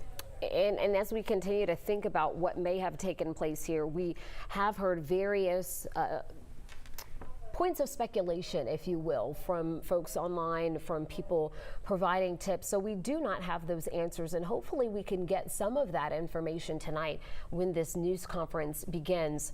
But again, we don't have a lot of information about the suspect, but also about what happened and why. We asked Atlanta Police Chief Darren Shearbaum earlier when he briefed the media about the victims. Whether or not they were employees, whether they were patients, whether they were a mixture of both, and that information was not given to us or not shared with us at that time. But when you think about the victims, a 39-year-old woman killed, a 71-year-old, 56-year-old, 39-year-old, and 25-year-old, all shot and taken to Grady Hospital, with some of those trauma units still working on some of these patients at this hour. I'm really struck also by the fact that we are a metro area of 7 million people. And we learned this during the Brian Nichols case in 2005, and certainly the day trader shooting in 1999 over at Piedmont Center, how one individual bent on violence, on murder, on killing people can certainly alarm an entire metro area, shelter in place, and it can change the dynamic, the trajectory of a city for a day until the apprehension is made. It certainly can, because there was a lot of fear and a lot of concern starting around noon today as people were seeking more information, people were sheltering in place. A lot of businesses went home early. Businesses, restaurants, daycares, children locked down in their schools, parents not able to go get them. And this happening not just in the Midtown area, this kind of stretching beyond there. And as you mentioned, those school children visiting Cobb County, so it stretches far beyond just the Midtown area, far beyond just Cobb County. It really just stretches and touches so many of us when anytime something like this happens. It puts so many people at risk. If there is someone with a handgun who has used it, who has killed others, and is still in possession of that handgun, certainly all bets are off about where to go from there. And the good news is that law enforcement, Cobb County Police, have apprehended the suspect. As you first saw here on 11 Alive, you are seeing him being walked peacefully, quietly, passively, docile as he makes his way into the SUV. And right there live in the right side, you're seeing him enter Atlanta Police Headquarters. Again, this is a live look from our 11 Live Sky Tracker as that suspect, 24-year-old Dion Patterson, was just escorted into Atlanta Police Headquarters, where we believe he will be questioned further this evening before at some point being taken to the jail. So one part of the story is over tonight. One part has reached its completion, and everybody can take a deep breath collectively after seeing him now escorted into jail under police power right now. And again, at this hour, 8:43 right now, we are waiting, hopefully in moments away from a news conference held by Atlanta Police and Cobb County Police. Our Cody Elkhorn is live for us there. You see no action from the podium just yet, but we will take you there as soon as that begins. The correlation to Brian Nichols is one that I think a lot of people who have lived here a long time and certainly lived in the horror of that day with the events that happened, where a suspect is able to do what he did and then get in a vehicle and be gone. And you wondered where Nichols went, you wonder what happened, and certainly we were thinking about that today, and that wasn't that long ago in 2005. And again, the day trader in 1999 who went in and shot people, he also escaped, eventually took his life in a van, as I recall, outside of a gas station. But that was one of those as well, where the suspect is able to flee and be armed, and you simply do not know if that individual will exact violence again. So the good news is that part of the story has ended. The other stories certainly are trying to get these people that have been shot, these women, well, once again in Grady Hospital, that they survive the trauma of all of this. And the questions that we have for law enforcement tonight are many about the motive behind this, how he did it, and how he was able to successfully evade police capture for almost 8 hours. Yeah, and Jeff, you talked about the day trader and Brian Nichols, but we also had that Midtown shooting not too far from where this happened just last year, and that suspect captured at the Atlanta airport, taken into custody there. That right across from the High Museum. Yeah, Colony Square. Yeah, in that vicinity, and that a more recent example of us seeing a very similar situation here. Someone able to go in, as you say, exact violence allegedly, and then make their way to another location, leaving thousands of people in lockdown and in fear for quite some time in the Midtown area of Atlanta. Well, if you're just joining us, we are waiting for the Atlanta Police Department and their news conference. We are expecting that at any moment right now. But the suspect, 24-year-old Dion Patterson, has been captured by Cobb County Police. He is now in the Cobb County Jail after having freedom for about 8 hours after the events of the day in Midtown. As you can see on the right side of the screen, that is the Cobb County Jail from Sky Tracker right now. Atlanta. The left side. Atlanta Police Headquarters. Atlanta Police Headquarters on the right.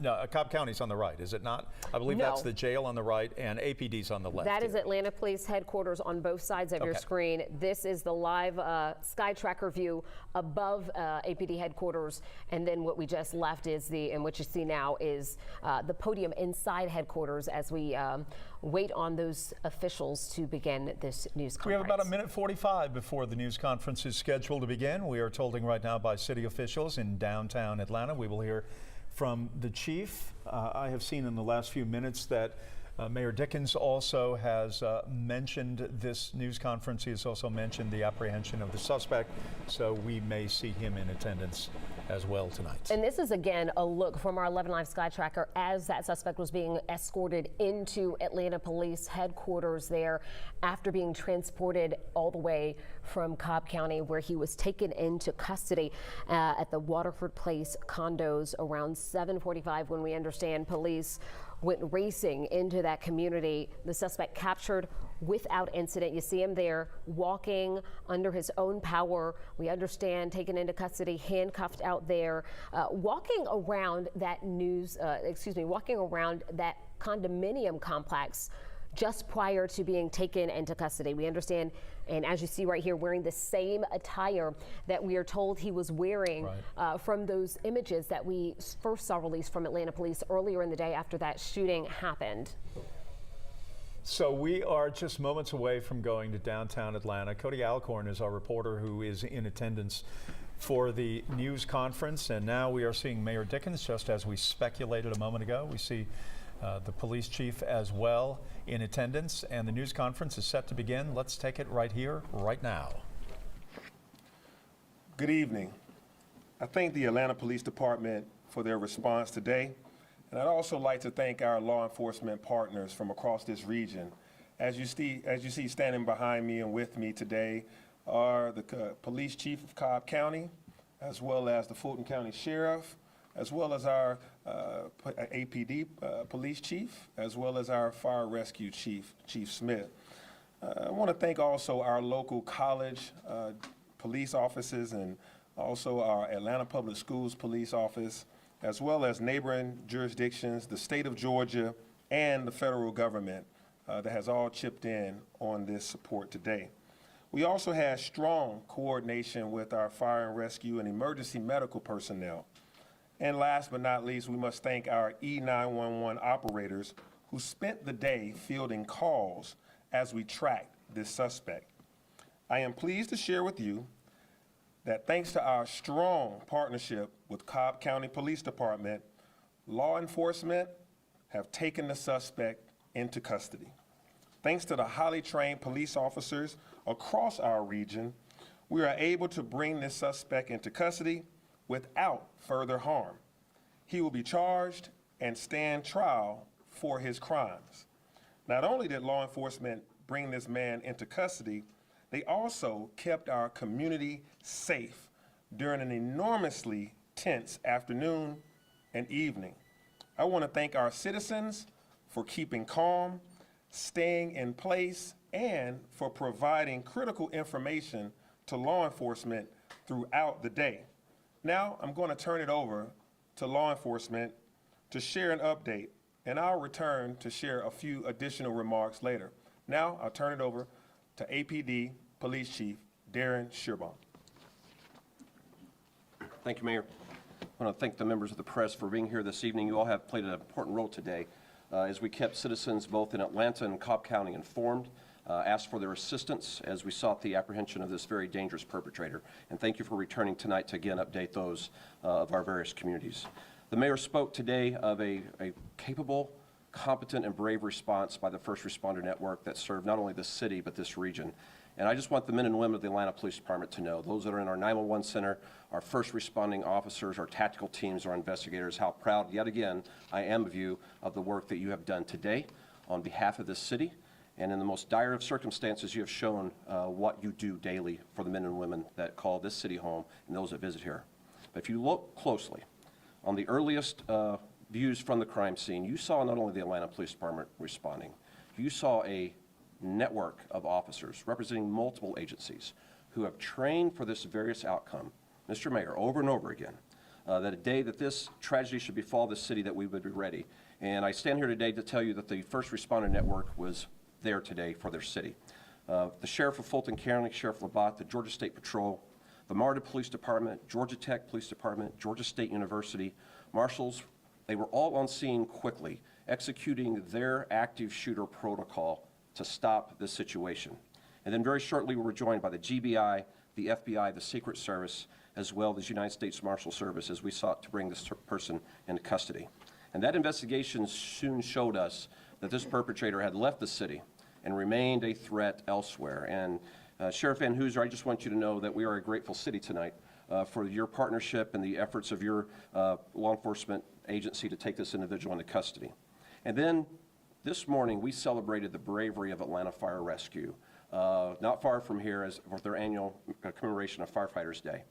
And to see the paramedics and firefighters, when we did not know where the shooter was, that could easily have still been in the building, around the corner, to see our firefighters dismount their trucks and Chief Smith go into that situation. But it wasn't the first time I've seen that, Chief, because we had seen that in training over and over again. And today, when it was necessary to save lives, we were very proud to see you a strong partnership as we moved into that dangerous situation, and thank you. At this time, I'm going to ask our Deputy Chief of Criminal Investigations, Charles Hampton, to come forward to recap what has transpired today, what we have learned from the investigation, and then Chief Van Hooser will come forward to outline how his department led to the capture of this perpetrator today. Chief.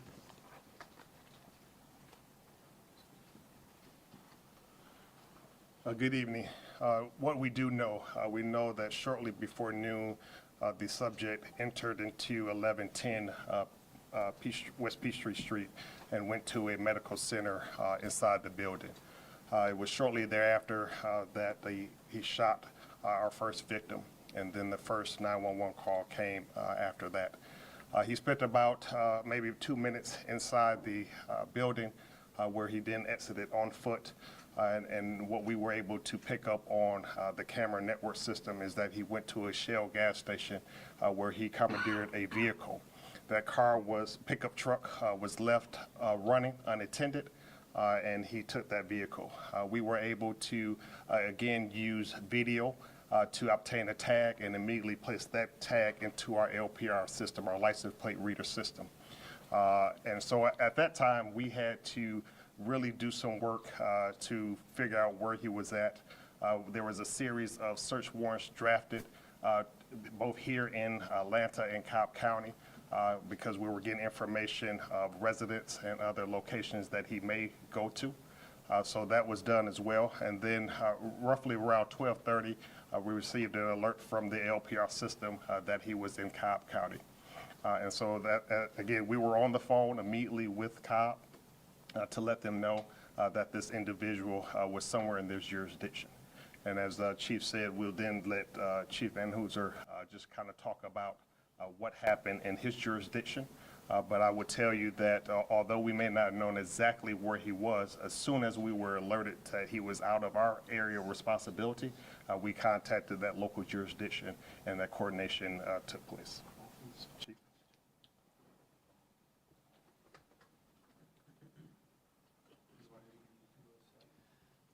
Good evening. My name is Stuart Van Hooser. I'm the police chief in Cobb County, just north of Atlanta.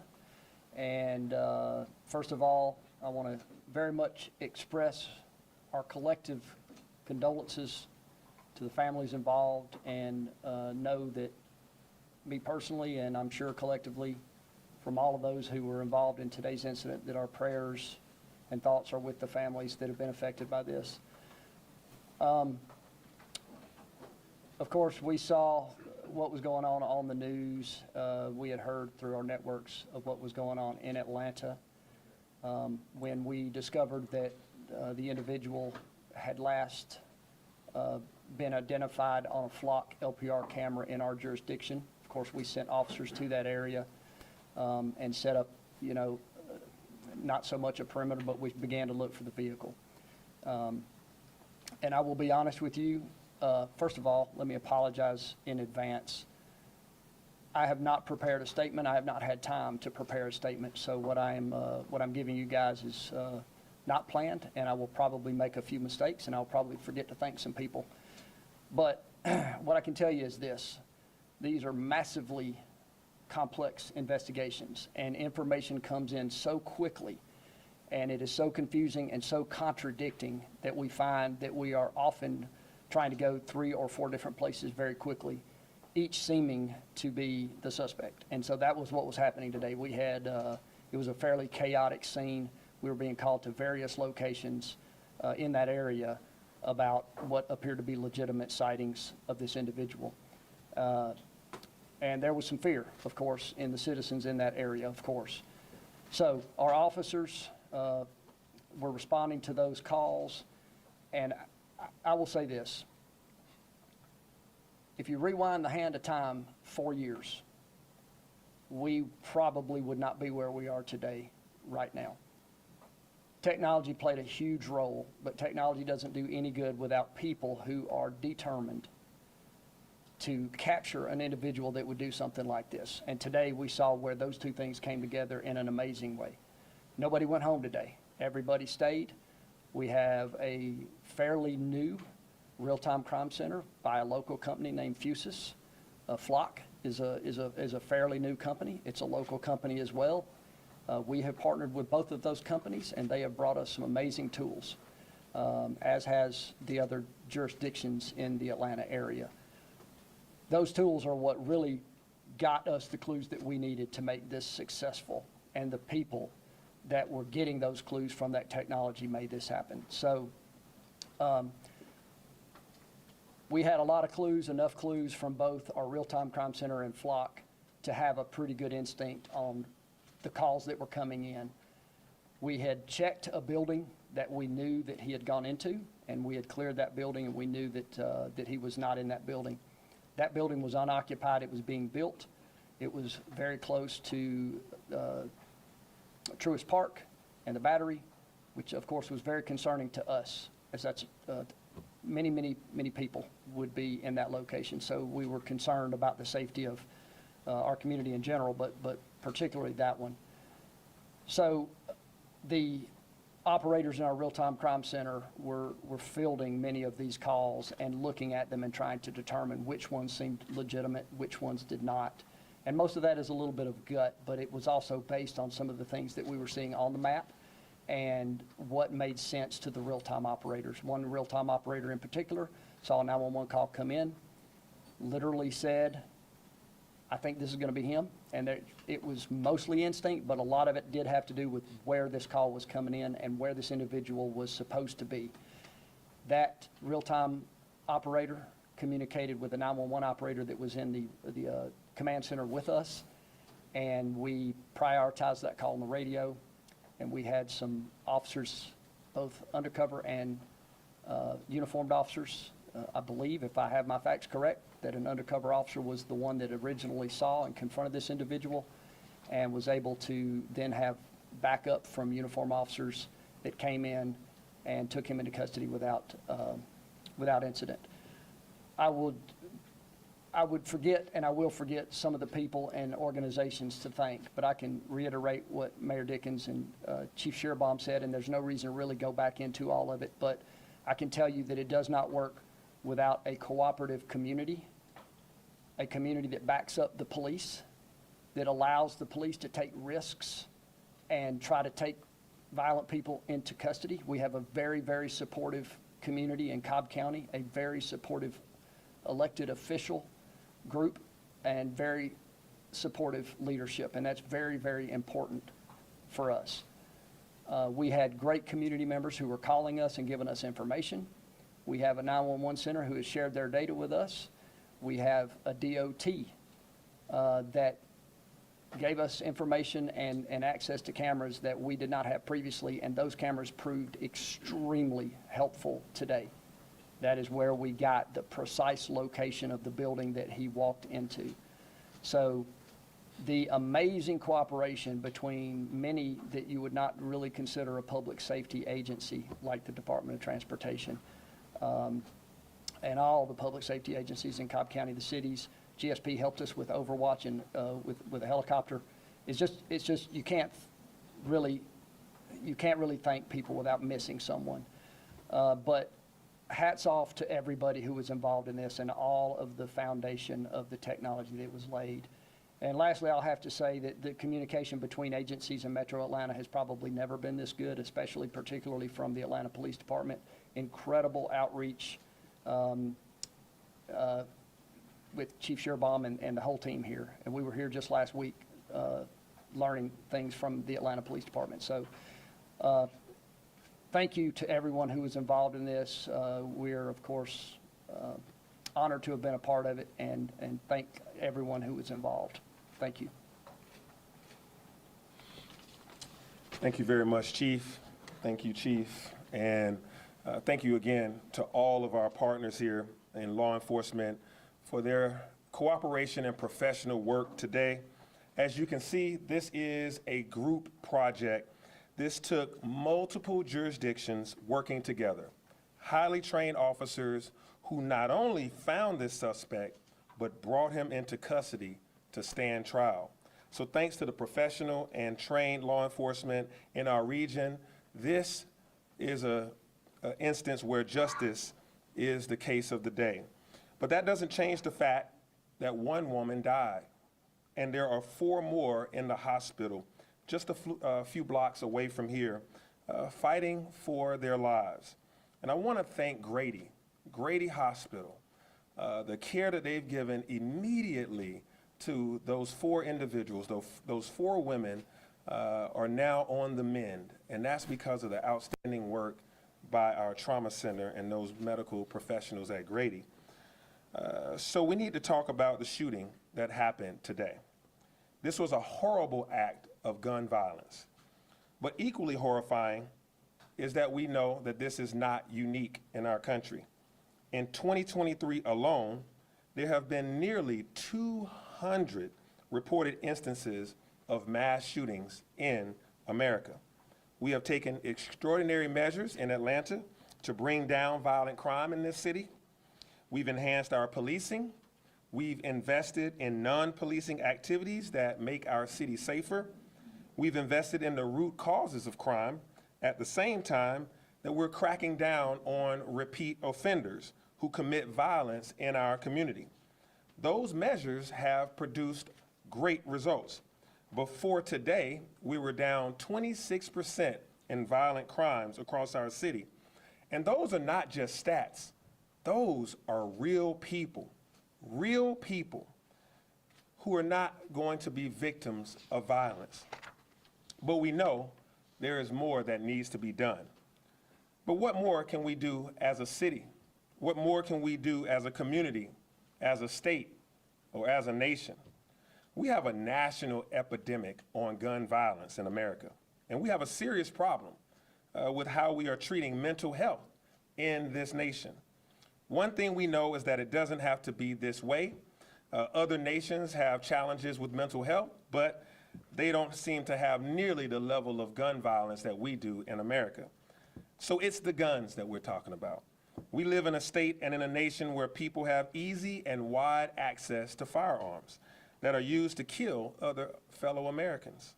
We need immediate action that meets the urgency of this crisis. We need universal background checks, and we need to close the gun purchase loopholes. We need better red flag laws that allow judges to remove guns from people who pose risks. We need to do everything we can to ensure that folks who shouldn't have guns can't get them. There's a lot of talk about Second Amendment rights. We need more actions about the rights of our citizens to go about their lives, to be able to go to a doctor's office, to a supermarket, to a gas station, or to their school without the threat of being gunned down. We all need to do our part to stop these horrific acts from happening again and again. So you will be hearing more from me on this. But today, we are grateful for the women and men who brought this to a close, the team of people that back up the team of people that you see standing here. And our prayers are with the victims and with the families that were injured or killed today. With that, I am happy to take your questions. Mayor Dickens, there has been an extraordinary decrease in the homicide rate in Atlanta. But events like this, particularly when there's lots of national media attention, cause people to think that crime in Atlanta is increasing. How do you address that sort of perceptual mismatch? Yeah, thank you for that, for clearly stating that violent crime is down in Atlanta. Homicides are down 40-something% up until this very moment. I don't know what the stat is now after today, but violent crime is down in Atlanta. And so the perception may be, because of this mass shooting, that crime is all over the place, but the truth of the matter is it's down.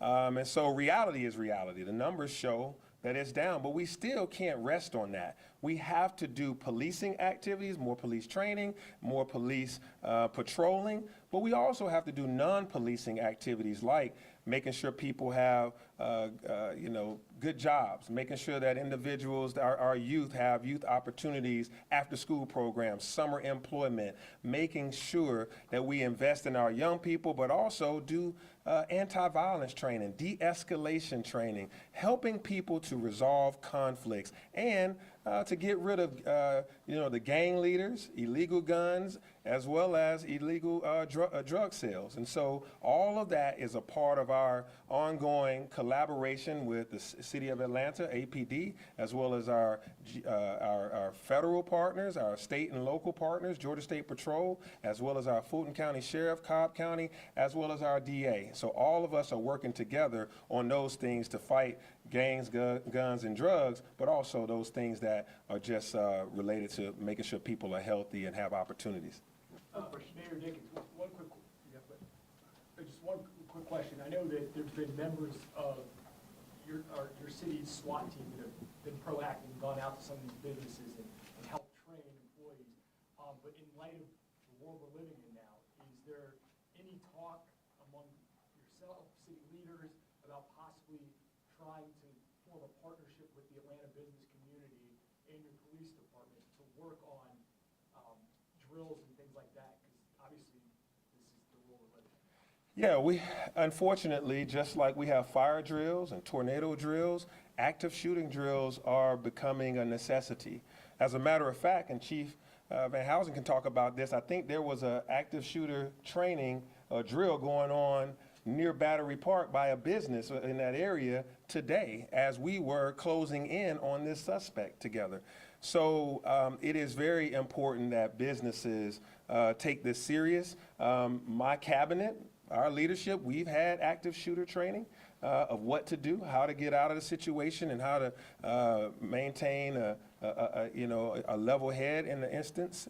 And it also requires us to have professional training so that when police officers and firefighters encounter an active shooting situation, that it's not the first time they are being prepared on that. And so that's why we have to make sure that we have adequate training. And our adequate training includes during cadet school, but also ongoing training that these officers and personnel have over and over annually to make sure that they're prepared for instances such as this, or instances such as what you saw last week at a gas station on Moreland and Memorial, or on and on and on across this nation. I know this is an ongoing investigation, but do we know there's been reports that the suspect was suffering some type of mental health episode? Have you guys been able to confirm that? And also, do we know if the firearm he was using was obtained legally, or? Chief Hampton, you want to talk to that? Again, as you know, most of my statements is all that is still under investigation. We won't talk about any mental health that the subject may or may not have. We have the firearm, and we'll be running any checks on that to see if it was stolen, if it was legally purchased. So we haven't. The weapon was. I will not. It was I will say it was a handgun. So there's a lot of unknowns right now in terms of the suspect. You have been listening in to a joint news conference from Atlanta Police and Cobb County Police regarding the shooting that originated in Midtown around 12 this afternoon, culminating just a short time ago in Cobb County with that suspect, 24-year-old Dion Patterson, being taken into custody. It began at 12 noon today and it ended around 8 o'clock. Started with a hail of bullets and so much violence, and quietly it ended as the sun was beginning to set around 8 o'clock. We now join programming back on 11 Alive. Have a great night. We'll be over on WATL with more of the news conference and more of the stories that have shaped this day.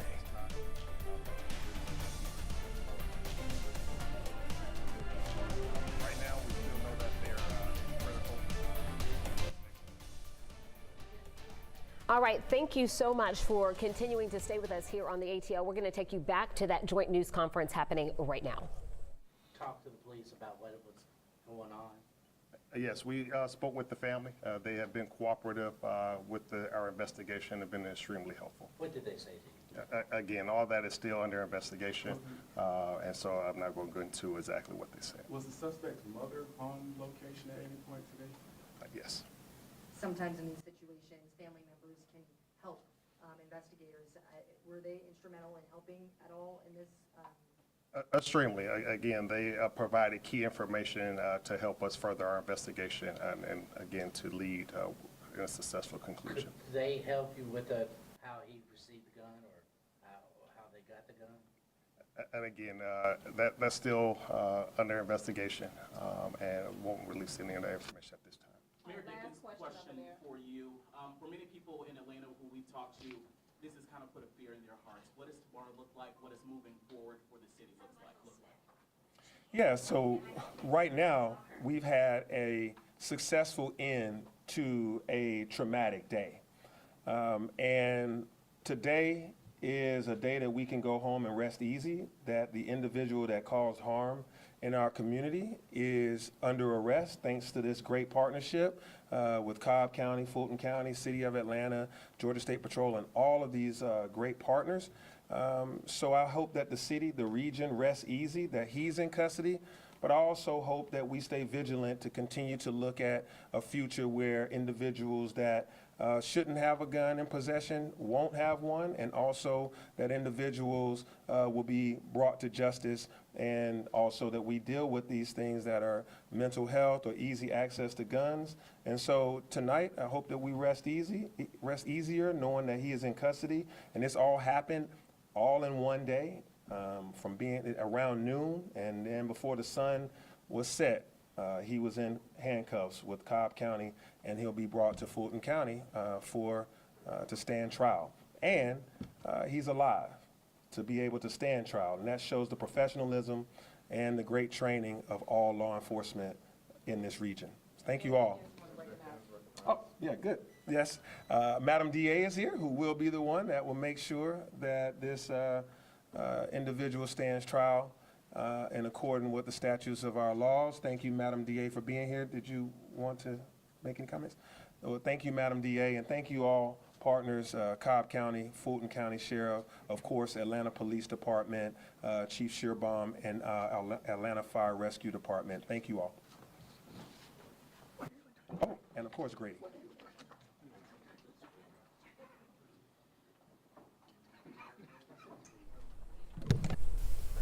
You have been listening to a joint news conference from Atlanta Police and Cobb County Police, providing us with an update now that the suspect in the Midtown shooting has been placed under arrest. He is 24-year-old Dion Patterson, and we watched live through our 11 Live Sky Tracker as he was taken into custody in Cobb County and transported to Atlanta Police headquarters, where we expect that questioning is now underway. I thought the most interesting thing that I heard tonight was that they first spotted Patterson in the parking lot of the condominiums. It was an undercover officer who noticed him, and he continued to follow his whereabouts and then notified a backup to make sure that there was a stronger police presence to bring him in to capture. A lot of new information coming from this news conference. We want to get you right now to our Cody Alcorn live, who was listening in. Cody, what all can you tell us about what you have learned from this update from police?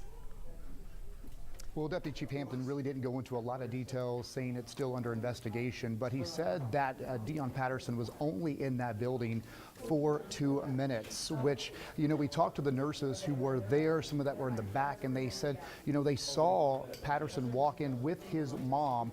There was some bickering going on, but now we know he was only on that 11th floor for 2 minutes before a gun was pulled out and multiple shots were fired. You heard the mayor bring up mental health here. Now, the APD would not talk about that, but when we did talk to those nurses, they found it kind of odd that a mother would bring her 24-year-old son to the doctor. Typically, you would come by yourself as an adult, but they did have an appointment, so that is something we did learn tonight, that Dion Patterson did have an appointment at Northside Hospital. They walked in. Within 2 minutes, 5 women shot. One of those women died on the scene. The other 4 taken to the hospital. No updates on their condition tonight. Well, we also learned, which was reported right before this news conference started, that Patterson got down 11 floors, went to a nearby Chevron. The truck, I believe that we have some aerial shots of, was actually running and nobody was inside it. So while it was said as a carjacking, he basically just found a vehicle running, jumped in it, took off over to Heritage Court there in Cobb County, where he was spotted around 12:30. You heard Cobb County Police Chief there talk about how technology really played a major role in this. I know a lot of people, we questioned it too. why did it take so long? But again, this went from this mass shooting, a multiple response, to trying to find this guy on camera as they spotted the vehicle, and then it was just a hunt for this individual, Dion Patterson. And what we also learned from Cobb County is that an undercover officer actually spotted Patterson walking around, waited for backup, and they took him into custody without any issue. So that is the way they wanted to end this. They wanted to end it safely, no one else getting hurt. No shots were fired during that arrest. We're told the gun was recovered. So what they're doing now here at APD headquarters, they're going to be interviewing Dion Patterson, trying to figure out what triggered him, looking at what he did today, and of course then he'll be formally charged, likely with that murder charge and aggravated assault for those other victims. But I can tell you things are wrapping up here, and of course we'll continue to ask some more questions and have much more coming up tonight at 11. You know, Cody, those were the two takeaways that I had as well. And I thought the undercover officer in Cobb County being patient, waiting for backup to make sure that there was enough force to be able to take him into the jail. Yeah, I don't think they wanted to do anything abrupt, because again, if this individual, Dion Patterson, if there was some mental health issues at play, they did not want to trigger those. They wanted to make sure if they did engage with him that they were doing this the right way. They wanted to bring him in safely and alive because they wanted to be able to investigate this. And of course, we have a long ways now, the judicial series of the official charging, first appearance, and then taking this to trial. You saw the Madam DA was here as well. She'll be taking over that case in her office. So again, I know a lot of people have that sense where they go after these guns drawn, but that is not how they want things to end, in a violent way. They always want to get these suspects in safely without harming them. And if he does need that help, if he does have a mental crisis happening today, they're obviously going to work to get him that help as well. Cody Alcorn reporting live from Atlanta Police Headquarters following that joint news conference from Atlanta Police and Cobb County Police. Cody, thank you so much. We are working to gather all of this new information for you in one place on our website, 11alive.com, and inside our 11 Alive News app. We're going to take a break right now and continue our coverage in just a few moments.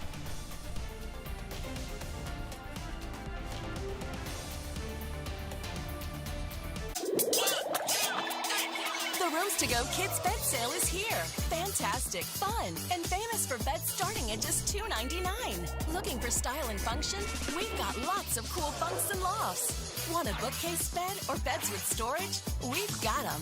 Upholstered beds, good to go. Save big on day beds too. Or go full bedroom with so many awesome looks at super sale prices at the Rooms to Go Kids Bed Sale. Going on now. Here we go. At Checkers, I'm in the driver's seat. Give me that $5 meal deal with a checker burger or a mushroom Swiss burger with fries, chicken bites, and a drink for just $5. Whatever you order, own it at Checkers. Get all that flavor delivered. I could be on the street with my kids. It's just something I never imagined. They don't know at night I'm going to sleep, not knowing if we're going to be here in another week. Metro Atlanta mother of 6 is sleeping a little bit better tonight, knowing she will now be able to remain in her home. 11 Alive viewers raised tens of thousands of dollars to help out her situation. I thank 11 Alive News for sharing my story, and everyone who donated to me and my children. I just want to thank you so very much. When the people who are supposed to work for you work against you, we're here. Looking deep into the issues affecting you. Our exclusive investigation found hundreds of elevators across Metro Atlanta could be dangerous. Questioning authority. Making sure promises offered. This is a bill that could stand to help every Georgian. Our promises kept. 11 Alive investigates immediate solutions. Demanding answers to help make life better. Because for every problem, there is a solution. 11 Alive News. Violent crimes are happening all over Atlanta at an alarming rate. I was victimized. I was assaulted. It should have never happened. I wanted justice. You need an experienced, powerful law firm fighting back for you. So I put my trust in Gary Martin Hayes and Associates. They took care of me every step of the way. The settlement solved a lot of problems, and I could take the time I needed to heal. There was no fee until the case settled. I'm attorney Gary Martin Hayes. Call me now, 1-800-WIN-WIN-1, to discuss your case. This summer, get to Burlington for the hottest deals under the sun, with everything you'd need to keep your budget afloat. Wow, summer, just another season to save big at Burlington. You'll love the deals, you'll love Burlington. Wow. 9:21 on this Wednesday. We want to get you to some other headlines tonight. Students at South Gwinnett High School are safe after the school had to go on soft lockdown this morning. Police say a lockdown went into effect because of an incident that happened in the community near the school. No students were hurt and classes continued as planned. A man in Macon could face 5 to 40 years in prison now after pleading guilty to a drug charge and animal fighting. Police raided the man's home back in February and found 168 dogs that had been abused. During the investigation, police witnessed the man selling meth, and police found 468 grams of suspected meth and nearly $4,000 in cash. Investigators believe this was part of a larger drug ring that was based out of Roberta, extending into North Georgia, Florida, and Alabama. Tonight, family and friends are grieving the loss of Jaylon Major, the teen shot and killed in the East Point MARTA station over the past weekend. He was 16 years old, and now his loved ones are calling for a stop to youth gun violence. Teresa Bowles spoke with his parents and coaches. Jaylon Major's loved ones say he was an athlete, a big smile, and he loved making everyone laugh. In fact, he used to play on the very fields I'm standing on. And this senseless act of violence was like a gut punch to those who knew and loved him.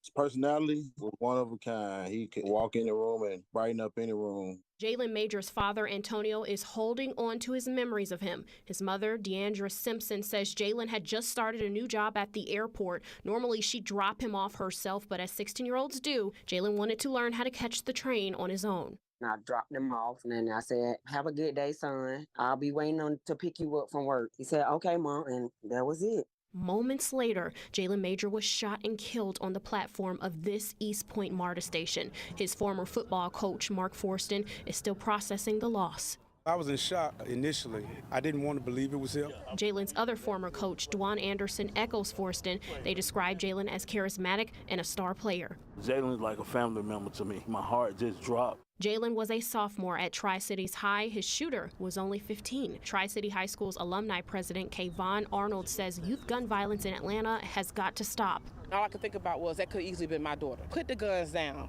It's okay to talk. It's okay to disagree, but it's also okay to have positive conflict resolution. And I think that's what's going on with our kids. No family plans to bury a 16-year-old, so the family started a GoFundMe to help with funeral arrangements. Our kids losing their lives, like they're not even getting a chance to live out their futures because it's just a lot of killing on killing with our young babies. There will be a vigil and balloon release here at the John D. Miller Sports Complex tonight at 6:30 p.m. The public is invited to join. In East Point, Teresa Bowles, 11 Alive News.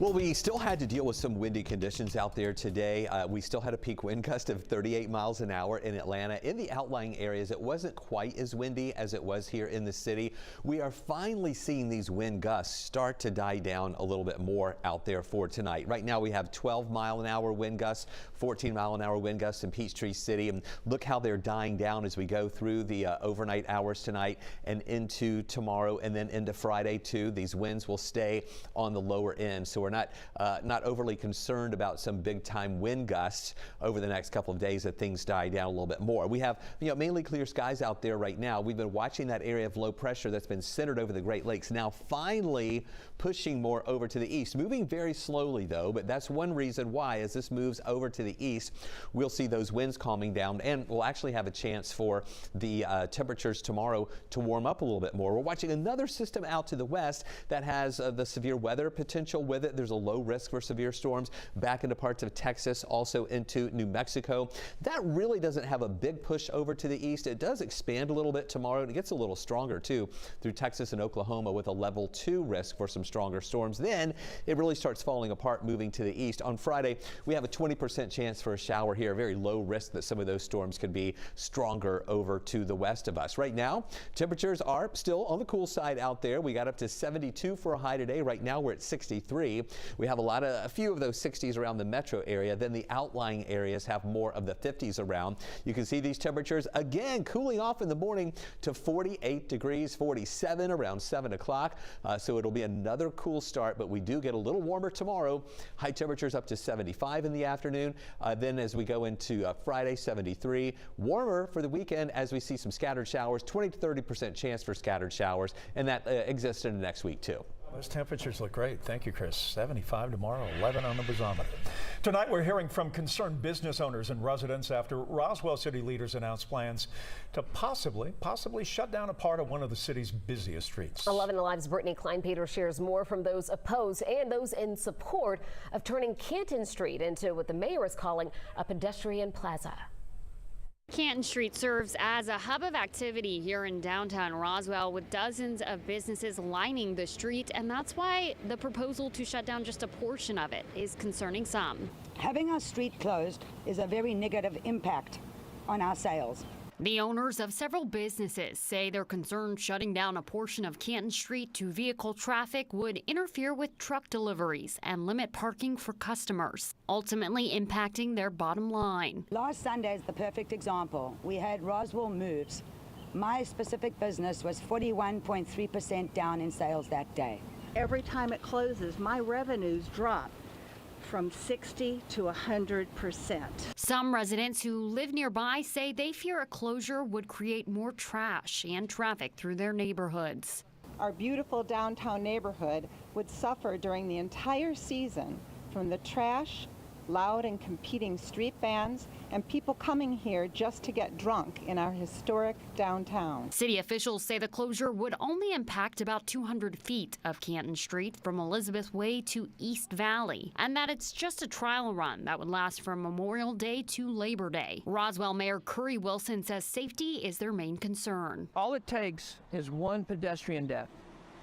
All it takes is one car veering off into one of these restaurants or these buildings one time, and the business of Canton Street is no more.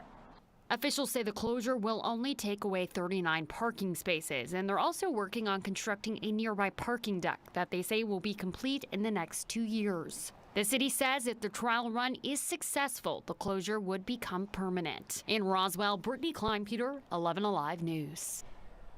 And we continue to follow breaking news for you whenever it happens. Scan the QR code to download our 11 Alive News app. We'll be right back.